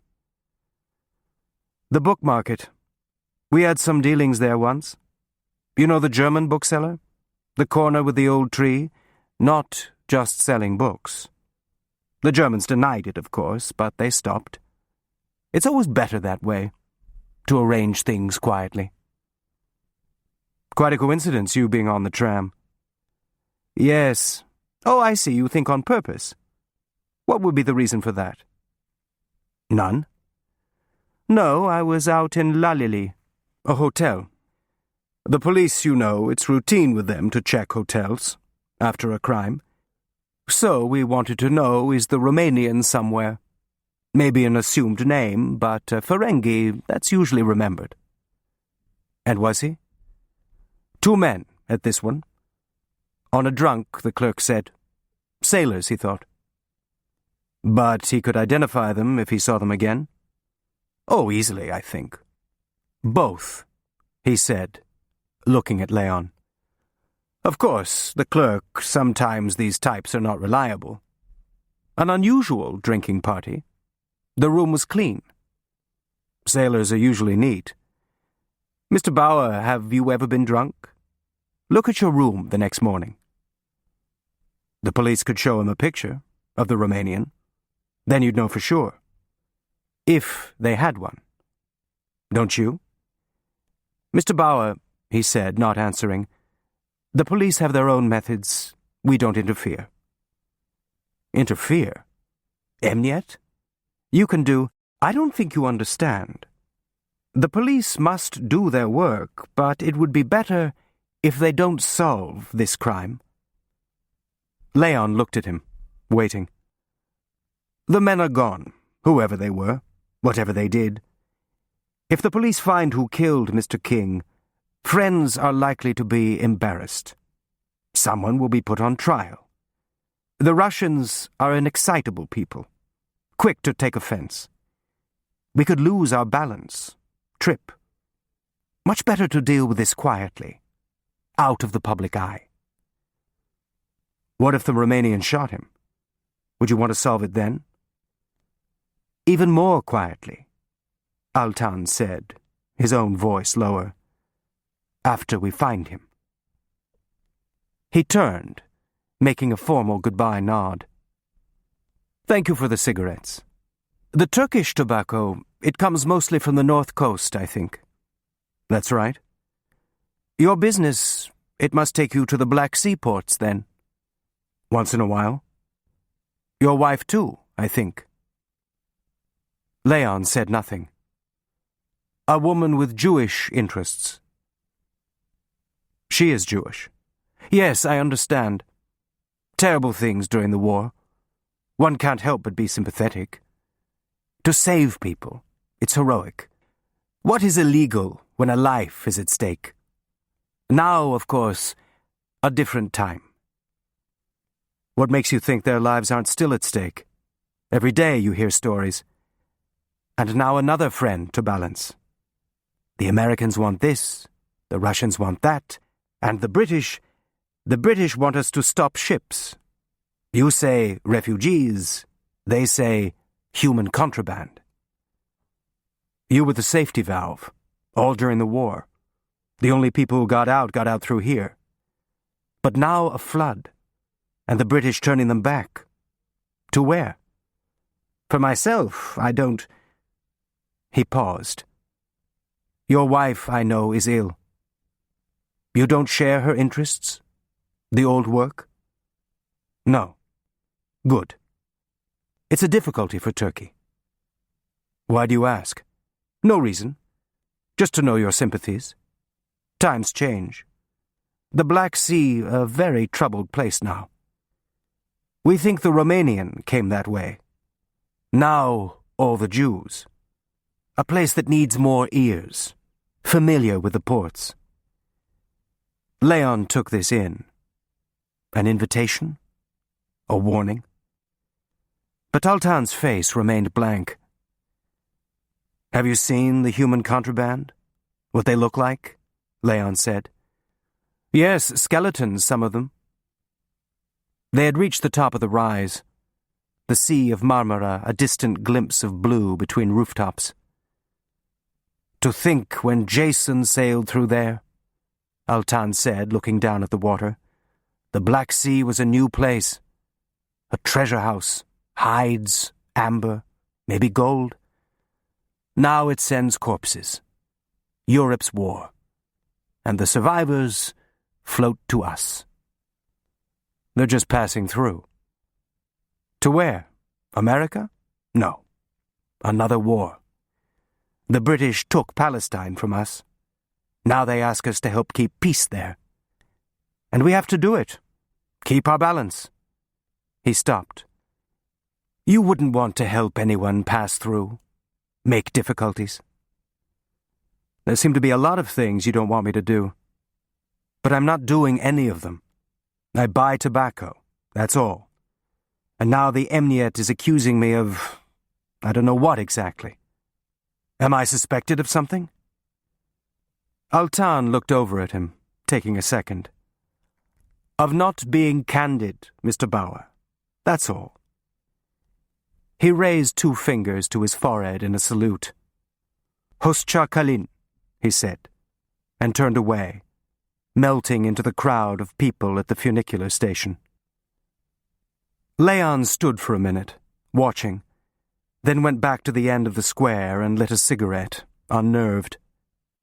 What everyone dreaded, a talk with the Emniet. But what had actually been said? Not said. Everything elusive, like the mustache that came and went with the light. But only one coincidence allowed, not 2. And now the tram seemed to be the coincidence. He looked left, down the hill toward Marina's building. Maybe visiting someone else. But that would make 2 coincidences. He imagined them suddenly in her room, Altan slipping off the kimono, running his hands along her shoulders. Or talking, cigarette smoke drifting out the window. A notebook of talk, maybe weekly. His Thursdays, too. He tossed the cigarette and started down the street, trying to remember everything he had ever said to her. Did Altan pay her? Something more valuable than her body? A peephole into someone's secret life? How many? Or just him? Everything they said afterward, lying on twisted sheets. Altan, listening. The vestibule smelled of damp plaster, something he hadn't noticed before, his senses usually overwhelmed by anticipation. And after, the smell of sex, his fingers heavy with it. Quiet on the stairs, a drip somewhere down the hall, grey light through the translucent landing window. His breath shorter now, anxious. Would she lie? A new lie to keep the other one going? The knock sounded loud, not the standard, gentle tap, knowing she was waiting on the other side. It took her a few minutes to answer, Leon straining to hear, listening for footsteps. She'd be surprised, clutching the kimono tighter, belting it. When she opened the door, hesitant, her face was exactly what he expected. Puzzled, a little put out. "What are you doing here?" without her saying it. A silk wrapper, but not the kimono. The bedroom door closed behind her. "What did you tell Oltan?" he said. She said nothing, looking at him, deciding how to react. "Murat?" she said finally. "How do you know about him?" "We just had a chat." "You're in some trouble?" Leon shook his head. "He just wanted to scare me a little. Let me know he's there." She stared for another second, then opened the door wider. "So come in." "He told you he comes here?" "No. He doesn't know I know." "How do you?" she said, lighting a cigarette. "I saw him coming out of your building. A client?" She shook her head. "Just information? He doesn't take a little something out in trade?" She looked up, a small flash of anger. "What do you want?" "He's Emniyet. What does he want?" "To talk. About me. About everyone. And you tell him." "He's Emniyet," she said, the anger a little weary now. "I'm a whore. What choices do you think I have?" "What does he want to know?" "The man who owns the building. They want to know about him. I don't know why. Do you think I would ask?" "Know what about him? What happens in bed?" Another flash of anger. "You think that's so interesting, what happens there?" She took in some smoke, calming herself. "What he says, his business. Does he talk about Inonu? Things like that?" "And me? What do you tell him about me?" "Nothing. I said when you come here, it's only for what we do. That's all. It's true enough. What do you ever say to me?" He saw them lying in bed, idle talk, drifting with the smoke. She put out the cigarette. "Who are your friends? Who in the consulate? Do you have enough money? You know what I tell him? You have enough for me. That's all I care about." She stopped and came over to him. "You don't have to worry," she said, touching him. "I don't say anything to him. It's Bayar he wants to know about. You only come here to sleep with me. It's true, isn't it? That's why you come." Stroking his arm. "You enjoy it. Why didn't you tell me?" "Why? Because you tell me to stop, and how could I stop? So then maybe you'd stop coming." "And who knows? I might say something one day you could use, in a weak moment." "You think I would do that?" she said. "Maybe. Isn't that why they came to you? You make a good recruit. People tell you things all the time." She turned to him, stung. "That's right. All the time. Wonderful things. Do you want to hear? Do this. More. Let me see you like that. Yes, open your legs," she said, everything in a rush, spilling over with it louder. "Oh, you don't want to hear? Why not? Wonderful things. All my life, just to have this," she said, her hand to the room.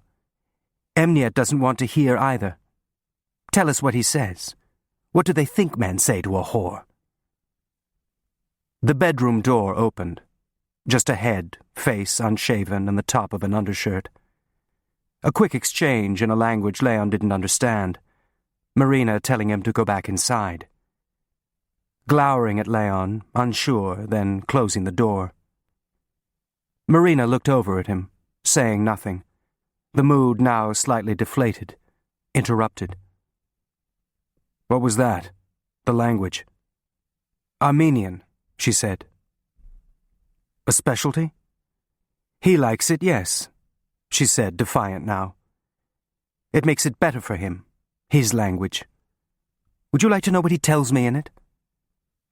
Leon turned away, then caught his reflection, somehow unfamiliar, as tarnished as the mirror itself, mottled with age, brown spots spreading around the edges, wearing out. A place he'd found erotic, dust in the window light, a sheen of sweat. Now just a tired room, a surly Armenian behind the door, a thin girl in a wrapper, waiting to please him. What her life was really like. He stared at himself for another minute, unable to move. The same hollowing out he sometimes felt after sex. The man in the mirror looking straight back, undeceived.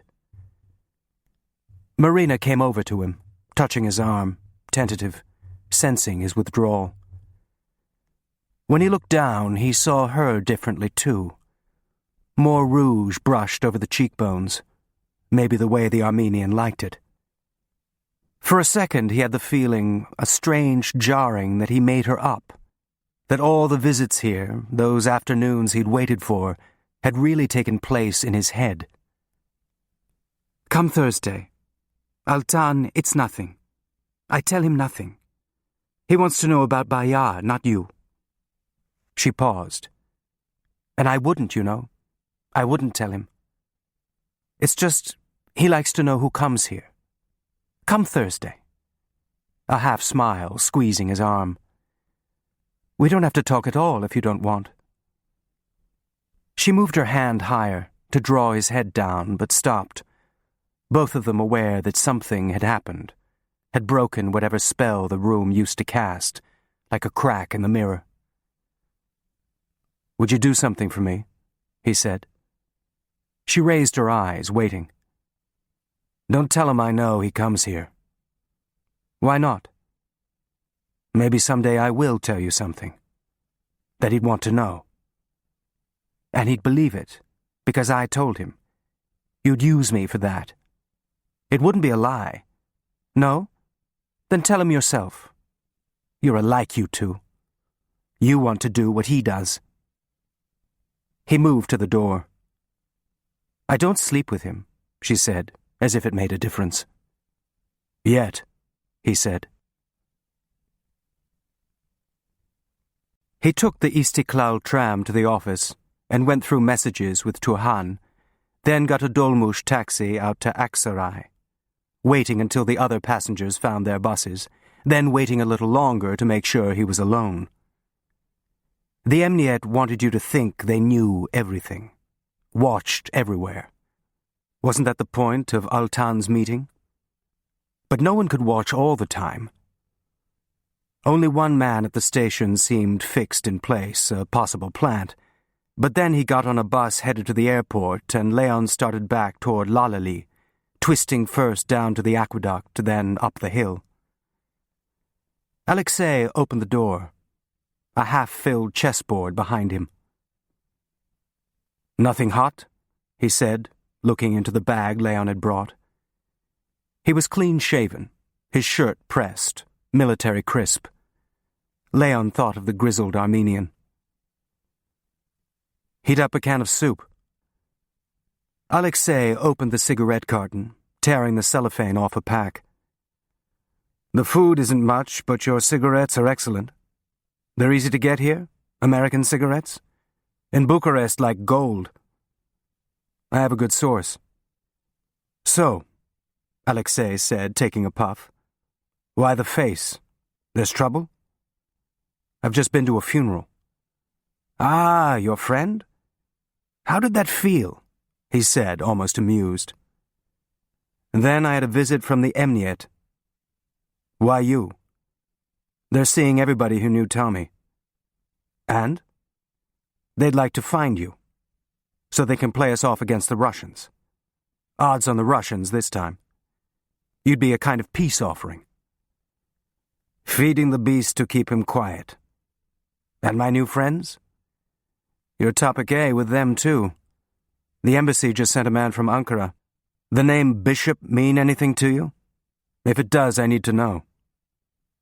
To protect me? Alexei said, smiling a little, then shook his head no. He cancelled your plane. Alexei looked up. There are a few ways to think about that.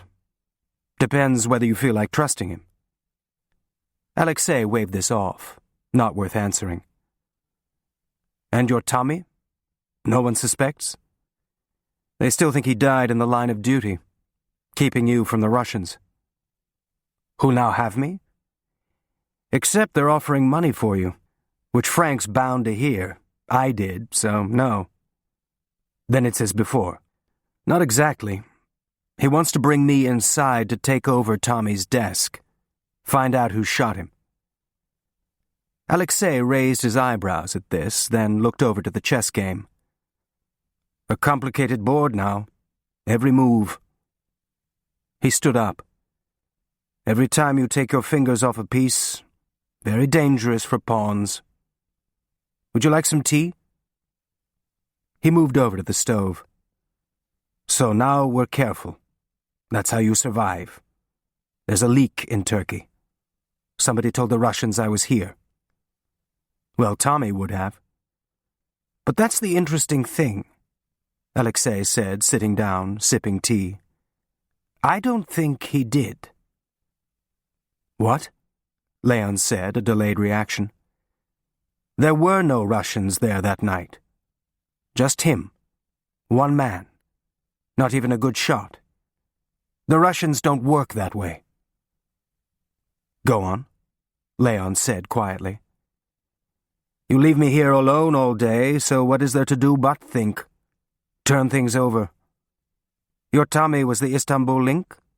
Think how this works. He took another sip. He knows the fishing boat is bringing me to Istanbul.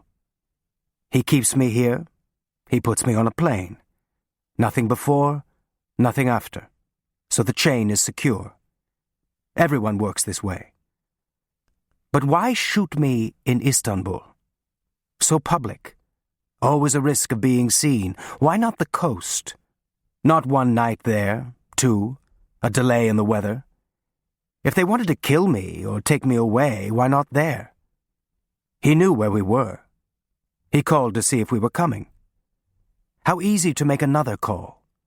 Have his Russian friends take care of things then. When everyone is inside, keeping out of the rain. But he waits for Istanbul. An odd decision, no? But he came, with a gun. Alone. You can believe me, the Russians aren't known for restraint. So what does it mean? Leon waited, silent. They didn't know. They never would have handled it that way. But you agreed he must... Yes, so I thought about it. Prisoners have time to think. Why here? The fishing village, a perfect moment. Bebek still possible, but not as good. And not alone. Then why pick it? Because he wasn't alone. He had you. No suspicions attached to him. If they attack at the fishing village, the leak might be traced. But here, he's protected. He had you. Leon said nothing. We were there to kill each other. That's what would have been found. And Tommy is still safe. He wasn't there. Just us. The setup Leon had already imagined. He nodded. You were the only one who knew where the actual landing would be, Alexei said. That's correct? That's what he said. So think some more. He goes to an outsider, someone he trusts, for such a job. Maybe he didn't want to lose one of his own men, Leon said, his voice sour. No. Who gets killed? You, someone else, what does it matter? Not a time for niceties. The trust is the point. He didn't trust his own people? Alexei opened his hand. So he doesn't tell them. Then how do the Russians know I'm here? They didn't know Bebek, or they would have been there. But now they're offering money. So how do they know? Someone else told them. Alexei nodded. But only Tommy knew when you were coming. And me. But the operation itself, others must have known about that. Not when, but the fact of it. That Tommy would be alerted, that he would pass me on. And then, when he's killed, the obvious conclusion. I must be here in Istanbul. Maybe running. Maybe snatched by someone else. But not by them. He looked across at Leon. I'm safe in the next link. The problem is here. I knew this from the first, even before I thought things through. He walked over to the board and put his fingers on one of the pieces. So, the next move. The Russians are looking. Now the Turks, you say. So we have to get out of Turkey. You have people in Greece. It's not far, Edirne. But we'll need papers. He leaned over to his duffel and pulled out a passport. It's a risk now, using this name. He opened it. The picture's still good, only a little of the seal. Not hard to remove. Turkish this time, I think. Anyway, not Romanian. He handed it to Leon. You can do it? Leon nodded. Then a contact name in Athens, for later, after we're there, not before. No one knows, not here, not there. A surprise visit, you understand? I'll need a day or two for the papers. No more, Alexei said, the officer in charge. You have enough food? I don't want to come back here. Yes, Alexei said, then froze, lifting his hand up, a traffic cop. He crossed to the door in 2 steps, silent, leaning back against the wall, listening, drawing a gun from his pocket in what seemed to be slow motion, holding it up. Leon didn't breathe, staring at the gun. A sound outside he hadn't heard. Alexei listened for a few seconds more, then lowered the gun, moving away from the door. The couple at the end, he said quietly. They stopped in the hall, maybe carrying something. You heard them. You learned to listen, living like this. I see you found your gun. Alexei nodded. It's not much. 2 would be better. You never know how many of them would come. Leon said nothing. What was it like, day to day, waiting? And another gun would make a difference? He said finally. In that kind of shootout? No, it's better to escape, but not always possible. So you listen. No surprises. Escape how? Leon said, looking around the room. The bathroom window drops to the courtyard, but there's only one way out to the street, and they'd have someone there. You have to assume that. Utility stairs to the roof. They might not expect that, and it's easy over to the next. How do you know? I tried it. A test. You went out? You're supposed to stay here. I told you to stay here. Without a plan. Playing chess all day. He shook his head. How do you think I'm still alive? Listening to people like you? Who knows? Maybe waiting for you to bring them. Trust nobody, Leon said, still imagining his life. Then what do you do? Sit on a roof or walk around Istanbul? It would be a matter of time. A map would help. Also your phone number. He fixed his eyes on Leon, a kind of challenge. If we're going to help each other. Leon hesitated, then pulled out his wallet and handed him a business card. Your home? Alexei said, glancing at the telephone number. Or the dried fruit? Office, Leon said. Someone would be there if I'm not. Alexei held the card for another minute, memorizing it, then handed it back. Keep it. If they kill me and they find it, it leads them to you. Don't worry, it's here now. He tapped his temple. Leon started for the door, then turned. If someone else told them, there must have been two inside. Tommy didn't know? Alexei smiled faintly. The Russians did that sometimes. Put two in. More. You don't want them to know each other. If one gets caught, it's only one.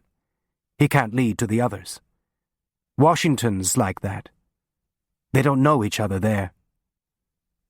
Said casually, sure of it. Sometimes it backfires. In Bucharest there was a case they were watching each other as the most suspect, which was right as it turned out. A typical Bucharest situation. He snorted, the corners of his mouth creasing up. I didn't make the world. Someone else's joke. But Tommy shot you without telling them. Yes, Alexei said, nodding as if he were appreciating a move Leon had made. I'm still thinking about that. Heroics, maybe. He liked to act alone. Of course, they would want me dead. So he hands them a fait accompli. With you to protect his cover. Or something else. I don't know. All we know is that he did. Maybe you can help. When you become him. Find out why he did it. Maybe he thought you deserved it. Maybe, Alexei said, looking at him. He also shot you.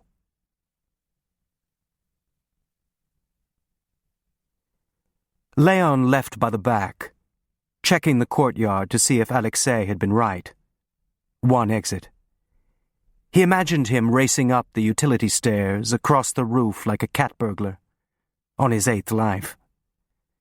Near the bottom of the hill, he turned into a side street and waited to see if anyone had been behind. But no one passed except 2 Turkish women in ankle-length coats, carrying string bags. He stood for a minute, making a list. New papers. At the landing there were boats for hire to cross the Horn, the handful that hadn't been put out of business by the bridges. Once, the whole shore here had been lined with slips for kayaks, Istanbul's gondolas, slim and graceful in the old watercolor prints, the boatmen in turbans, ladies in veils on mysterious errands. Layers.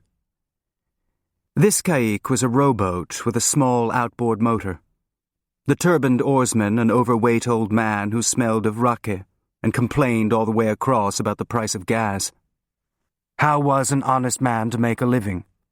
Or a dishonest one, for that matter, Leon thought. Then raised his head, remembering the boatman in Bebek, who'd been promised more money. A loose end. But that request would end up on Tommy's desk, and now he was Tommy. He got off near the Koch shipyards in Haskoi and walked the few blocks to Mihai's office, an old industrial building given to Mossad by its Jewish owner before it could be seized for the wealth tax. During the war, Mossad had worked out of the Hotel Continental, and some of the staff still preferred it for the convenience. But Mihai had moved his unit down to the waterfront. Aliyah Bet, the illegal immigration, was like Noah's Ark, he'd said. It should have a water view. Only a few of the top-story windows had one, though, a scummy stretch near the repair docks.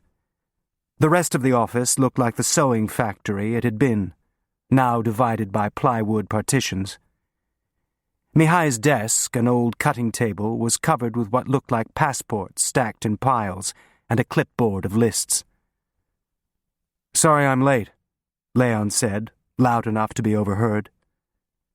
Mihai looked up, surprised. "Anna won't mind. We can take a taxi. You really don't have to do this, you know." "Yes, I know," Mihai said, his eyes question marks. Leon cocked his head toward the door. "Give me a second," Mihai said, a normal tone now. "I have to put these away. Destination visas. Gold." He started to shelve them in a safe. Leon picked one up. "Honduras? That's new." "A generous host. No quotas." Leon opened the passport. "Joseph Zula, born Łódź, going to Honduras. They buy that? The Romanians don't care where he ends up as long as he doesn't stay there. The visas are official. Cuba's drying up and we've got people ready to sail. Beggars can't be choosers. How many would you like to take? The land of the free. Jews? All full. Leon put the passport down. Wouldn't they be surprised in Honduras if you did come? This must have cost you. What price would be too much for you? He closed the safe's door and twirled the dial. So, let's not keep Anna waiting, he said, raising his voice, then told the secretary he'd be at the clinic. Bases covered. What's so urgent? He said outside. Now I have to go to Babek, and on a day there's so much to do. I couldn't think of anything else. They know you visit Anna. Why else would I come see you? My conversation? What's wrong? I had a talk with the Emniet. Welcome to the club. What's so remarkable? At Tommy's funeral. They want to know what happened. They know Alexei is here. So they talk to you? Not only to me. A little warning, I think. They also warned me not to get involved with you. Alia operations. They thought because of Anna, that you might actually help instead of making difficulties? How little they know you. You don't seem very concerned. The Emniet and I are old friends. Sometimes they take an interest, sometimes not. Right now, they're taking an interest. The English insist. So Istanbul is becoming difficult. We have to send the convoys to Italy. Then all we have to do is get past the Mediterranean fleet and the coastal water blockade. A piece of cake, RAF expression, he said wryly. During the war it was easier. They had other things to do. Now they can turn all their attention to stopping the Jews. Let the Poles finish them off, but not these 400. With Honduran visas. Most, some others, all good. You don't happen to have a spare? Mihai looked at him. They're already made out. I need another. A fresh passport. For him? The butcher? You're asking me that? He leaned against a chain-link fence enclosing the scrap metal yard behind them, dull grey and rust. A killer of Jews. It's more complicated than that. No, easy. Why are you here? I thought no contact. If the police... It's not just the police now. It's Emniet. Mihai stopped, quiet. I thought you'd better know where things are. It's not easy. It's complicated. So tell me.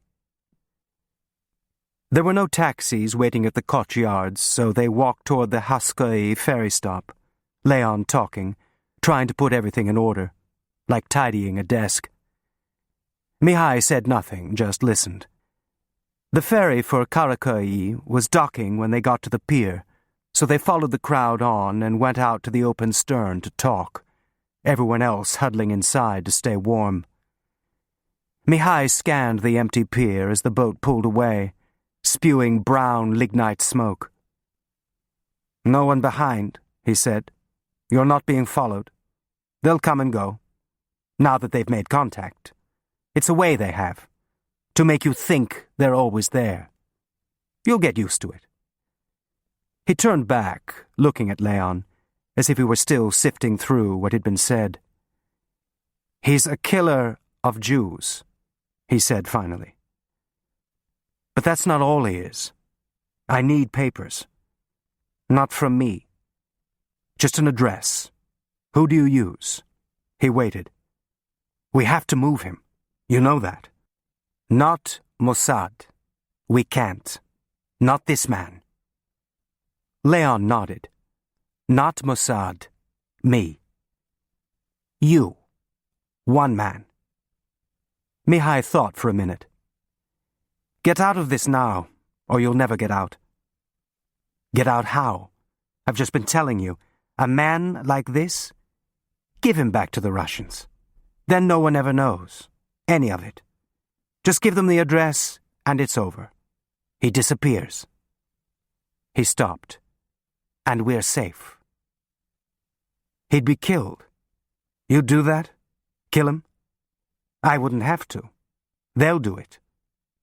He rubbed his palms, or washing. No, Leon said quietly. Mihai looked away, not meeting his eye. So, make another knot. Tie yourself up. A Houdini. How are you going to do it? Get him out. First I get him papers. Mihai took another minute. You don't need me for that. You're Tommy now. You can make all the arrangements right under the Americans' noses. A half smile. While you investigate yourself. The taxi to Bebek took half an hour. Leon talked to the nurses so that their arrival would be noted, then went to Anna's room. She was dressed, sitting in a chair by the garden doors, a cardigan draped over her shoulders. Mihai took her hand and looked into her eyes. "Hello, lovely," he said. Then to Leon, "She blinked. She knows my voice." "Maybe." "We found a boat," Mihai said to her, his voice easy, making conversation. "Did Leon tell you? For 400. From the Greek. The one who sold us the Ida, remember? Ari says in pretty good shape. Panamanian flag. So we'll see. Mostly from Poland. From the camps. You know, some went back to their homes, and the Poles... pogroms after the camps." He stopped. "But that's over. In Constanza now. So we have to hurry. When you get better, you'll see how much work. Bigger boats. In Italy they have one for 2,000. Imagine, 2,000 at a time. The work just to get them on board." He trailed off, looking at her, then got up. "It's always like this? No improvement? But no regression. The doctor says that's the important thing." Mihai stared at the garden. "Sometimes I think it's my fault. That work. I thought she was like me, but really only a young girl. It's nobody's fault. I know. If this hadn't happened, if that hadn't happened..." He paused. "I knew girls like her. Everything for the family. The good dishes for Passover. My mother had a tablecloth, for once a year, special. She was like that. A daughter. That's why she did it, I think. Somewhere in her mind she was saving her parents. And then the night the children drowned, it started then. But not all at once, remember? A little at a time, like turning out the lights, until the house is dark." He shrugged, his eyes suddenly moist. "No regression. What does that mean? From what, this? I remember when you came here, both of you. The way you looked at her." He faced the garden again for another minute. The room silent. "And what happens to her, if anything happens to you?" Leon said nothing. Another knot being tied into place. Mihai turned back. "For a killer of Jews." "I knew they'd bring someone in," Ed Burke said, the pouches under his eyes pulled taut, anxious. "They think one of us did it." "Nobody said that, Ed. They just asked me to go over the books." "But they think it. Why not promote Phil?" Leon shrugged. "And why is Frank still here?" "He's going back to Ankara." "What's the problem, Ed? They didn't ask me to go over your books," Leon said slyly, almost a tease. "Just Tommy's. All right, don't tell me." "Ed, how long have you known me?" "It's just a funny time for an audit." He looked down at the folder in Leon's hand. "The embargo list? That's during the war. How far back are you going?" "Just getting to know the files. People have different systems. I still don't understand the expense claims. You don't have just one? Depends who's authorizing the money. The consulate use the white forms. If it's direct from Washington, they have to go by pouch, the yellow ones. But it all gets paid out of the same office here. Ed nodded. Welcome to the U.S. government.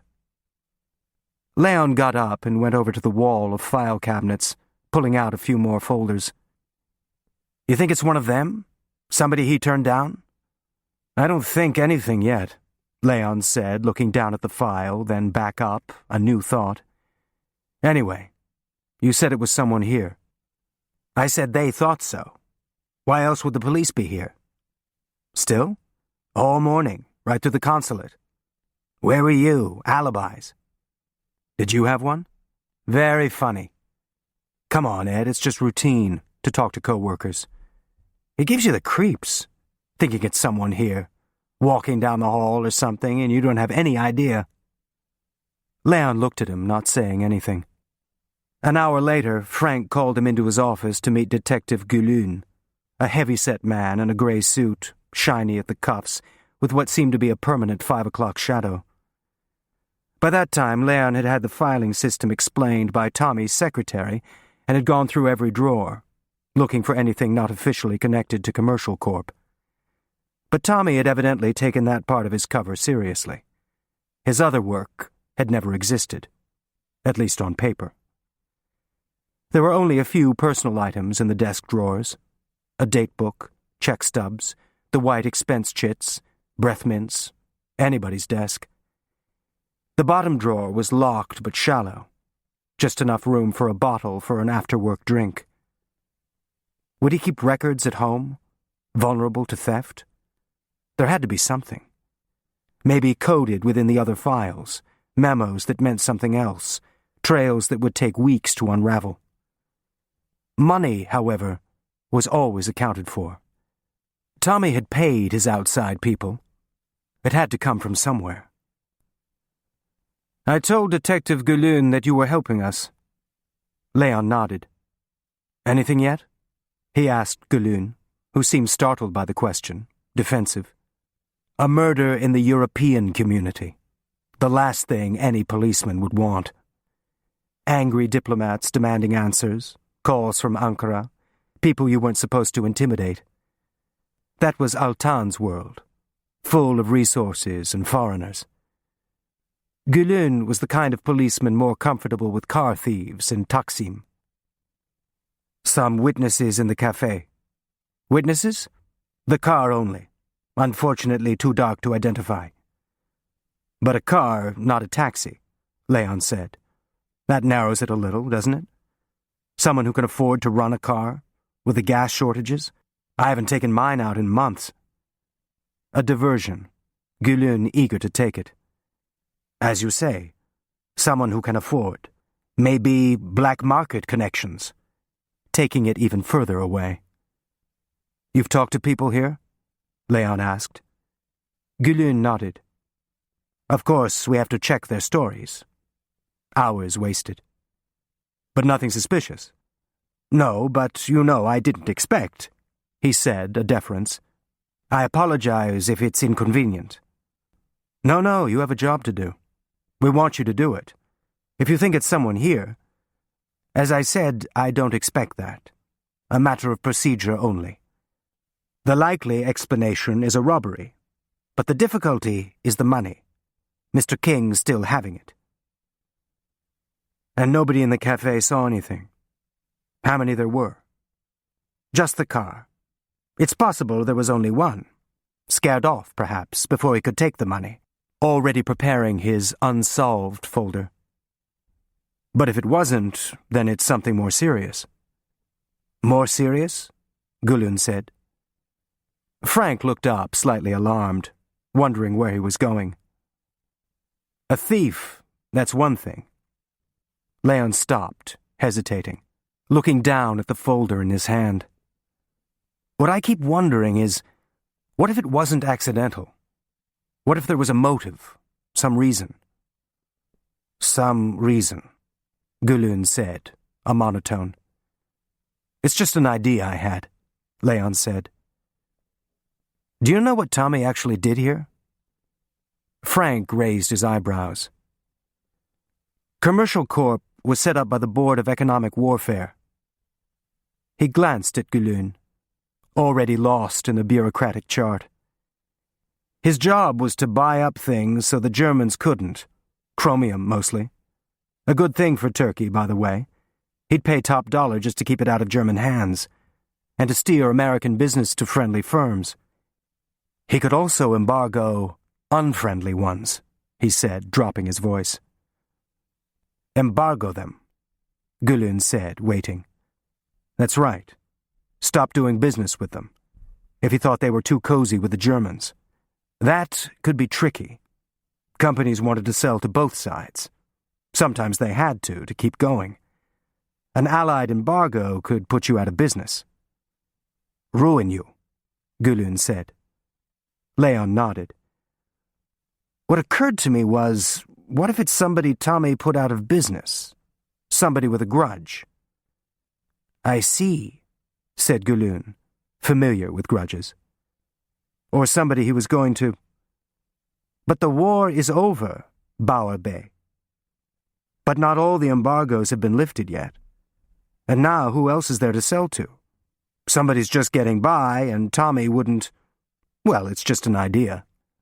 No, it's possible. Involving Turks, people Gülün was more comfortable investigating. If you like, I'll make a list for you. He held up the folder. Any business that was affected, might have a grudge, or maybe would find it convenient to get Tommy out of the way. Would that be useful? Very useful, Gülün said, dipping his head. A kindness. Well, we want to find out who did this. Anything to help. For an instant, he felt ashamed of his own smoothness. Gülün and his force grilling hapless businessmen, piling up reports. But not just any businessmen, after all. German sympathizers. People who still deserved a little police scrutiny. I think we're getting someplace here, Frank said, a dismissal. How long to put together a list? Give me a day or two, Leon said to Gülün. A preliminary, anyway. Gülün dipped his head again. He picked up his hat as Frank started for the door. His files, he said to Leon. They're for these businesses only? Nothing else? Like what? Gülün took a second. Personal business, perhaps. Some other business, he said, floundering. Leon shook his head. Just Commercial Corp. Tommy kept a very clean desk. Gülün turned this over, then nodded and followed Frank out. Leon sat back on the edge of the desk, leafing through the folder. Export licenses. A political report on the company's owner, vague enough to be gossip. Tommy's cover work. An idle thought. Did he favor businesses dealing with the Soviets? But he would have then. That was good, Frank said, coming back. The embargoes. That should keep him busy. Not poking around here. The Emniet are already doing that. They talked to me. They know about... what's his name? Gianu. Yes, we're cooperating with them. He looked up. They're everywhere. They might actually get him. What makes you think they'd turn him over to us? Politics, Frank said, sure of it. They're afraid of the Russians, and they should be. Find anything besides embargoes? There's nothing to find. Either Tommy played his cards pretty close to the vest, or somebody's been cleaning house. Not even payment records. I have those, Frank said casually. You have them, Leon said. I'm not supposed to see? What exactly do you want me to do here? Be like Gülün, spin my wheels? Frank adjusted his owl glasses. Don't get excited. I didn't want things sitting around in Tommy's office. Somebody might take a look. I've got them all here. What's all? The other files. Operations. A half smile. You come up once in a while. You've been through them. Frank nodded. But I don't always know what I'm looking at, who the people are. He opened the desk drawer, pulling out several folders. 2 sets, regular expenses, special funds. Some of those are in code, so we may never know. Why would he do that? I mean, here, at the consulate. Frank turned. Well, what occurred to me was that he didn't trust people here. One of them, anyway. That's why you're here, remember? They went through the expense books together. Leon identifying names when he could. Mehmet at the bar. Tommy, no doubt, one of several paymasters. A Turk in the customs house. A few names from Robert College. He stopped. F. Gülün. What's our detective's first name? Farid. I know. I thought he'd have a special interest. Try to get this wrapped up before anyone got too far into the books. Several payments, Leon said, still looking at the sheet. You know what these people are like. They're all on the take over here. No more than anywhere else, Leon said. Beat cops in Chicago, aldermen in South Boston, but only foreigners corrupt. No offense.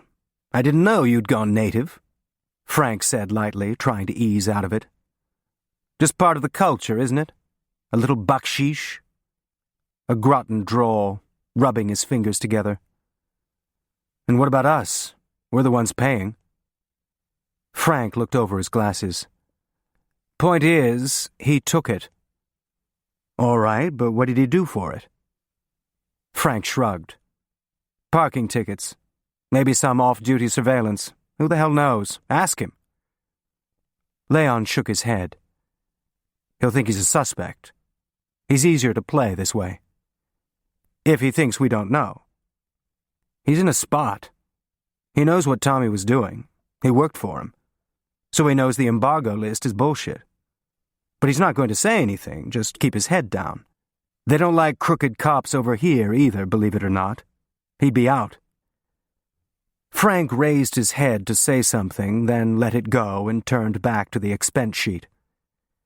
Here's one of the codes, 12-2. A date? No, the date's in the left column. 250 liras. Same cost as the boat he'd hired last September. Another look at the date. It's me. 12-2? Leon looked at it. A crossword clue. LB, he said finally. 12 in the alphabet. Like a kid's game. Christ, Tommy. See if it works for the others. And then what? Frank said. The question is, who the fuck's JM, or any of them? Let me look at it, he said, tracing his finger down the column, looking for whoever had supplied Alexei's papers. Probably no more than a month ago. When had the operation started on the Romanian side? Somewhere between $100 and $200 would be about right, in Turkish lira. He looked at the coded entry. Not initials he recognized, a delivery he'd made. How could he do this without the Gianu file? Where's the operation file on our guy? Frank looked at him, not saying anything. Well, there must be one. Do you want me to do this or not? I need to check a date. Frank waited another minute, then got up and went to his desk. It stays here. You can take the others, but this stays here. Leon opened it. All laid out. The contact number Tommy must have called when the storm hit. The Army transport landing permit, with a routing from Istanbul to Casablanca. So no one in Greece had been involved. A plus. An address in Tophane for Enver Manyas, photographer. Presumably the forger. Consistent dates. Are you going to read over my shoulder or let me do this? Frank moved away. Who else knew Gianna was coming? That's what we're looking for.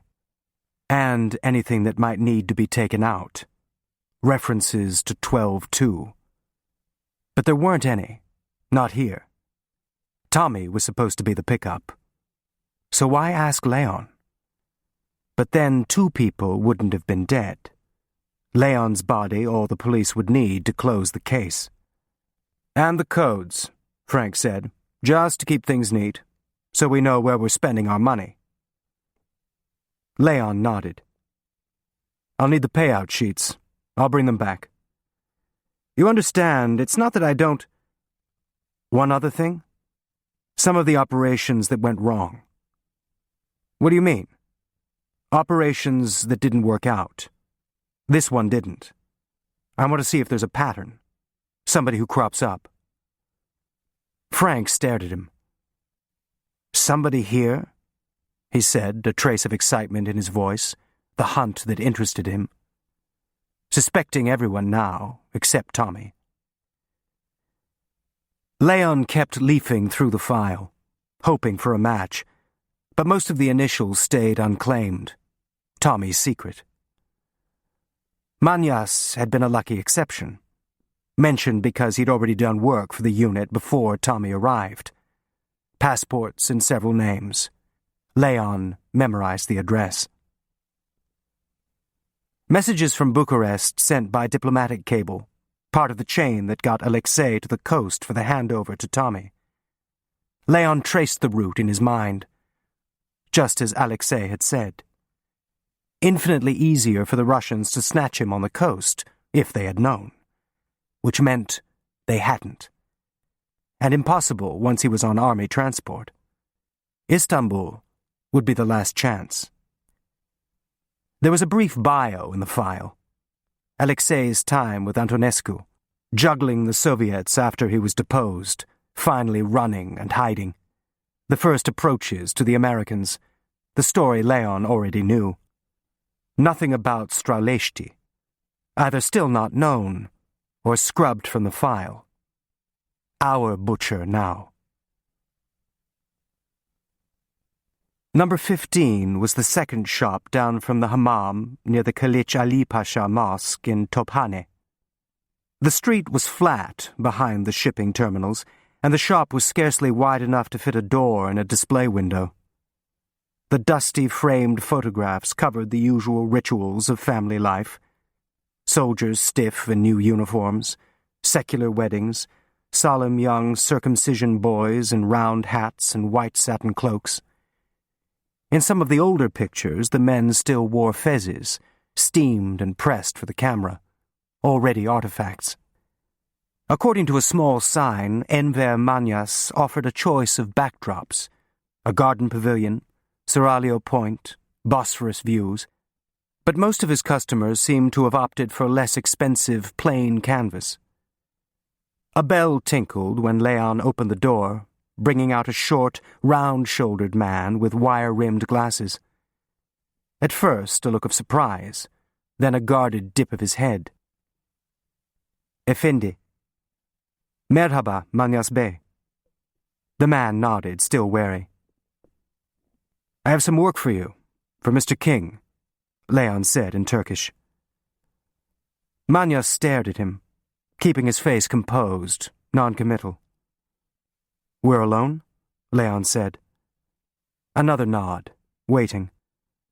Leon reached into his pocket, pulling out Alexei's passport. "Mr. King is dead," Manyas said. "Yes, I've taken his place." He held out the papers. "Are you interested? Same price." Manyas glanced at the passport. He didn't use it. Change of plans. Romanian, traveling through Turkey. You have a new picture? Same picture, now a Turk, traveling to Greece. Manyas looked up at him, putting this together. The man in the picture is still here. How long will it take you? Manyas examined the picture, fingering the raised seal. Still a Jew? If that makes it easier for you. It's of no consequence to me. It's a matter of the spacing. The length of the name. A Turkish Jew. Baruch Saya, he said, offering names. Baruch, Leon said, ordering up an identity. First, Isidore, Nesim, Yusuf. Nesim, I guess. So, Nesim Baruch, Going to Greece. Same everything else? He looked up. Same man? Same everything else, Leon said. How long? The seal has to be matched on the photo. Tomorrow? There is some hurry? Half now, half tomorrow, Leon said, taking out his wallet. And the other one? Manya said, watching him count out the bills. Leon looked up at him. Of course, I understand now it's not, but the work was done. You'll pay me for the work. 200 liras outstanding. If I hadn't done the work, but as it is... Leon waited. A moment, Manya said, going to the back room and returning with an envelope. I thought, when I heard, there's no money now. But it's special paper for these, an expense. And the black market, it's not possible for this one. Not now. Leon took the passport out of the envelope. American. You can see the engraving is excellent. No difference. Leon opened it. Russell Brooks, Bourne, Pennsylvania. An engraved stamp over the man in the picture. Tommy. Leon stared at it, trying to keep his face blank. Something Tommy had ordered for himself. He could feel the quiet in the shop, suspended like dust. 200, he said, to say something. It was agreed. No studio work, so a saving. Duplicate prints. If we hadn't been able to use the same picture. The same picture? As the others. The other two. The other two, Leon said slowly, feeling his way. Different names? Yes, of course different. Tommy had 3 passports? Leon said, thinking out loud. It's useful, no? Manya said simply. In his work. Leon looked back at the passport. Does he owe for them too? No, that was last year. Just this one now. If you want, as a favor, no charge, since he's dead. I can change the picture. The passport is good work. A shame to waste. I'll let you know, Leon said, putting it back in the envelope.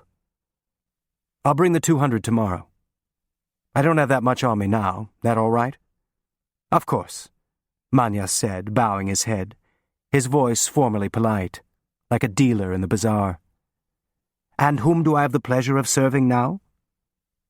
It's still Tommy. It's still his account. He stood outside for a few minutes, clearing his head. Why did anyone need another passport? To be someone else. To cross a border as someone else. But Tommy was going home, as himself. Unless something went wrong at Bebek. Prepare for the unexpected. An ace up your sleeve if you had to get out fast, as someone else. But he hadn't picked it up yet, so he'd have to use one of the old ones, which meant they were still around somewhere. More Tommies. Not in his office desk. At home then, with Barbara? He wondered if she knew. But no passports had been made for Barbara. If Tommy had needed to bolt, get out of Turkey, he was planning to do it alone. Leon took a taxi to his bank in Taksim and drew out enough money to cover Manya's and the trip to Edirne, then walked down Talabaşı Caddesi to a garage he'd used before. His car needed a tune-up. If he brought it in, did they have another one he could use for a day or two? Who had cars to spare these days? But somehow, for a fee, they could. He thought of Frank, smug, the land of bakshish after all. He walked back uphill to the consulate, feeling the passport in his breast pocket. Why an American passport? Something conspicuous. But what else could Tommy be? A Bulgar in a fleece hat? Gianu could shift nationalities in a minute, a chameleon. Tommy could never be anything else. A hopeless defector, if it came to that. Where would he go? Russell Brooks. At first, a jarring second, he thought it was Alexei leaning over Tommy's secretary's desk. The same cropped gray hair and straight military back. The jacket, in fact, a uniform. How Alexei must have dressed once. Voices pitched low, private. It was only when they heard him at the door and turned that Leon could see his face. Fleshy, almost without definition. Not like Alexei at all, except for the gray. "Mr. Bauer," Dorothy said, jumping a little, flustered. A closer look now. Navy jacket filling out at the waist. Too old for active duty, but evidently not for making a pass. Dorothy was in her 30s, with glasses and hair rolled up on top, maybe glad of the attention. "My husband," she said. "Jack Wheeler," he said, offering a hand. "Didn't mean to... Just got in from Ankara, so thought I'd stop by." Leon nodded. "Jack's naval attaché," Dorothy said, explaining. "In Ankara?" "I know," Wheeler said. A familiar question. "Not too many ships, but lots of admirals. You have to be where the orders are cut. But I get to go back and forth, so we pass in the night once in a while," he said, head toward Dorothy, who looked away at this, flustered again. "Navy wives. At least I'm not at sea. And once they wrap things up here at Commercial Corp, how long's your brief?" What everyone in the consulate wanted to know. They didn't say. "One thing when the war's on, you do your part. But now they'll be bringing new girls over. Let the wives go home. You'll be in Ankara before you know it." "Yes," Dorothy said evenly.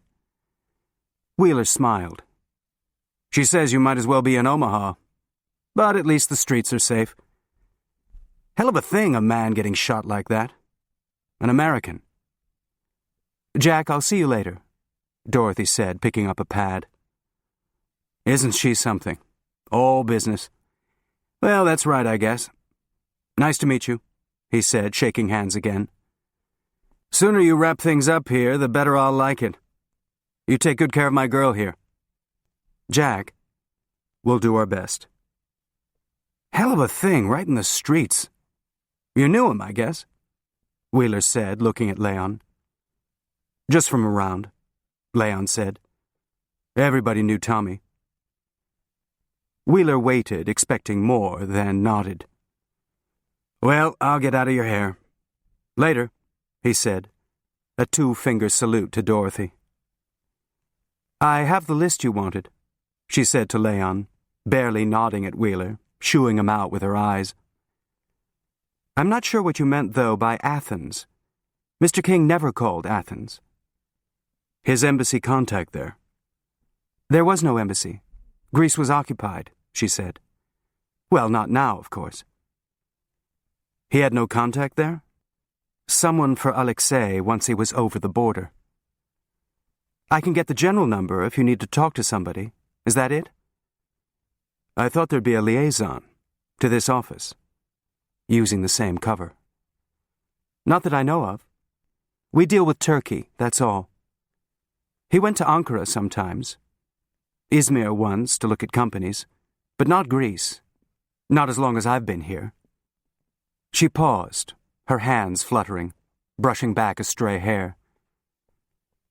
"Can I ask why you're asking? I mean, I'm not sure I understand what you're doing here. Everyone's nervous as a cat since Mr. King died. The police asking questions, and Mr. Bishop coming in, and now..." She stopped. "And now me. Have a seat. I'm not sure I know what I'm doing here either. Snooping, I guess. That's what Frank wants anyway." "On Mr. King? He was the victim." "But not of a robbery. You know that. So I need to know anything that might..." He looked at her. "I need your help. You knew him better than anybody." "What makes you think that?" she said suddenly, head flying up. so unguarded that for a moment their eyes met and he knew, both of them silent with surprise. They looked at each other, bargaining. Another piece of Tommy's secret life. Weekends somewhere? Here in the office? Tommy, of all people. Leon imagined her without her glasses, taking the pins out of her hair. Or did she regret it? Some moment of weakness that now threatened to blow up in her face, shooing Wheeler away. Working with him, I mean, Leon said. Safe between us. She looked away. Both jobs. I don't know what you mean. Yes, you do. Your husband's on the embassy staff. He'd have security clearance, so you'd be vetted too. It was a natural fit. I was an American wife with time on my hands, and I can type 80 words a minute. He held up his hand before she could say more. Don't. I worked for him too. Or did you already know that? They exchanged looks again. Then she crossed her arms over her chest, a truce. You seem to think he confided in me. It wasn't like that. I did the work, that's all. We didn't talk about it. Never? Never, she said, meeting his glance, setting a boundary. But you wouldn't have to. Everything would go through you. Not everything. He kept some things to himself. A faint smile. He was like that. She looked up, making a decision, a direct stare. What do you want to know? We were bringing someone out. You knew that? She hesitated, then nodded. Who else did? I don't know. No one. But someone must have. Mr. Bishop took the operation file. You could look there. I did. How about an appointment book? A sly smile, almost conspiratorial. He never asked for that. In my office, Turhan's got my whole life there, day by day. I'll get it, she said, standing up. And a key for this, by any chance? He said, pointing down to the locked drawer. She nodded, then turned to go, taking off her glasses at the same time. Pleasant, no more. An ordinary woman with enough sense to know better. Then Tommy had made her feel special. The mysteries of other people. She came back with a calendar and a pink telephone slip. Mrs. King called, she said with a straight face. Wants to set up a time, to go over his things. Okay. He never kept anything at home, you know, she said, slightly disapproving. Said it was safer here. Leon took the appointment book. We locked the files at night, so the cleaning staff, he was strict about that. I know he liked to drink, but he didn't talk, not even to me, not about the work. What did he talk about? Leon said, leafing through pages. Hour after hour. All the scheduled appointments, but not random meetings in the hall or a late drink at the park. What do you mean? The war? Politics? He said easily, an idle question. Politics, she said. Tommy?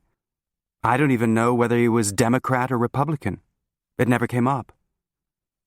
You mean here, in Turkey? Well, it's just one party, isn't it? So there's not much to say. I don't think he cared about any of that. This office, you couldn't. You have to deal with all kinds. He moved his finger over the page, shaking his head. Look at this. He knew everybody in the building.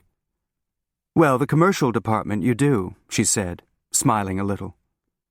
But that was him, too. What he was like. The groom at every wedding. What? An expression. She started to turn away, suddenly at a loss. Don't forget to call Mrs. King, she said, then handed him a key. For the drawer. She waited while he opened it. As I thought, he said, bringing up a bottle. He must have pouched this one in. You can't get it here since the war. He brought it with him. I never saw him drink it, though. Too expensive. He was careful about money. His, anyway. Expense account, that was something else. I brought that too, by the way. She indicated another folder. Mr. Bishop didn't ask for that, either. Maybe you'll find something there. Well, I'll get back to the phone. She fingered the expense folder, stalling. You asked what we used to talk about. The house sometimes. The one they were going to have when they got home. Him and Mrs. King. Big, with a powder room downstairs. He said it gave a house class, a powder room. You didn't have to go upstairs. That's what he used to talk about. To me. Leon looked up, caught by the break in her voice. So I guess he was saving it up for that, she said, nodding at the bottle. Anyway. What are these? Leon pulled some folders from the back of the drawer. Dorothy opened one. So that's where he put them. I wondered. He didn't want them with the rest of the files. Why? Leon said, riffling through. Cross-refs to the Joint Distribution Committee? War Refugee Board? He said one day they'd be history, but right now they were not illegal exactly, just classified. He was proud of these. You know, people thought they knew what he was like. She looked over at him. But there was more to him than that. The side he didn't let people see. Leon raised his head. Mr. Hirschman from the War Refugee Board brought a boatload of children out. Tommy got the transit visas for the train. Otherwise, they wouldn't have been allowed to go. Strictly speaking, the ambassador wasn't supposed to ask for something like that, so Mr. Hirschman got Tommy to do it. $300 each. I never forgot that. Imagine, selling children. He helped them lease some Turkish ships, too. That's how he knew about you. Your wife was working for one of the groups getting refugees out. Is she still doing that? No. But that's how he heard. That you went to Ankara. She nodded again at the expense folder. Good luck with this, she said, looking straight at him, her voice lower. He wasn't always the most sensitive man in the world, but he had this side too. He didn't deserve to be killed. Leon waited, feeling a burning in the tips of his ears, not sure how to answer. Nobody does, he said finally. No, that's right. Nobody does. He suddenly imagined her entering a jury box, next to Barbara, next to Frank, all of them looking at him, taken in. The lies got easier, one leading to the next until you believed them yourself. The way it must have been for Tommy, lying to all of them, too.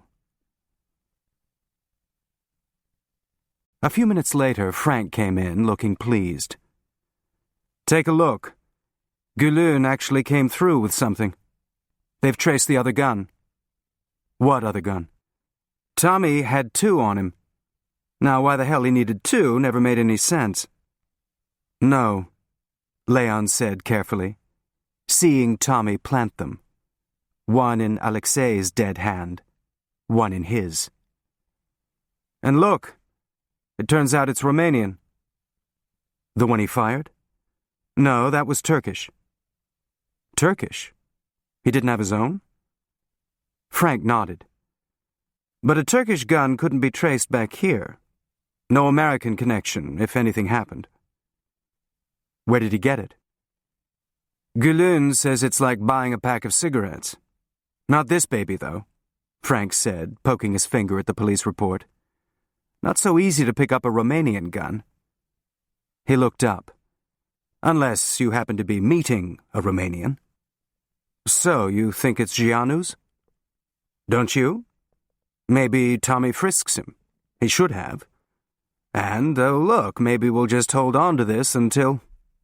Too bad in a way. Meant Gianu was unarmed when the Russians got there. They plug Tommy and the guy hasn't got a chance. Leon listened to him fill in the scenario in his head, detail by plausible detail. So where does that get us? Not very far, but not wondering about 2 guns anymore either. So, one less thing. His eye caught the open folder on Leon's desk. "Oh, the kids," he said. "He kept copies? He wasn't supposed to." "You can read upside down? Quite a talent." "The letterhead. Hirschman had his own." He picked up a sheet, glancing at it. "So, now you know. Not that it matters anymore, I guess." "Now I know what?" "What you were carrying," Frank said easily. "Tommy always used you for the Hirschman deals." "These?" Leon said. "Why? Why not use the pouch?" "He never explained?" "Distance the ambassador. You send it by pouch, it's official. Logged in, distributed. This way, Steinhardt could say he never knew." "What did you think you were carrying? The Allied invasion plan?" "No," Leon said, looking away, oddly embarrassed, remembering the train, alert in his compartment, feeling important. He picked up a folder. War Refugee Board? He had to be distanced from that? You have to remember what it was like last year. The Bulgarians, the Romanians. Hitler doesn't look like a winner anymore. Everybody wants some way to look good to the Allies for after. You know, even Eichmann approached us. Wanted to trade trucks for the Budapest Jews. That didn't go anywhere. Sending war materiel to the Nazis? He touched the folder, reminiscing. But Hirschman got a waiver from Morgenthau in the Treasury. Otherwise, he'd be trading with the enemy, which is what it was, technically. You've got money changing hands. So he could make deals. He says he got 15,000 out. Maybe less, he likes to exaggerate. But we're not supposed to know. Nothing in the pouch. So Tommy sends you. No embassy connection, and if anybody finds out, well, you've got a wife in the business. It'd be natural, you being involved in this. For her, Leon said, trying to keep his voice neutral. Tommy using Anna, too. And if the Turks? We would have protected you, Frank said. What the hell, you were doing it for humanitarian reasons. Whether I knew it or not. He stared at the folders. So that's all it ever was? What I did? No, Frank said, looking at him. Not all, but you were perfect for this. What with your wife? He thought of everything, Leon said, brooding. All this, just to cover Tommy's ass. Well, Steinhardt's. The embassy couldn't go near this. Why not? The Russians, as usual. The minute Steinhardt talks to anybody on the Axis side, the Russians think we're trying to make a separate peace before they get there. Which is probably what Antonescu did want, but all we're asking is to let some kids out. Hirschman, the Russians, are suspicious, because they always are. That's what they're like. So, the grunt work, it's better if it's somebody they do know who won't make them nervous. He opened his hand. Tommy. They know what he does, and it's not negotiating peace. They know him? How? When we first set up here, there was some crazy idea we'd exchange information, ally to ally, but that turned out to be a one-way street, the way it usually does with them. So there wasn't a hell of a lot that got exchanged. But everybody kept pretending it did. Anyway, Tommy was our side, so they knew him. Leon's cheek jumped, an involuntary tick. He met with the Russians? On a regular basis? At first, then off and on, just to wave the flag, pretend we're all working together. He'd give them stuff. German minefield chart once for Salina Harbor. That was a big deal. We got our hands on it, and no use to us, so let's help the Ruskies. Not that we ever got anything out of them. Tommy talked to the Russians, Leon said flatly. letting this sink in. Authorized. No need to meet in secret on a park bench or at a ferry railing. One eye looking back. Well, during the war, now nobody talks to anybody. But it made him a good cover for Hirschman. Hirschman knew a lot of people in Washington, FDR even. The kind of guy puts the right word in somebody's ear, and all of a sudden you get posted back stateside. I suppose I shouldn't say, I mean he's dead, but you know how Tommy always wanted Washington. So he probably thought Hirschman was his ticket back. Was, too, until the Russians got in the way the other night. There's a rumor around town they're still looking for Gianu, Leon said, floating it. Something Frank was bound to hear anyway. There's a rumor about everything, Frank said, dismissive. Smokescreen. They're good at that. They have him. I want the one they don't have. Who ratted Tommy out? He's here. I can feel it. Frank glanced at his watch. I'm late for the consul. Walk with me. In the hall, Leon couldn't let it go. These meetings he had with the Russians. They keep minutes? What was said?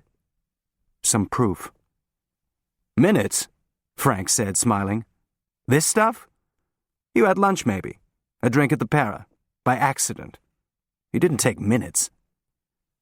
But he'd tell you later what was said. For what it was worth. He thought it was mostly a waste of time. Well, we all did. Why Tommy? I mean, he volunteered for this? When I asked him. Frank looked at him. I'm point desk for the Soviets. Leon stopped for a second, then caught up as they rounded the corner. So, Gianu, this was your operation? I was briefed, Frank said, careful, another distancing. Anyone else in Ankara? Sometimes things get overheard. There was nothing to hear. All the details were up to Tommy. Time, drop-off. It's procedure. Safer for him. The fewer people know. No backup? That would be for him to arrange. But he didn't, Leon said, turning this over. So he'd be the only one who knew. But he wasn't, was he? Frank said. And you're not going to find him in there. He gestured to the file in Leon's hand. Old war stories. He's not in Ankara either. He's here. He stopped. Catherine. She was leaning against the desk, dressed for going out, high heels and a wide-brimmed hat, expecting sun, not Istanbul winter. There you are, she said, and I thought I was late. Frank looked at her blankly. For lunch? She said, prompting. The one you're taking me to? To tell you the truth, you forgot and now you're busy, she said, sliding down off the desk, her skirt hiked up for a second, a flash of white slip. Leon looked at her. A gray jacket open to a white silk blouse, bright lipstick that made the reddish hair seem darker, green eyes, not a trick of the light. And then you're back in Ankara and I'll never get out, unless Barbara takes me. She shuddered for effect, then looked at Leon. Why don't you join us? The two of you can talk, and I'll just sit there quiet as a mouse and nibble my cheese. Can't. Chained to my desk. He gave a small tip of his head toward Frank, now cast as overseer. Besides, there's Lily's party. I don't want to run out of things to say. You won't, not with Catherine, Frank said, unexpectedly playful. These people giving the party, they're friends of yours? We have to be. Lily runs Istanbul. The parties, anyway. Everybody will be there. And no ambassadors, Kay said, for a change. I won't have to be representing my country. You're always... Frank started, about to be pompous, then caught himself. Well, she's dying to go. He looked at her fondly. You'd think it was your first party. All right, lunch. Just let me see the consul first. He looked at his watch again. Why don't we go next door? To the Para? I can do room service myself. She pulled a paper out of her purse. Ginny gave me a list. She turned to Leon. You must know all these places. Troika? Somewhere near, Frank said. Leon nodded. Just a few blocks. Russian. You'll enjoy it. Fine. Give me 10 minutes, Frank said, leaving. Kay leaned back against the desk. The room suddenly quiet enough to hear the wall clock. An awkward silence. Leon fingering the folder, just standing. When he looked back up, her presence like a tug on his arm, he found her staring at him again, the way she had at the Para. Another moment, still not talking, and then she looked away, breaking it. Russian, she said. That's funny. Here, I mean. White Russian. Lots of them came in the 1920s. Another thing I don't know. More layers? When you're there, take a look up at the balcony. 2 ladies knitting. Another one's behind the cashier.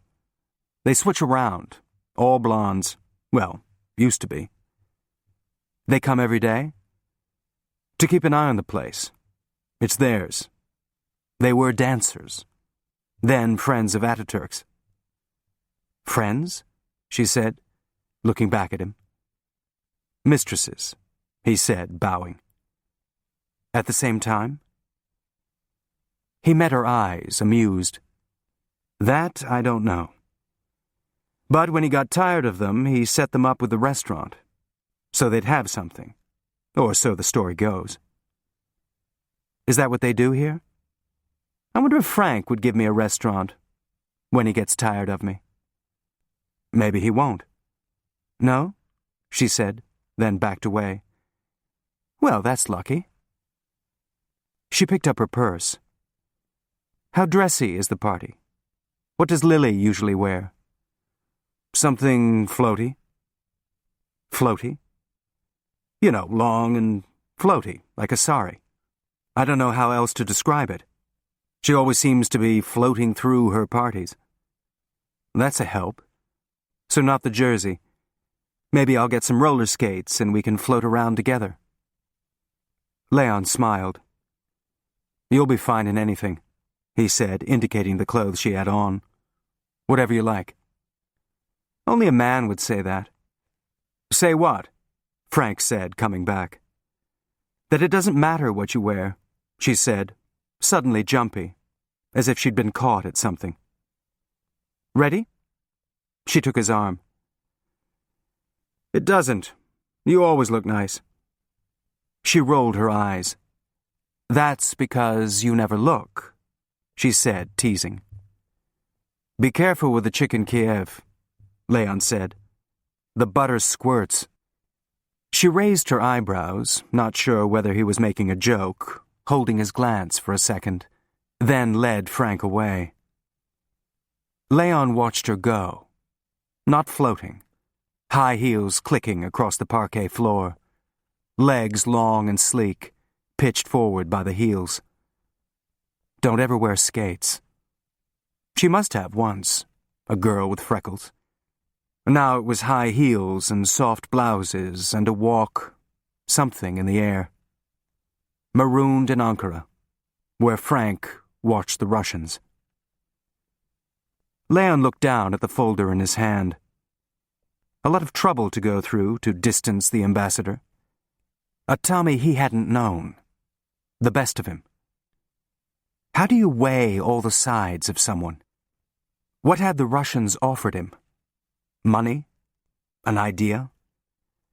But then there was also this. Something he'd been proud of, according to Dorothy. The same man who'd tried to kill him at Bebek. He took the folder back to his office and started reading through. What he'd been carrying on the train, history now. Still, why keep them locked away? The war was over. Or had Tommy simply forgotten about them? He read more, hoping to find something. But it was just what Dorothy and Frank had described. The Joint Committee, backdoor messengers, desperate trades. He looked at the drawer. So why there? Why the bottle, for that matter? Everyone knew Tommy liked to drink, hardly a secret. He opened the drawer. A few more files like the ones he'd read. He paged through. More of the same. He stared at the now empty drawer. Not the bottle, not the files, neither worth locking up. But nothing else there. He started closing the drawer. Maybe just another of Tommy's Hardy Boys games. A man who used alphabet code. He stopped. Who played at hiding things. He pulled the drawer all the way out and tapped a few places on the bottom, then stopped, feeling silly. False bottoms? Not even Tommy. He felt along the sides and lifted the drawer off its runners, pulling it all the way out, feeling behind, then tipping it over. The envelope was taped near the back, away from the runners so that it would clear the bottom frame when the drawer was opened. He pried one piece of the tape away, then yanked at the rest. A consulate envelope, not even sealed. He took out 2 passports. The same picture Enver Manyas had used. In one, Tommy was Donald Price, Rhode Island. In the other, Kenneth Reardon, Virginia. Turkish entry stamps, no doubt Manyas again, but nothing else. He'd never left the country. In the back of each passport was a narrow slip of paper. More of Tommy's code, not alphabet this time. DZ2374, AK52330. Leon stared at them, trying to work out a key, but came up with nothing. It seemed absurd, all of it. He was sitting at a desk with a drawer turned upside down, staring at meaningless numbers. But they must have meant something to Tommy. A man with passports who didn't travel. Part 4. Kanleja. I didn't think anybody was this rich anymore, Kay said, looking past the bow of the boat. Ahead of them, the jetty that fronted Lily's Yale had been lined with hurricane lamps, and the jalousied shutters left open, so that the whole house seemed to be shining with light. The white, neoclassical facade bathed in it, throwing its mirror image back to the water. Lily had been lucky in the weather. A mild evening, more spring than winter. But even so, it was cold on the water, and Kay was hunched into a caracal coat, too curious to sit inside the cabin. The Vasilakos shipyards, Leon said. Her husband was Greek? No, a Turk, a Cypriot. The original owner was Greek. Lily's husband bought him out during the population exchange. He kept the name, but he's the one who really built the company. What population exchange?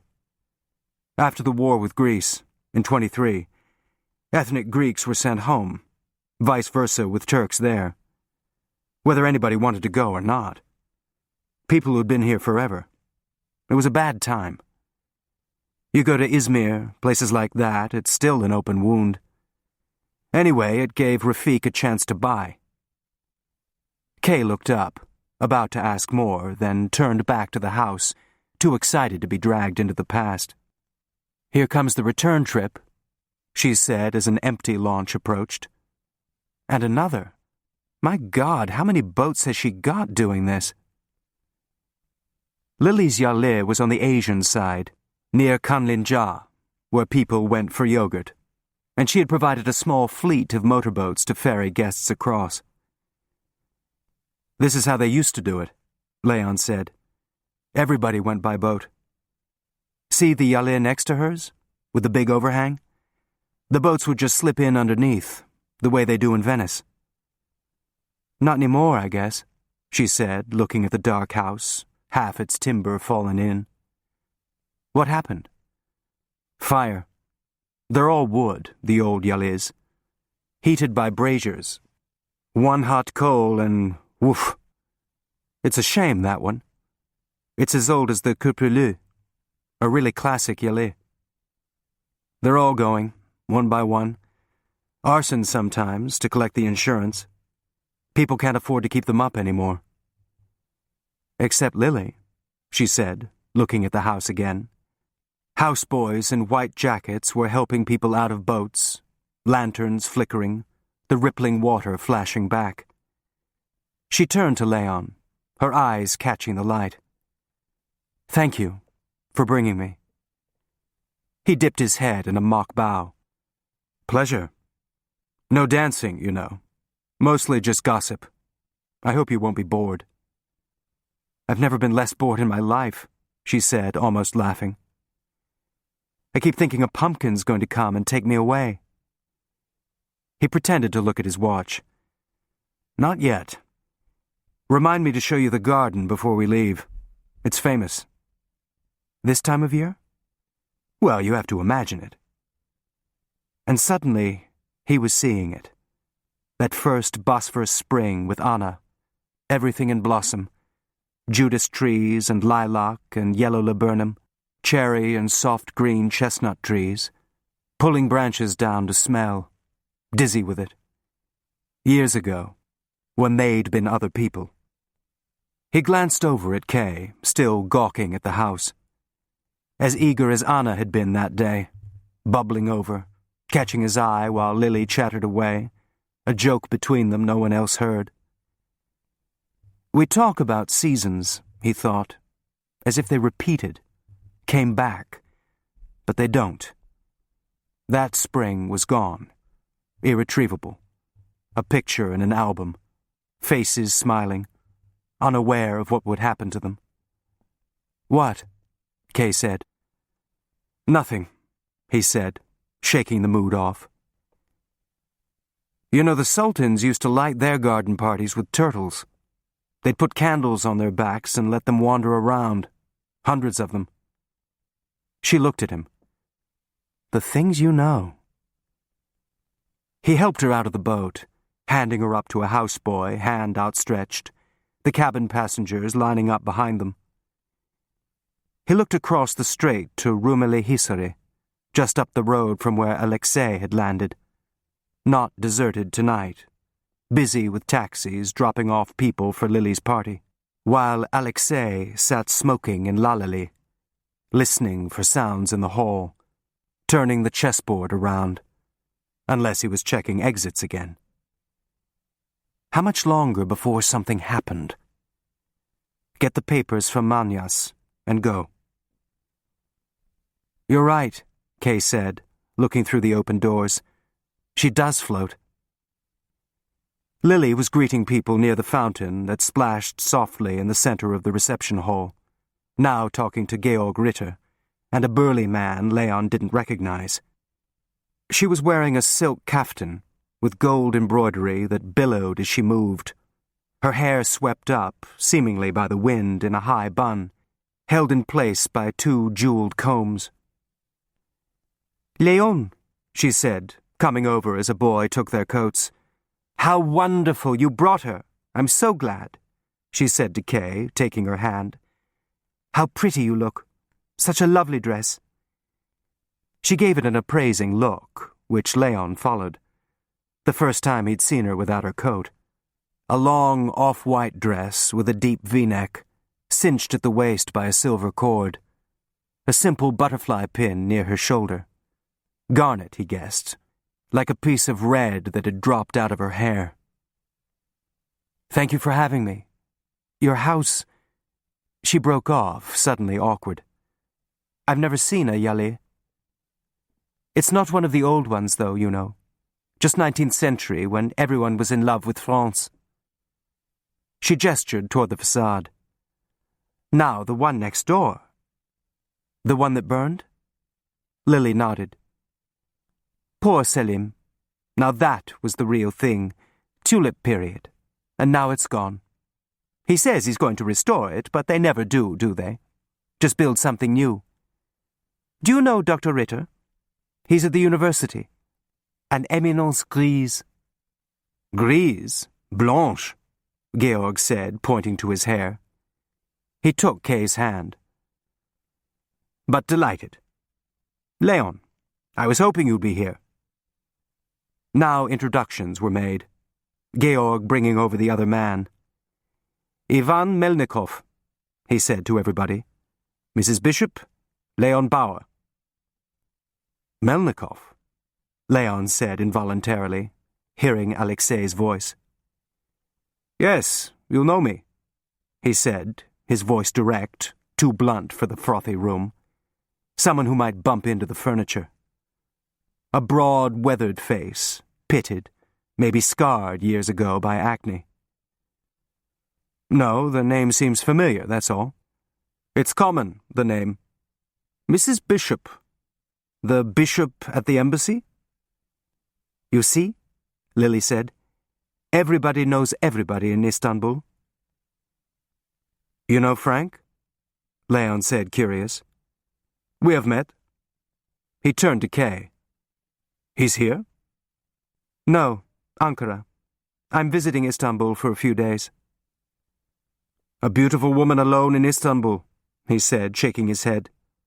A stage gesture, trying to be courtly. No Russian would allow it. I've got a chaperone. She nodded at Leon. Him? A chaperone? Georg said. You don't think I'm safe with him? Kay said, looser now. Safe, yes. In the right hands, maybe not so much. Ooh la, Lily said. And who do you nominate? You? She turned to Kay. Of course, he knows everything about Istanbul, but no reputation is safe with that one. A tease and a compliment to Georg, overweight and aging. Maybe I should offer myself to the highest bidder, like the girl in Oklahoma. Leon could tell from the blank expressions that no one had really caught the reference, but Lily smiled anyway. Then you must choose Melnikov, a true pasha. He brought caviar. Imagine in Istanbul where no one can get it, for love or money. A whole tin. A sly glance at Leon. No one brought gifts to parties like this. For a gracious hostess. You must have some before they eat it all up, Lily said to Kay. And me, Georg said, offering Kay his arm. Let's have caviar. Always gallant when there's food, Lily said, taking her other arm. Come, I'll protect you. Besides, I want to show you off. Such a prize, a new woman. Leon looked at the room as they left. There were, in fact, only a few women, most of them European. In the old days, they would have been in the other part of the house, having sherbet and coffee, watching the party through latticed grills. You're working with Bishop now, Melnikov said, not bothering with small talk. News travels fast, Leon said, off guard. Maybe that's where you heard my name. Maybe. Or from Tommy King, another friend of yours. Leon looked at him for a second. Everybody knows everybody in Istanbul, he said, glancing toward Lily. An old comrade. We met from time to time, during the war. Ah, Leon said, non-committal. Those drinks at the Para. More information exchanged than Frank imagined. To survive the war, then this, he shrugged. Now, of course, you want to find the man who did it. Well, that's a police matter. Naturally, we hope. I want to find him too, he said, his voice low, almost a growl. Georg has spoken to you about this. Leon looked at him carefully. That was you? Offering the reward? You worked for Tommy, a man for hire. Why not for me? Avenge your friend's death. Perhaps you could use the money. in these difficult times. He paused. The man belongs to us. And why would I turn him over to you, assuming we found him? Self-interest? The Americans want him. We want him more. So we're willing to pay. Are they? What makes you think... Melnikov waved this off. You can put your flag away, a man like you. Leon felt a flash of heat on his face. I don't know where he is, he said, keeping his voice even. But you will, now that you're inside. It's a bet to make, anyway. Whoever's protecting him, it's not a stranger. Someone who's part of this business. You don't know yet? Here's an incentive for you to find out. Enough money to take your wife back to America. It's a reasonable offer. Leon stared at him. A hard face, lived in, knowing eyes. Buying someone. Go to hell, he said. Melnikov said nothing for a minute, then looked away. So, then take a message. You know how to do that. Be a messenger. What kind of message? To whoever has him. I don't know. It's important, Melnikov interrupted. We are going to find our friend and kill him. He looked directly at Leon. And his protector. If he would give him to us, a different situation. But if not, both are dead. Tell him that. We'll kill both. Leon waited for a second, trying not to react. The chill of a death sentence, like a hand on your shoulder. The air still. Melnikov held his gaze, emotionless. How many had he already killed? Is that a paid message? Melnikov nodded. If you like. And not as expensive for us. He raised his eyebrows. At first I thought it might be you. One of Tommy's men. The question was, why? To bargain for Gianu? Get a better price? Then Bishop brings you in to help. Not a foolish man. So not you. Now we only have to pay you for a message. You won't have to pay for anything. Deliver it anyway, Melnikov said, his voice thick. To the one who helps. You might save a life. From you? You'd kill him anyway. For the sport.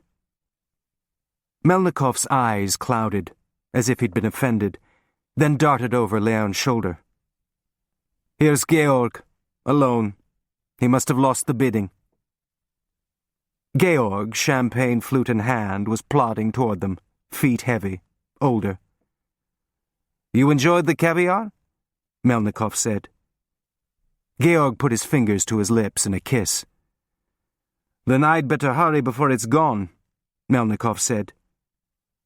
The guest eats his own present? Leon said. I'm not so polite. A simple soldier. I was never taught these things. Lily's very grateful, Georg said, evidently the point of the gift. An interesting conversation, Melnikov said, nodding to Leon, a leave-taking. Yes? What about? Georg said.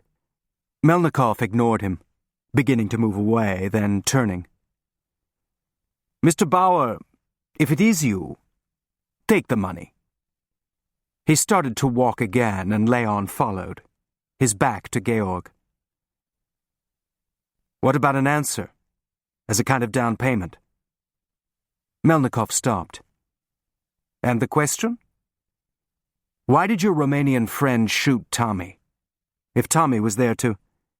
Yes, Melnikov said, a movement to his lips, almost a smile. How the Americans must want to know that. Don't you? A speculation. Tommy found out. What? That his information is worthless. Something wasn't right, so he became suspicious. He had a mind like that. Tommy? Melnikov nodded. A suspicious man. Of you, maybe. Me, certainly. That was his job. And now, of Gianu. The minute Gianu sees this, Tommy's dead. He's a fantasist, Gianu, but good at protecting himself. A fantasist. Of course, that's exactly what you'd want us to think. But you won't. You'll believe him, whatever he says. A good thing for us, in fact. This has been discussed. Let the Americans have him. Believe his lies. But you want him back. A question of discipline. In the end, more important. A man who betrays? He shook his head. He dies, he said flatly. And he will. Still Stalingrad.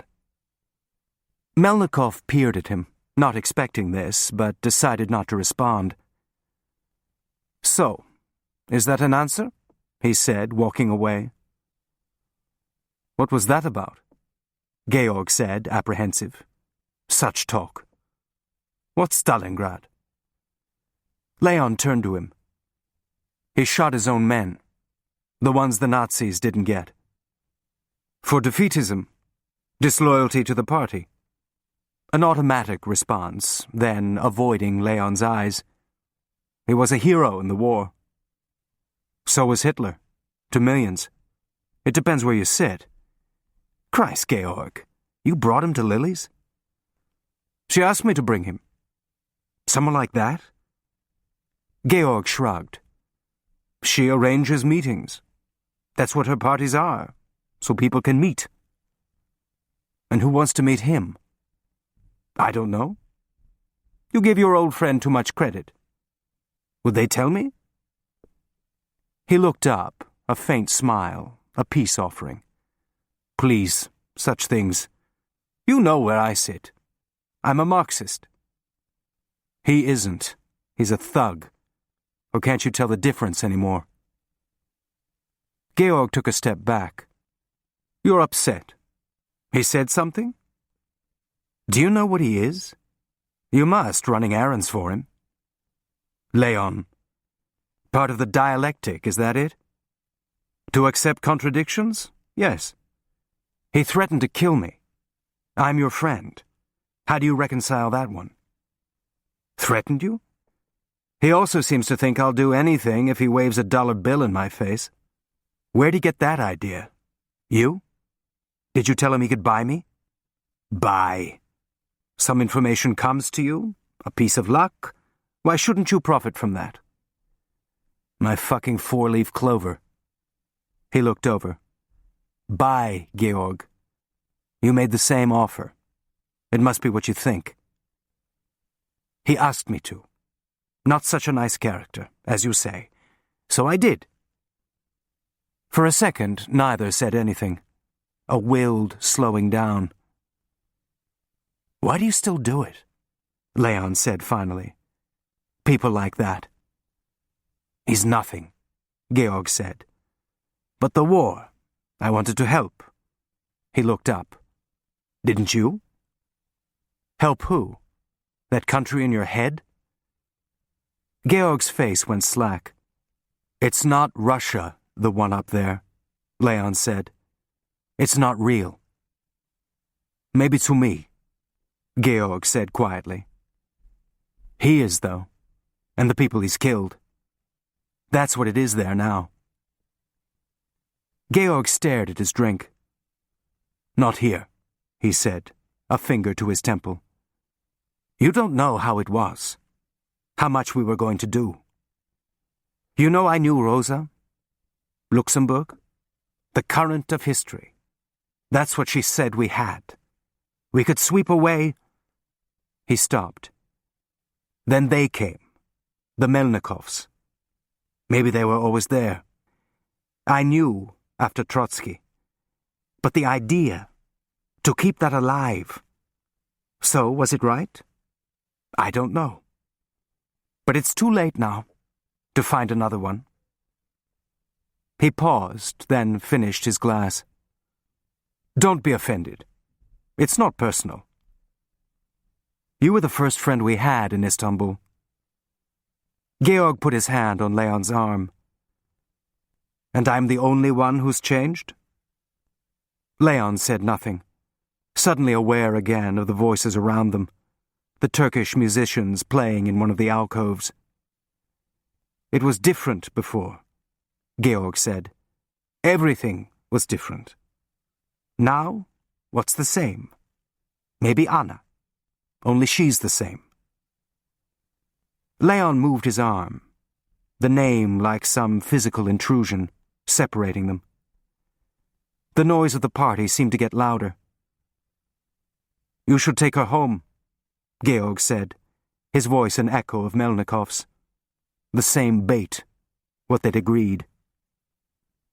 Leon stared at him, white hair and apple cheeks, caught now too. Everyone different, except Anna. Where would I get the money? He said, still staring until Georg looked away, embarrassed. He walked across the big room to the garden entrance, a low-railed seating area with divans and an arched ceiling glowing with mother-of-pearl. Two men smoking a water pipe looked up, waiting until he passed before they started talking again. The garden was colder than he expected. He lit a cigarette, looking back at the bright, busy house. People passing in and out of the dining room, standing with meze plates, servants with trays of glasses, flutes of champagne, fruit juices for the observant. One of Lily's parties, where you could arrange an import license, or plant a story in Hürriyet, or hint at an arrangement outside official channels. They'd had a special excitement during the war. Germans across the room drinking the same wine, British officers just in from Alexandria, Romanians who seemed to belong nowhere, buying and selling. He wondered who wanted to meet Melnikov, say something over a champagne glass that couldn't be said in an office. But Melnikov had disappeared, swallowed up in the crowd. The old parties had seemed more frivolous, flashbulb occasions for the newspapers. But maybe they'd always been the same. Little marketplaces, people bargaining. Leon too naive to notice. Both of them naive, relieved to be out of Germany. The flowers and soft Bosphorus night part of a larger happiness. Inside, a skirt rushed by one of the dining room windows and he saw Anna's dress, the one she'd bought for that first party. How do I look? Pleased with herself, buoyant, thinking the dress was a success, when it was really the shiny skin, just being young. Everyone is so nice, she'd said. Don't you think? They like a new face. They were standing by an umbrella pine, the air heavy with fresh resin. And you? Not so new to you. No, he said, putting his hand up to her cheek, just brushing it. She leaned into his hand, a cat's movement. Oh, it's wrong to be so happy. No, it isn't. Think of my parents. They'll get out. Buying dresses, going to parties, champagne. Who gets to do these things now? You do, he said, stroking her cheek. Isn't it terrible? I'm so happy. She looked up at him. I don't want anything to change. And it will. What? Things. Everything changes. She looked up, a smile. Maybe not you, so stubborn. So that's lucky, yes? She said, her voice throaty, a German inflection, something she would always have, like a fingerprint. She looked back toward the party. How does she know so many people? Her husband's rich. That makes you a lot of friends. No, they like her. You can tell. Everyone charming then, in their new eyes. The room dancing with light. Maybe they simply hadn't been aware of it. The quiet introductions, the plotting, any of it. Just the sound of dresses swishing, voices spilling out, lapping at the garden. It's really true? She was in the harem? To meet someone like that. You could be in a harem, he said, his face closer, already wanting to go home. Those days when they couldn't get enough of each other. Oh, a dancing girl, with those pants you can see through. Me, a Hausfrau. She looked at him, eyes shining. Frau Bauer. What if you had never come to Germany? You'd have found someone else. No, I'd have waited. Yes? She nodded. I'd have waited. For an instant, the memory was so real that he felt her breath on his face. He dropped the cigarette. Before all the luck had run out. But maybe it hadn't. Not all of it. Isn't that what Georg called it? A piece of luck? Meaning something else? Turn the board around. Tommy was gone and no one knew.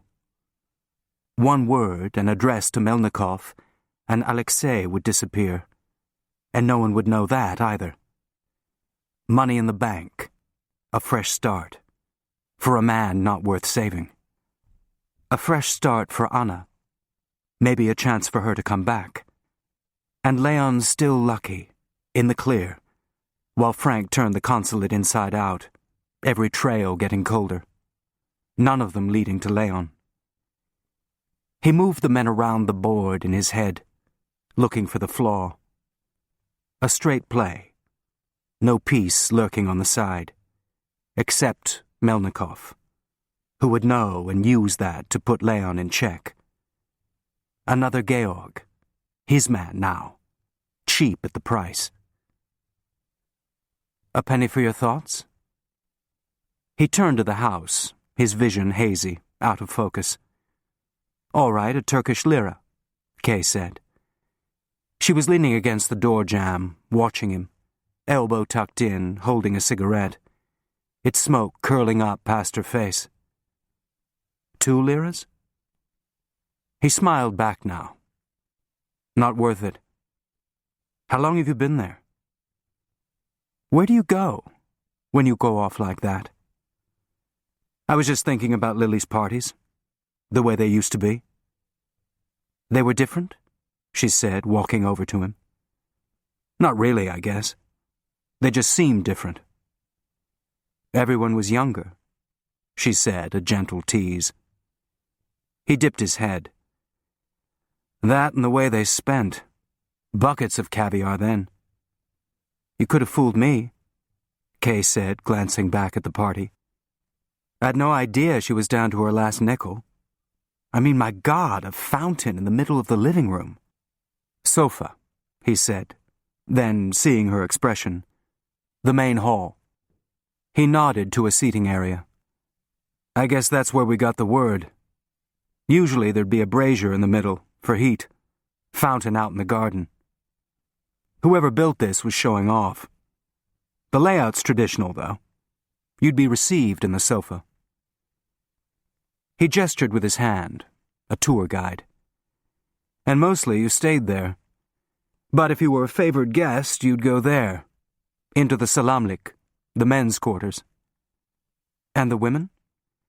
The other side, he said, pointing. Where the dining room is now. See the alcoves around the main room? That's where you sat. No furniture. Not like this, anyway. All the chairs. It's a hodgepodge now. Like Istanbul.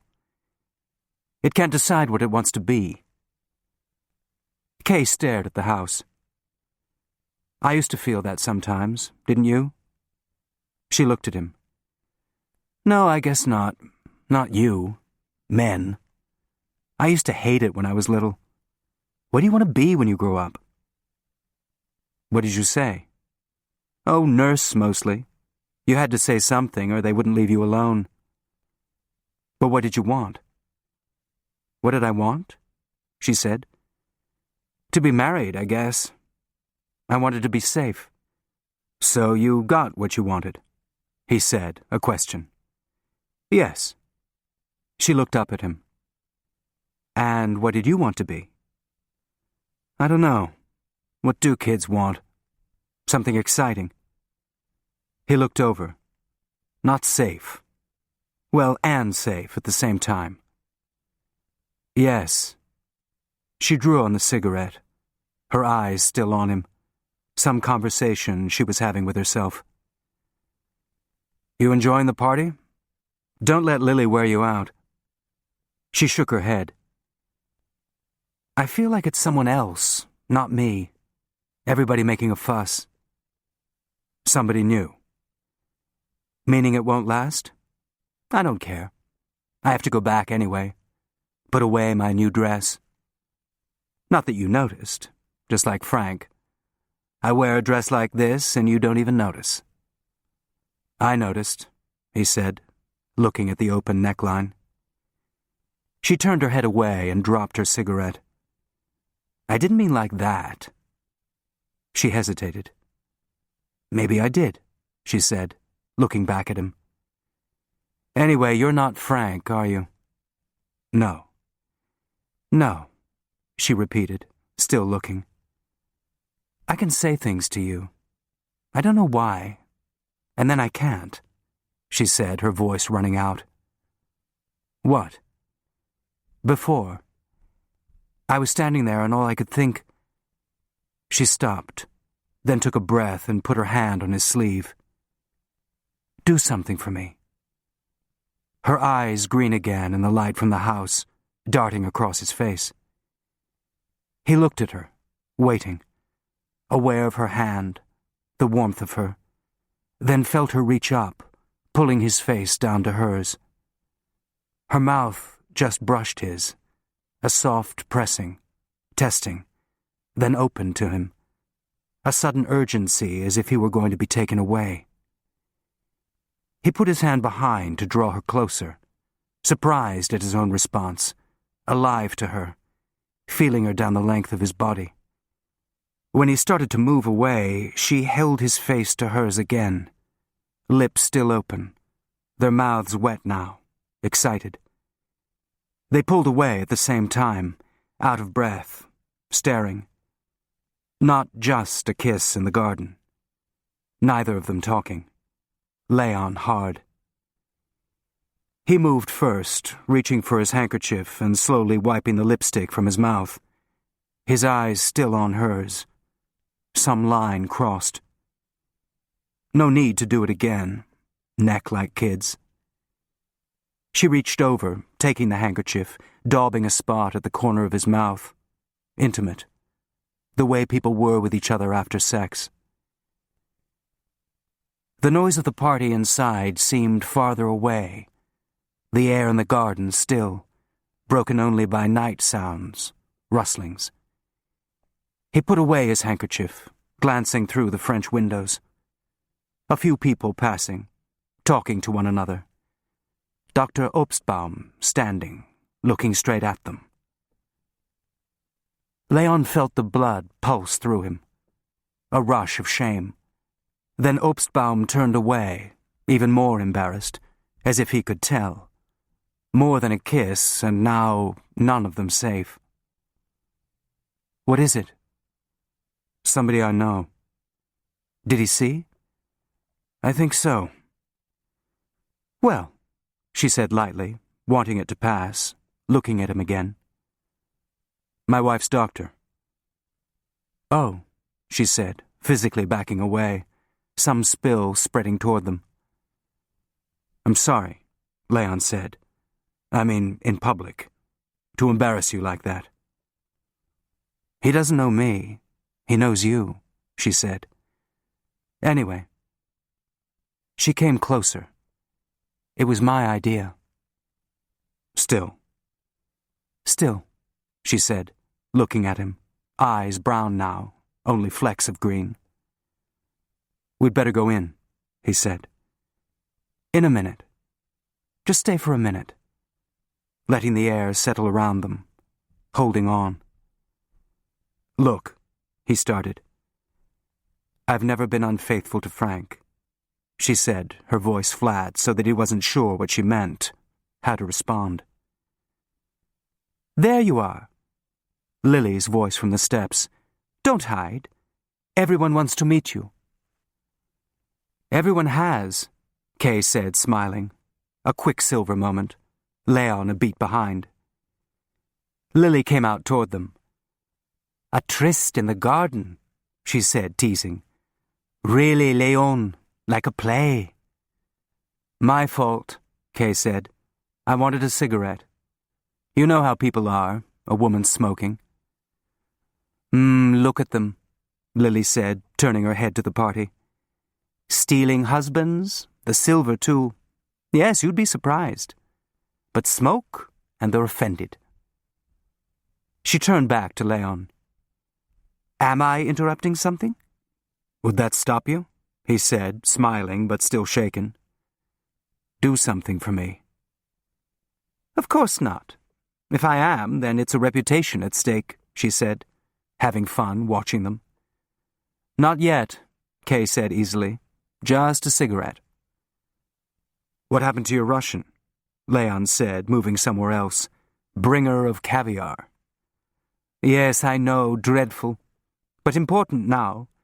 Not very distingué, though, are they, the new ones? Remember the Germans? Of course, terrible people, but the consul was charming. 4 languages. Not like the Japanese. You remember, Leon? 2 of them. Never a word, not one. Bowing only. Then like birds picking at the food, making little sounds. Kay laughed. And how were the Americans? Oh, serious. They're always serious. Always? Leon said, half listening. Always. They want to save the world. You have to be serious for that. The Russians are serious, Leon said. What do they want to do? Or didn't Melnikov say? Lily shot him a look. Everybody knows what they want to do, she said, then turned to Kay, light again. You see? Even Leon. Serious. I had such hopes. Kay nodded, smiling. But not as bad as they are in Ankara. Not yet, she said to Leon. He glanced back. Something different in her voice. Private. Could anyone else hear it? No, Lily was saying. So, why now at the consulate? She poked his shoulder gently. What does it mean? Just filling in. Yes? They say you're a detective now. Who says? On dit, Lily said, brushing this away. And have you found him yet? The killer? No. No suspects? Your new guest is everybody's favorite, he said, motioning toward the dining room. At the consulate, anyway. But how could it be? He wasn't even in Istanbul that night. How do you know? Oh, people say things. They think I don't hear. You know, at Yildiz, you learn to listen. Every sound. A long time ago, but it's a lesson you don't forget. What else are they saying? Lily waved her hand. Gossip. That's why I ask you. But you don't tell me. So come, before people talk. I don't care for myself. Rafik can't hear any more. But Mrs. Bishop. Rafik was your husband? Kay said. Yes, and jealous too. Oof. I think it amused him. Some men are like that. They think every man is... Every man probably was, Leon said. But was I interested in them? Never. Of course he knew that. Maybe he thought it flattered me, to be jealous. You were in love with him? Kay said. What a question, Lily said, suddenly tentative, surprised at this. Certainly. But love, it's not always so reliable, you know. It changes. But with us, there was also a debt. I owed him everything. My life. How could there be anyone else? He rescued me. Literally?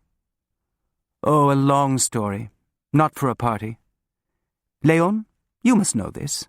How Rafik found me, after the harem. Only that he did. "Tell me," Kay said. "Do you mind?" Leon glanced at her, eager, wanting to know. A kiss he hadn't expected. He looked over her shoulder, unsettled. In the same garden. But not the same. Just a few pines. The other trees pollarded, cut back for the winter. The laburnum and chestnuts only in his head, in the past. "Mind?"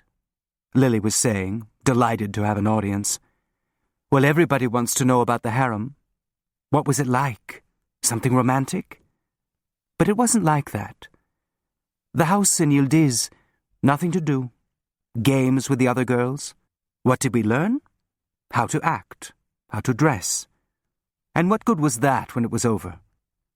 People don't ask that, what happened after. Nobody thought. After they sent Abdul Hamid to Salonika, there we were, and no one knew what to do with us. Hundreds of girls, some children. They took us to Topkapi. It was the first time I'd ever been there. So damp. At least Yildiz had been warm. And then they sent messengers to all the villages where we'd been born. "Come and get your daughters, take them home." And some did. Farmers, and their daughters are dressed like, well, you can imagine, the kind of clothes you wore for the Sultan, beautiful, and now they're going back to the farm. Useless for work. Some didn't want to go. What would happen? Make yogurt, be married off to some ox. So they'd cry, but of course they had to go. The fathers would sell their jewelry, and that's the last they'd see of Istanbul. Now the fields. If they were still virgin, maybe a marriage in the town. Somebody who liked good manners. If not, not. Any marriage that could be arranged. The jewelry would make a bride price. And that was the end of the harem for them. She stopped, catching herself. I don't know. Maybe some of the girls were happy to see their families again. There must have been some, yes? But I didn't see it. Just the crying. In carts, sometimes. They drove away in carts. In Istanbul. Behind veils, of course, but you could tell they were crying. And these, you know, were the lucky ones. Someone came for them. The rest of us, we'd think, why doesn't my family come? Maybe they moved from the village. Maybe they never heard the messengers. Maybe this, maybe that. But what you thought was, they don't want me. And now what? We couldn't stay at Topkapi forever. The government didn't want to keep us. The expense. What happens to a girl in Istanbul who knows... what? How to make herself attractive? Galata. One of those houses. What else? If you were a virgin, they could sell your first night. Money to them. After that, you were just in the house, one of the... well, you know what that was.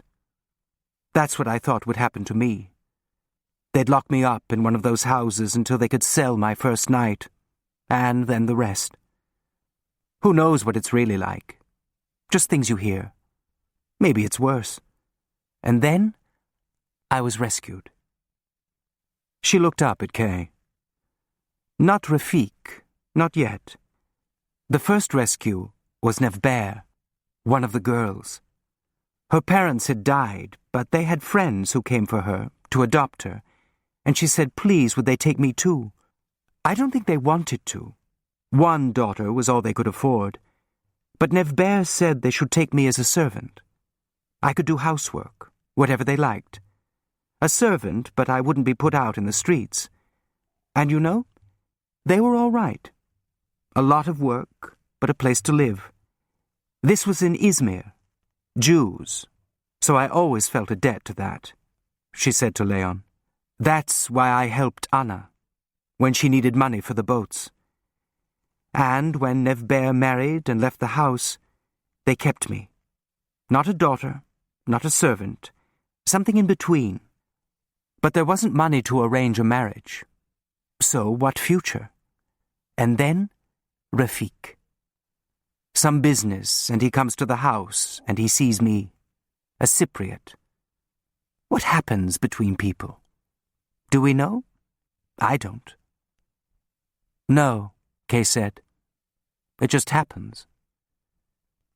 Leon looked at her, mouth slightly open, deep in the story. Do something for me. Reaching up to him. So it happens for him, Lily said. Why? I don't know. And a few days later he's back, and then back again, and they tell me he wants to marry me. No bride price, no family, never mind. Not some arrangement, a girl in a room.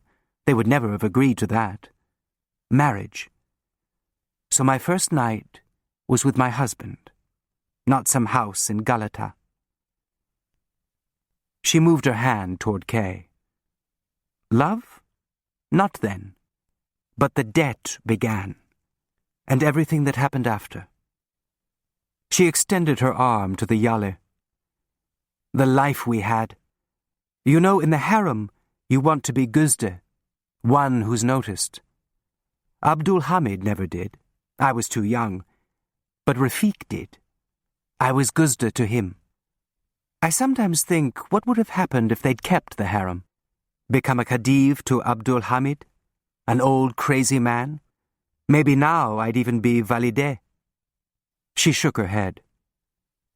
But never have this life. Never see Paris, anywhere. So it was lucky for me, Rafiq. Better than the Sultan. Güzde, Kay said, trying to pronounce it, still in the story. Yes, in the eye. And it was true, I was. So later, when there were other women, I'd think, well, they're women, but I'm the one in his eye. You didn't mind if... Kay began. Yes, at first it's terrible. You think it's the end of the world. But you know the world doesn't end. It just becomes something else. I remember when the Ottomans finally left, the last ones, the household, children, grandchildren, I went to Sirkaji to see it. I knew some of them from the old days, so I was curious. They put them on the Orient Express, one way. And this woman at the station, maybe a servant, tears and wailing. It's the end of the world. And this is 24 when Kemal Pasha is making a new Turkey. So whose end? Well, listen to me. Who talks like this? Old women. She put her hand on Leon's upper arm, patting it. Don't make trouble with my Russian. You know everyone comes to my house. When did he die, your husband? Kay said. Before the war. A few months after Kemal. People said it broke his heart. They were so close. Kemal. Ataturk, Leon said. Another lion, Lily said without irony. Now come, have something to eat. Hajer has been cooking all day. Ah, there's Ivan. Leon followed her glance through the doors to Melnikov, head bent in conversation with Colonel Altan. He's found a friend, Leon said. Maybe he's a better mixer than we think. Oosh, Lily said, a behave yourself sound. And now Georg, always when he's not wanted. She moved toward the doors, intercepting him before he could reach Melnikov, and led him to the dining room, gliding, a sequence of perfect dance steps. Why? So Melnikov and Altan could talk? The meeting she'd arranged? Melnikov seemed to be doing most of the talking, Altan simply taking him in, barely nodding, his eye now over Melnikov's shoulder, catching Leon's, just a flicker, then back. Everyone noted. What a story, Kay said. Did you ever meet him, the husband?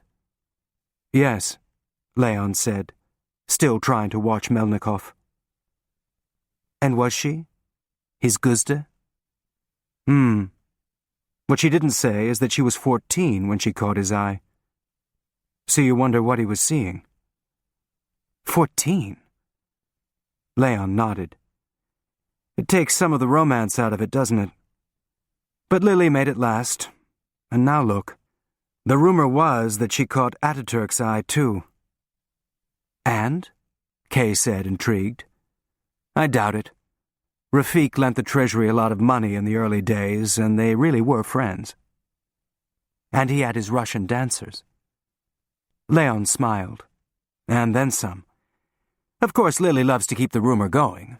Part of her myth. It's all made up? No, it's true. Rafik was crazy about her. And a few others. No, only her. The others didn't matter. Do you think that's possible? An affair that doesn't matter?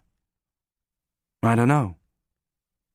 She looked up, ready to joke, then met his eye. I think it would have to, somehow, she said, her voice steady. Unless both of them agreed that it wouldn't. Just be something that happened. Something you could walk away from after. No harm to anybody. He waited a minute. You don't mean that. Why not? The good wife? She said wryly. Aren't you? Yes, she said, looking away. So what am I doing? Why you? I don't even know that. How do people do this? Give a room number? She shook her head. I am a good wife. So say good night, Kay, and thank you for the party. She stopped. But I thought that. What would it be like? With me? She lowered her head. God, look at your face. I know. I'm embarrassing you. Bored wife, away from home. Lily's right. In the garden, like a play. No moon, though. At least give me that. I haven't gone completely corny. He took her elbow, leaning closer. Stop. Aware of her again. Even a simple touch. Just pretend I had too much to drink, all right? And tomorrow I'll be myself again. Not say things like that. She looked up. I never did before, for what that's worth, to anyone. A silence. Both of them just looking. Night sounds behind, glasses tinkling. So, she said, moving her arm, we'd better go inside, before you say anything. Make it worse. There's that man who was talking to Frank yesterday, she said, spotting Altan. He's always around. Talking, just to fill up space, then stopping, turning back to Leon. A small smile. It wasn't all me, though, was it? Maybe we both wondered a little. Mrs. Bishop, Altan said, leaving the terrace step. Murat Altan. We met at the funeral. Again the thin mustache, until he stepped into the light. Yes, I remember, Kay said. Mr. Bauer, Altan said, nodding. I was just taking Mrs. Bishop in. It got chilly all of a sudden. The Bosphorus is like that, Altan said. Which meant what? Did anything show in his face? Kay a little breathless? But that could be the cold. You'll excuse me? Altan was saying to her. A quick word with Mr. Bauer. I was just getting a wrap, she said, sounding relieved to get away. Mr. Bishop has gone back to Ankara? Altan said to Leon, watching her go inside.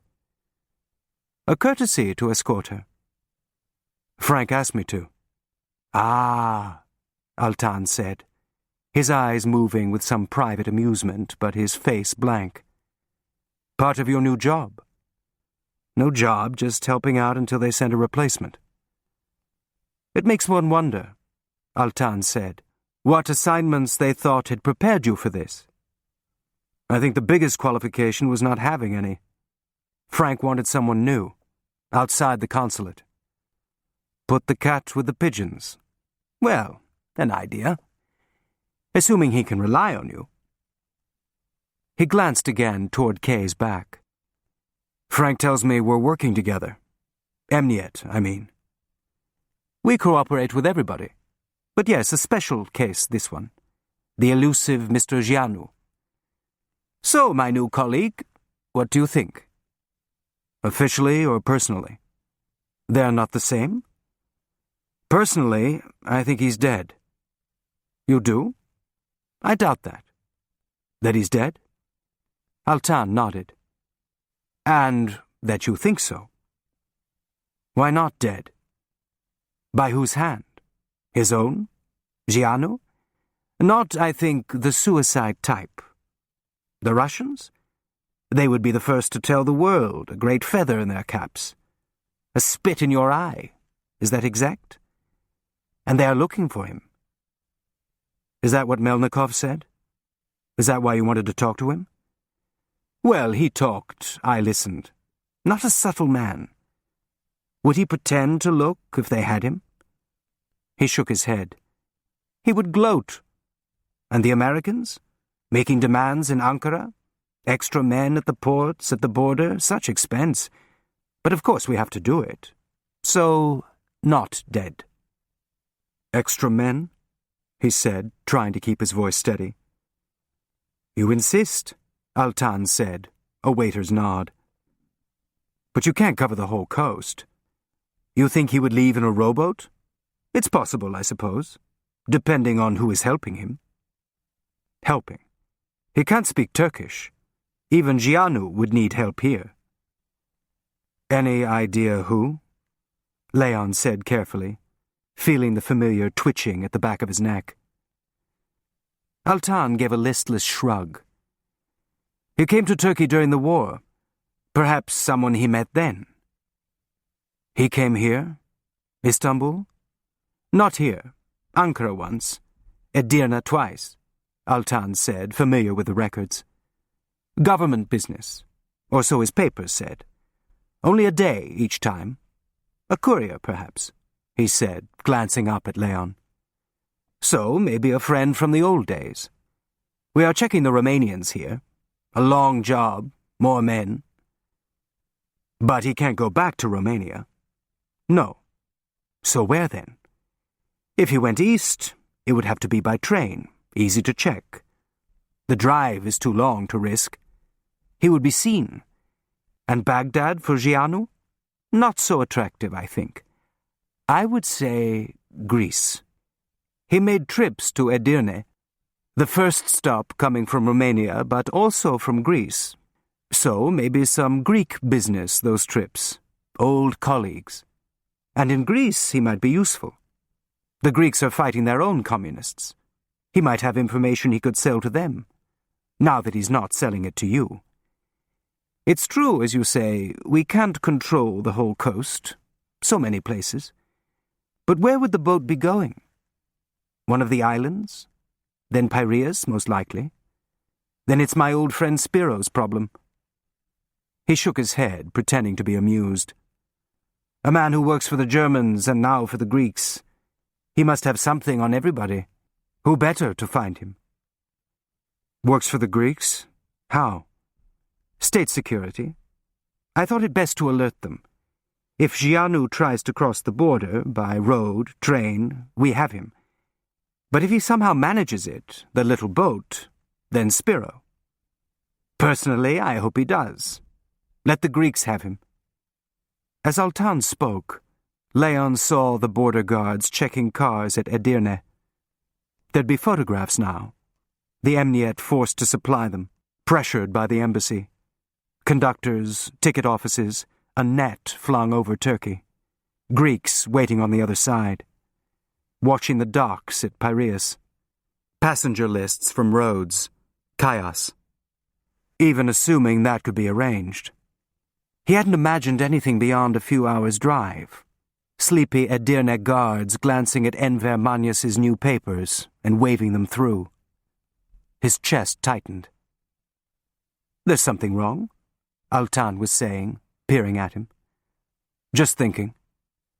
But the Greeks would hand him back. Altan sighed. No doubt. The police here want him for murder. Why would the Greeks protect him? So, back. But then, neither of you get him. We do. Melnikov wouldn't like that. Neither would your Mr. Bishop. And who's in the middle? He looked at Leon. "Much better, you know, if one of you do find him. The police? They'd put him on trial, and that is a trial no one will want to have. Consider the testimony, what it might be. But if we found him, we couldn't get him out now, past your blocks." Altan nodded. "You would have to consider an alternative solution," he said smoothly. Polite conversation, only his eyes hard, making the point. Leon stared back. "We don't do things that way." Altan raised an eyebrow, but said nothing. "Melnikov would, though," Leon said.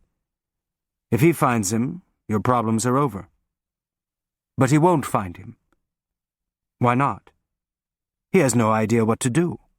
A simple man. It makes no sense to him. So he looks to Emniet to do it." "That's why the chat?" "He's disappointed. Impossible for a man to disappear. We must be working for the Americans, and so on," he said, idly waving his hand. "It's always a question of blame with them. It's the way they think. No human factor." Leon looked at him, waiting. "You don't find it's usually the case?" Altan said. "There's a logic, and then someone upsets it. Why? A personal motive. Why did Gianu run? Why does someone help? To sell him?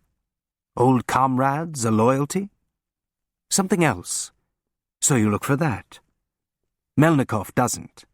Things are this way. If not, a correction is needed. Someone at fault. You talk to him, you see his character. A great believer in the rational." He shrugged. "But look how they live. They kill their own people. That makes sense to them. Better to bend a little." His lips turned up. "The Ottoman way. So we've promised to do our best." "This what you wanted to tell me?" "Not tell, just to talk.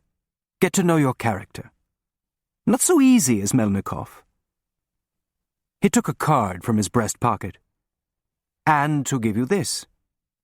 You can reach me at this number if you need to meet. Not at the consulate.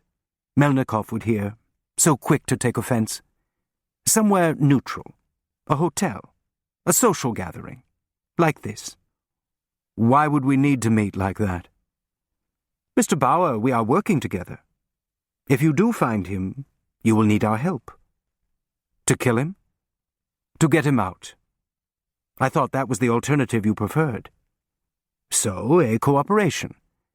Of course, if Melnikov gets him, or Spiro, then my hands are tied.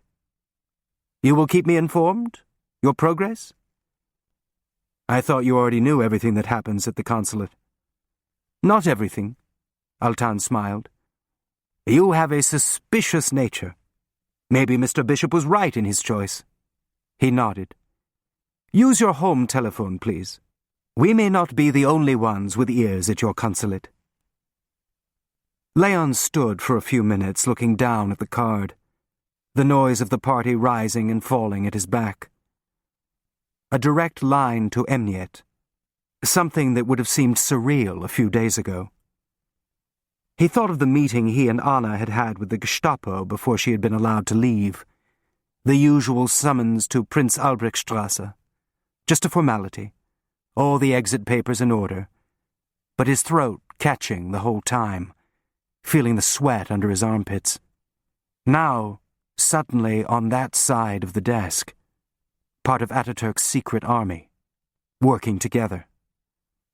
"You will keep me informed?" He put the card back in his pocket, staring at the night garden. The main axis outlined with flickering candle lanterns, but the other paths dark. You had to squint to see them. He replayed the conversation to see how Altan had steered it, but it began to overlap with Melnikov's. "We will find him, but he won't find him."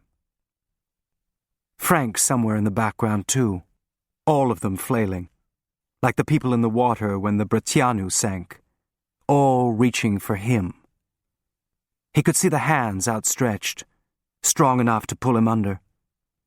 Protect yourself. Listen to what mattered. The border was being watched and the Greeks were waiting. Not Edirne. A new plan.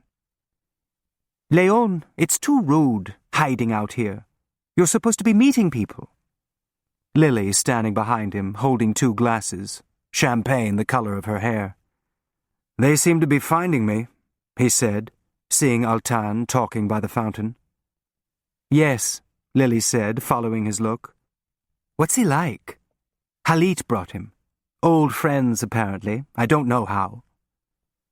Friendly, Leon said, taking the glass she held out to him. A big improvement on your Russian, anyway. So everyone says. I think one time only for him, it's enough. We'll have to find another Russian. Some chargé d'affaires who doesn't frighten people.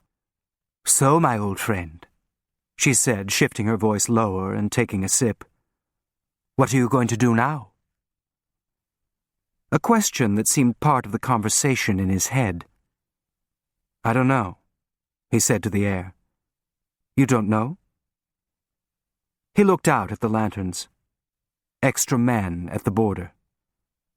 No, he said, then turned, realizing she meant something else, her eye to the dining room.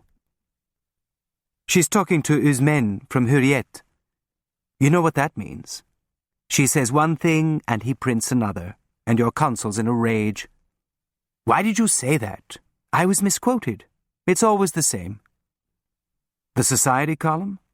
The consul won't even notice. That's where you're wrong, Lily said, holding up a finger.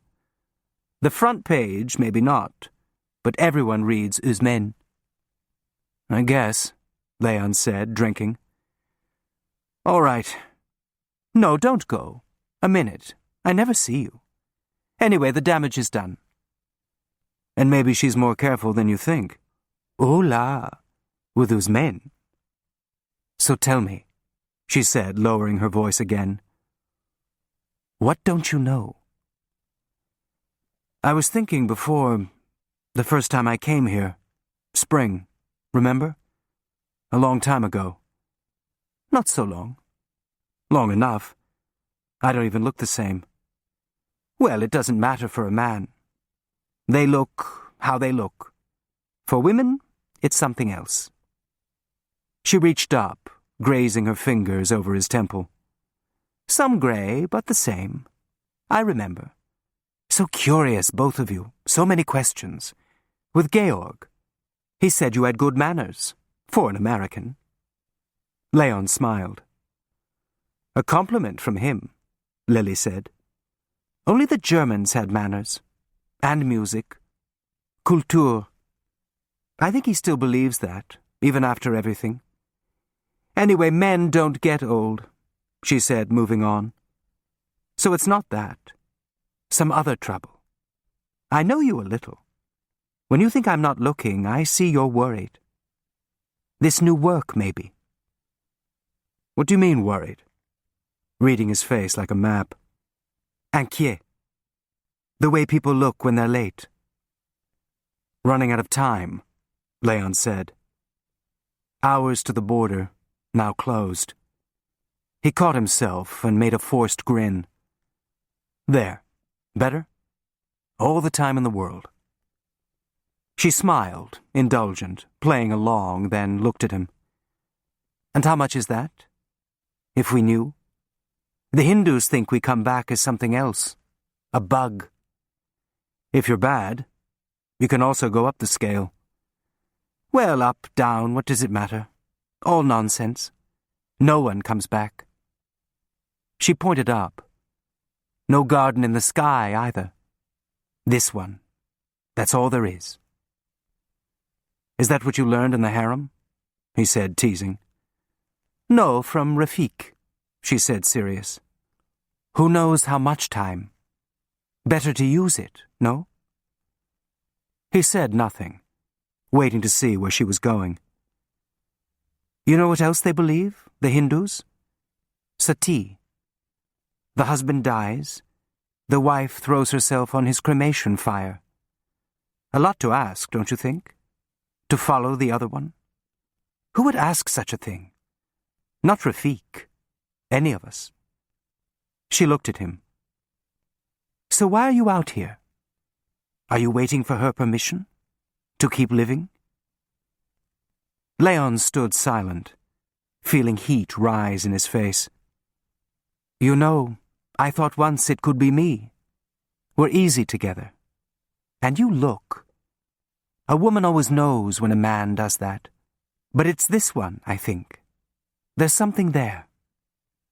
She touched his arm. We're alike this way. When Rafik was alive, there was only him. No one else. But life goes on. Leon met her look. Anna's not dead, he said. She lowered her head, a retreat. Well, as you like. She patted his arm. Don't be angry. I didn't mean... I know. Come. At least get her away from us men. But neither of them moved. Not quite finished. It's a kind of settee, Lily said. What you're doing. You know that. He looked at her, a moment. Then another moment, so quiet that the sound of the crash inside seemed like an explosion. Glass breaking, splintering, voices stopping, then starting again all at once like birds rushing to a tree. Oh, God, the new boy. I told Mustafa he wasn't ready. And try to find good crystal now. She held up her skirt to walk faster, Leon following. Voices louder, clustered around one of the serving tables in the dining room. Servants ran back and forth to the kitchen, and Leon thought of birds again, the whole room fluttering. Let me through! Let me through!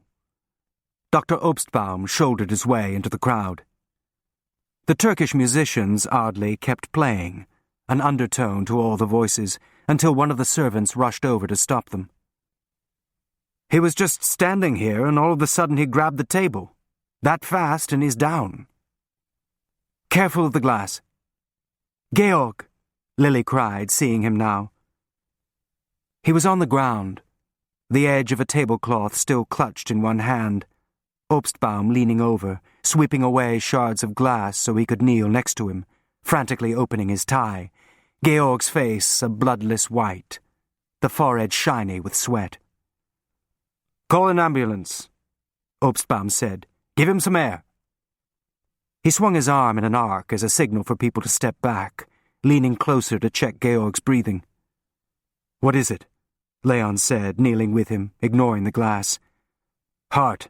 An ambulance, Obstbaum said again to the crowd. Two people raced off, presumably to phone. But now Georg was moving, shaking his head a little. Nein, he said, barely audible. Spittle in the corner of his mouth, then a rush of German. Not here. On the Asian side. A German doctor. Yes, a German doctor, Obstbaum said in German. Georg had now opened his eyes halfway, his face still contorted with pain. Leon, he said, grabbing his hand and squeezing. A German doctor. Shh, be quiet. Everything's going to be all right. But how could it be? He turned to Obstbaum. Can we get him to the clinic? Would he survive the boat? I'm not a fortune-teller, Obstbaum said, impatient, feeling the pulse in Georg's neck. If he has another attack... Bebek, Georg said, squeezing again. Leon turned. Lily, would you get a boat ready? She nodded, leaving, so that Kay suddenly came into view, her arms folded across her chest as if she'd caught cold, her eyes fixed on him. Will he be all right? Leon said to Obstbaum. I don't know. The breathing is better. He should be in the hospital. Here, there, what does it matter? I can go with him if he needs to hear German. Foolishness. No, Bebek, Georg said. Can I help? Colonel Altan said, squatting next to them. Leon shook his head. When the ambulance gets here, we'll use the stretcher to get him in the boat. Can you make the water calm? Obstbaum said to Altan. A boat. It's a risk. He needs to lie quietly. It's his risk, Leon said, feeling Georg squeeze his hand again. A thank you. Altan took out a handkerchief and handed it to Obstbaum for Georg's forehead. Shall I call the clinic for you, to have them prepare? Yes, thank you, Obstbaum said, then turned to Leon. I take no responsibility for this. He should go to the hospital here. A few minutes can make a difference. Georg, Leon said. Please, the boat. I'll be all right. He tried a weak smile. Sea air. Leon looked at the face under the chalky skin, the one he'd always known, mischievous, hunched over his chess set, their first friend in Istanbul. What would happen to the dog? He heard his own voice earlier, baiting, hectoring. He took the handkerchief from Obstbaum and wiped Georg's forehead, drier now, and smiled. You always get your way, he said. Ha! Has this happened before? Obstbaum said. Georg nodded. What medications? Ask Kostermann. In Schischli. Do you know him? Leon said to Obstbaum. Yes, I'll call. Keep him quiet, yes? No dramatics. We're not out of the woods with this. The boat's here, Lily said, coming up to them. You want to telephone? Oh, your knee. She glanced down at a bloodstain from the broken glass. Obstbaum waved this off. When the stretcher comes, gently, understand? He said to Leon, then glanced over at Kay. There's nothing to do now, he said in general, a kind of dismissal. 2 houseboys came over to sweep the glass so the crowd backed away, drifting across the room, talking again. Kay stood still, fixed on Leon. What's happened? Melnikov, gruff, even the sound of his voice disruptive. Something with the heart, Lily said, intervening. Oh, the ambulance. Please, we have to move. Georg had heard the voice and now clutched Leon's hand tighter, drawing him down closer to his face. You think I'm not a friend to you, he said, almost a whisper. Shh, never mind about that. The ambulance is here. No, you have to know, in case... Georg pulled him closer. I am your friend. I know. I never told him, Melnikov. Told him what? Surmeli, the landlord in Laleli.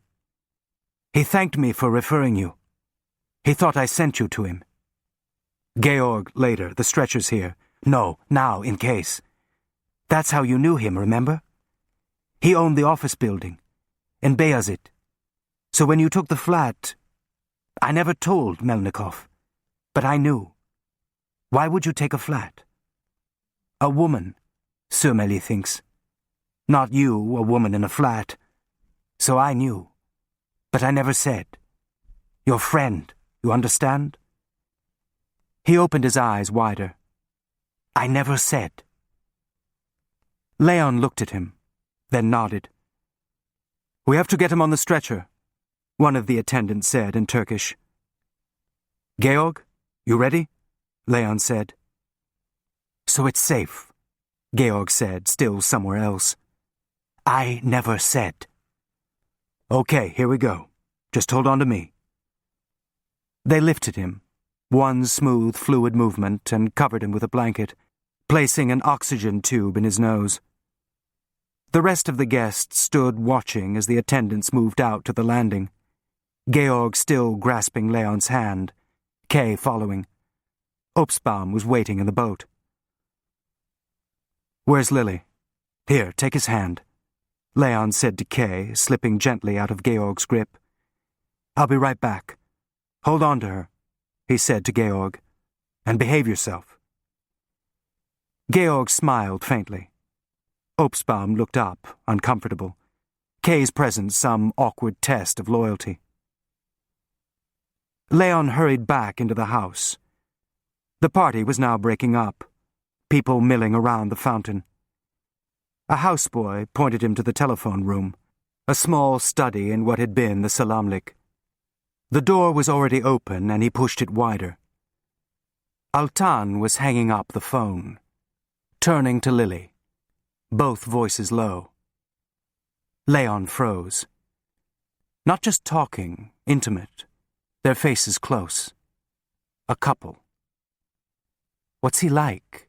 she had said. Leon remembered her eyes at the Pera Palace, brushing past him. Now talking just to each other, the way people did in bed. Leon stepped back. How long? He waited another minute, then knocked. "Lily?" Yes, coming," she said at the door in seconds. "We're off." "Oh." Taking in Altan. "These phones," Lily said. "But finally the clinic. They'll meet you on the other side." Her voice easy, leading them out of the room, as smooth as the attendants lifting Georg. "How is he?" "The same." "You don't mind I come with you?" Altan said as they walked. "There's room?" "Yes, but now." "I'll tell Halit," Lily said, "so he won't look for you." "A pleasure, Madame Nadir. Thank you for the evening," he said politely, as if his face had never been close to hers. "I'm sorry that—" "Yes, such a terrible thing. Leon, you'll call. Let me know how he is."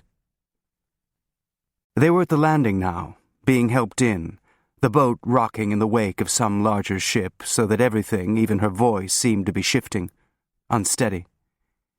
He turned to her, a woman who arranged things. How much did Altan tell her? Faces close, whispering. His old friend, her hair golden in the lamplight. Before he could answer, the boat pulled out onto the dark water. "Keep the tube in," Obstbaum was saying to Georg. "You need the oxygen." "On the Bosphorus," Georg said, but closed his eyes, obeying. The air, in fact, was sharp and fresh. The freighter's wake had passed and the water was calmer, their headlights slicing across the surface, the opposite shore twinkling. "My father had an attack like this," Kay said, her hand still in Georg's. "He's getting his color back, see?" "Leon," Georg said, motioning him closer again. "Don't talk. You have to stay quiet." "I didn't say," he whispered, his eyes closed. "I didn't say anything to Melnikov." But he would, his mind filled with it now, brimming, maybe not intending to, but letting it slip out. "What does he mean?" Kay said. "Nothing. Shh," patting Georg's hand to quiet him. "Not here. Not anywhere." What if he talked in his sleep, unaware, sedatives loosening the last restraint? "You are old friends?" Altan said. "Old, like a son," Georg said, his voice faint, eyes moist. "I didn't say." "Shh," Leon said, brushing the hair off his forehead, soothing a child, feeling Kay watching him. "Kosterman says it's the second time," Obstbaum said, taking Georg's pulse again. "So it's dangerous." "My father survived too," Kay said. "But not the third," Obstbaum said, blunt, dismissing her presence. And the landlord didn't talk only to Georg. A whole neighborhood of friends, eager for news, the sort of gossip Altan's men were bound to pick up. The Ferengi renting a flat for his woman, who nobody had seen. Imagine the expense. A flat, not a hotel. Someone who couldn't be seen. He could almost hear the voices, a sibilant buzzing. Surmeli smoking a water pipe, the center of interest. If Georg had heard, it would be just a matter of time before someone else did, whether Georg talked or not. Running out of time. He looked at Kay, holding Georg's hand, wisps of hair blowing across her face in the breeze, a nurse's calm. Obstbaum deliberately not looking at either of them. How could he bring her to the clinic? Anna down the hall. Georg was mumbling something again, too indistinct to be heard above the running engine. "Good. They sent the ambulance," Obstbaum said, seeing it on the key ahead. Move Alexei the sooner the better. Not a hotel. Somewhere private. He thought of the house he and Anna had rented 1 month on Biyukada. Pine forests and empty coves, no one else in sight. Afternoons just walking and looking at the Sea of Marmara. An easy exile. Trotsky had stayed there. But also a trap. No fast way off the island if someone found out. Better to hide in plain sight. Even the Giangir flat, the last place they'd expect. Unless someone was already watching it. He glanced over at Altan, his new colleague, expecting a report. "Be careful," Obstbaum said, waiting for the driver to tie up before they lifted the stretcher. "You think I'll break?" Georg said, then gave an involuntary moan as the stretcher jerked, the last heave up to the key. They loaded him into the back of the ambulance. Obstbaum opened the black bag an assistant had brought and took out a syringe, filling it from an ampule. "What's that?" Georg said. "Kostermann prescribed it. This will pinch, but it'll feel better, the pain. Just keep calm. We'll need to monitor you at the clinic. Your rhythm's still irregular. But Kostermann, on his way. He'll meet us there." He looked up at Leon, standing at the door. "You coming?" Kay started toward him, but Leon turned, stopping her. "No, don't wait. It could be all night. I'll just make sure his doctor gets here. Colonel Altan, will you see that she gets home? The para." "But—" Kay started to protest. "Really, you'd just be sitting in the waiting room. Down the hall. There's no point. I'm sorry the evening had to—" "Nobody's fault," she said vaguely, trying not to look wounded. "I'll call tomorrow," he said. "Let you know how he is." She looked at him, eyes still puzzled. Not the best timing, was it? Things just happen sometimes. She nodded. And sometimes they don't. "Now, please," Obstbaum said from inside the van. Leon climbed up, closing the door behind him. He looked back through the oval window as the ambulance pulled away. Kay in her party dress with Altan, boats bobbing behind them, and for a second he wanted to open the door and jump out. Then Georg moaned, and when he looked again, she had got smaller, too far away. At the clinic, Georg was put on a gurney and wheeled into one of the medical rooms where nurses attached electrodes to his chest from a bulky machine next to the bed. "If it gets worse, we'll have to move him to a hospital," Obstbaum said. "We're not equipped here." He looked at his wristwatch. "So where's Kostermann? Schisli's 15 minutes. He glanced up. "Maybe you'd better wait outside. The less talking, the better. We need to keep him quiet." Anna's room was dark. Just the dim nightlight near the door and a thin strip of hall light underneath.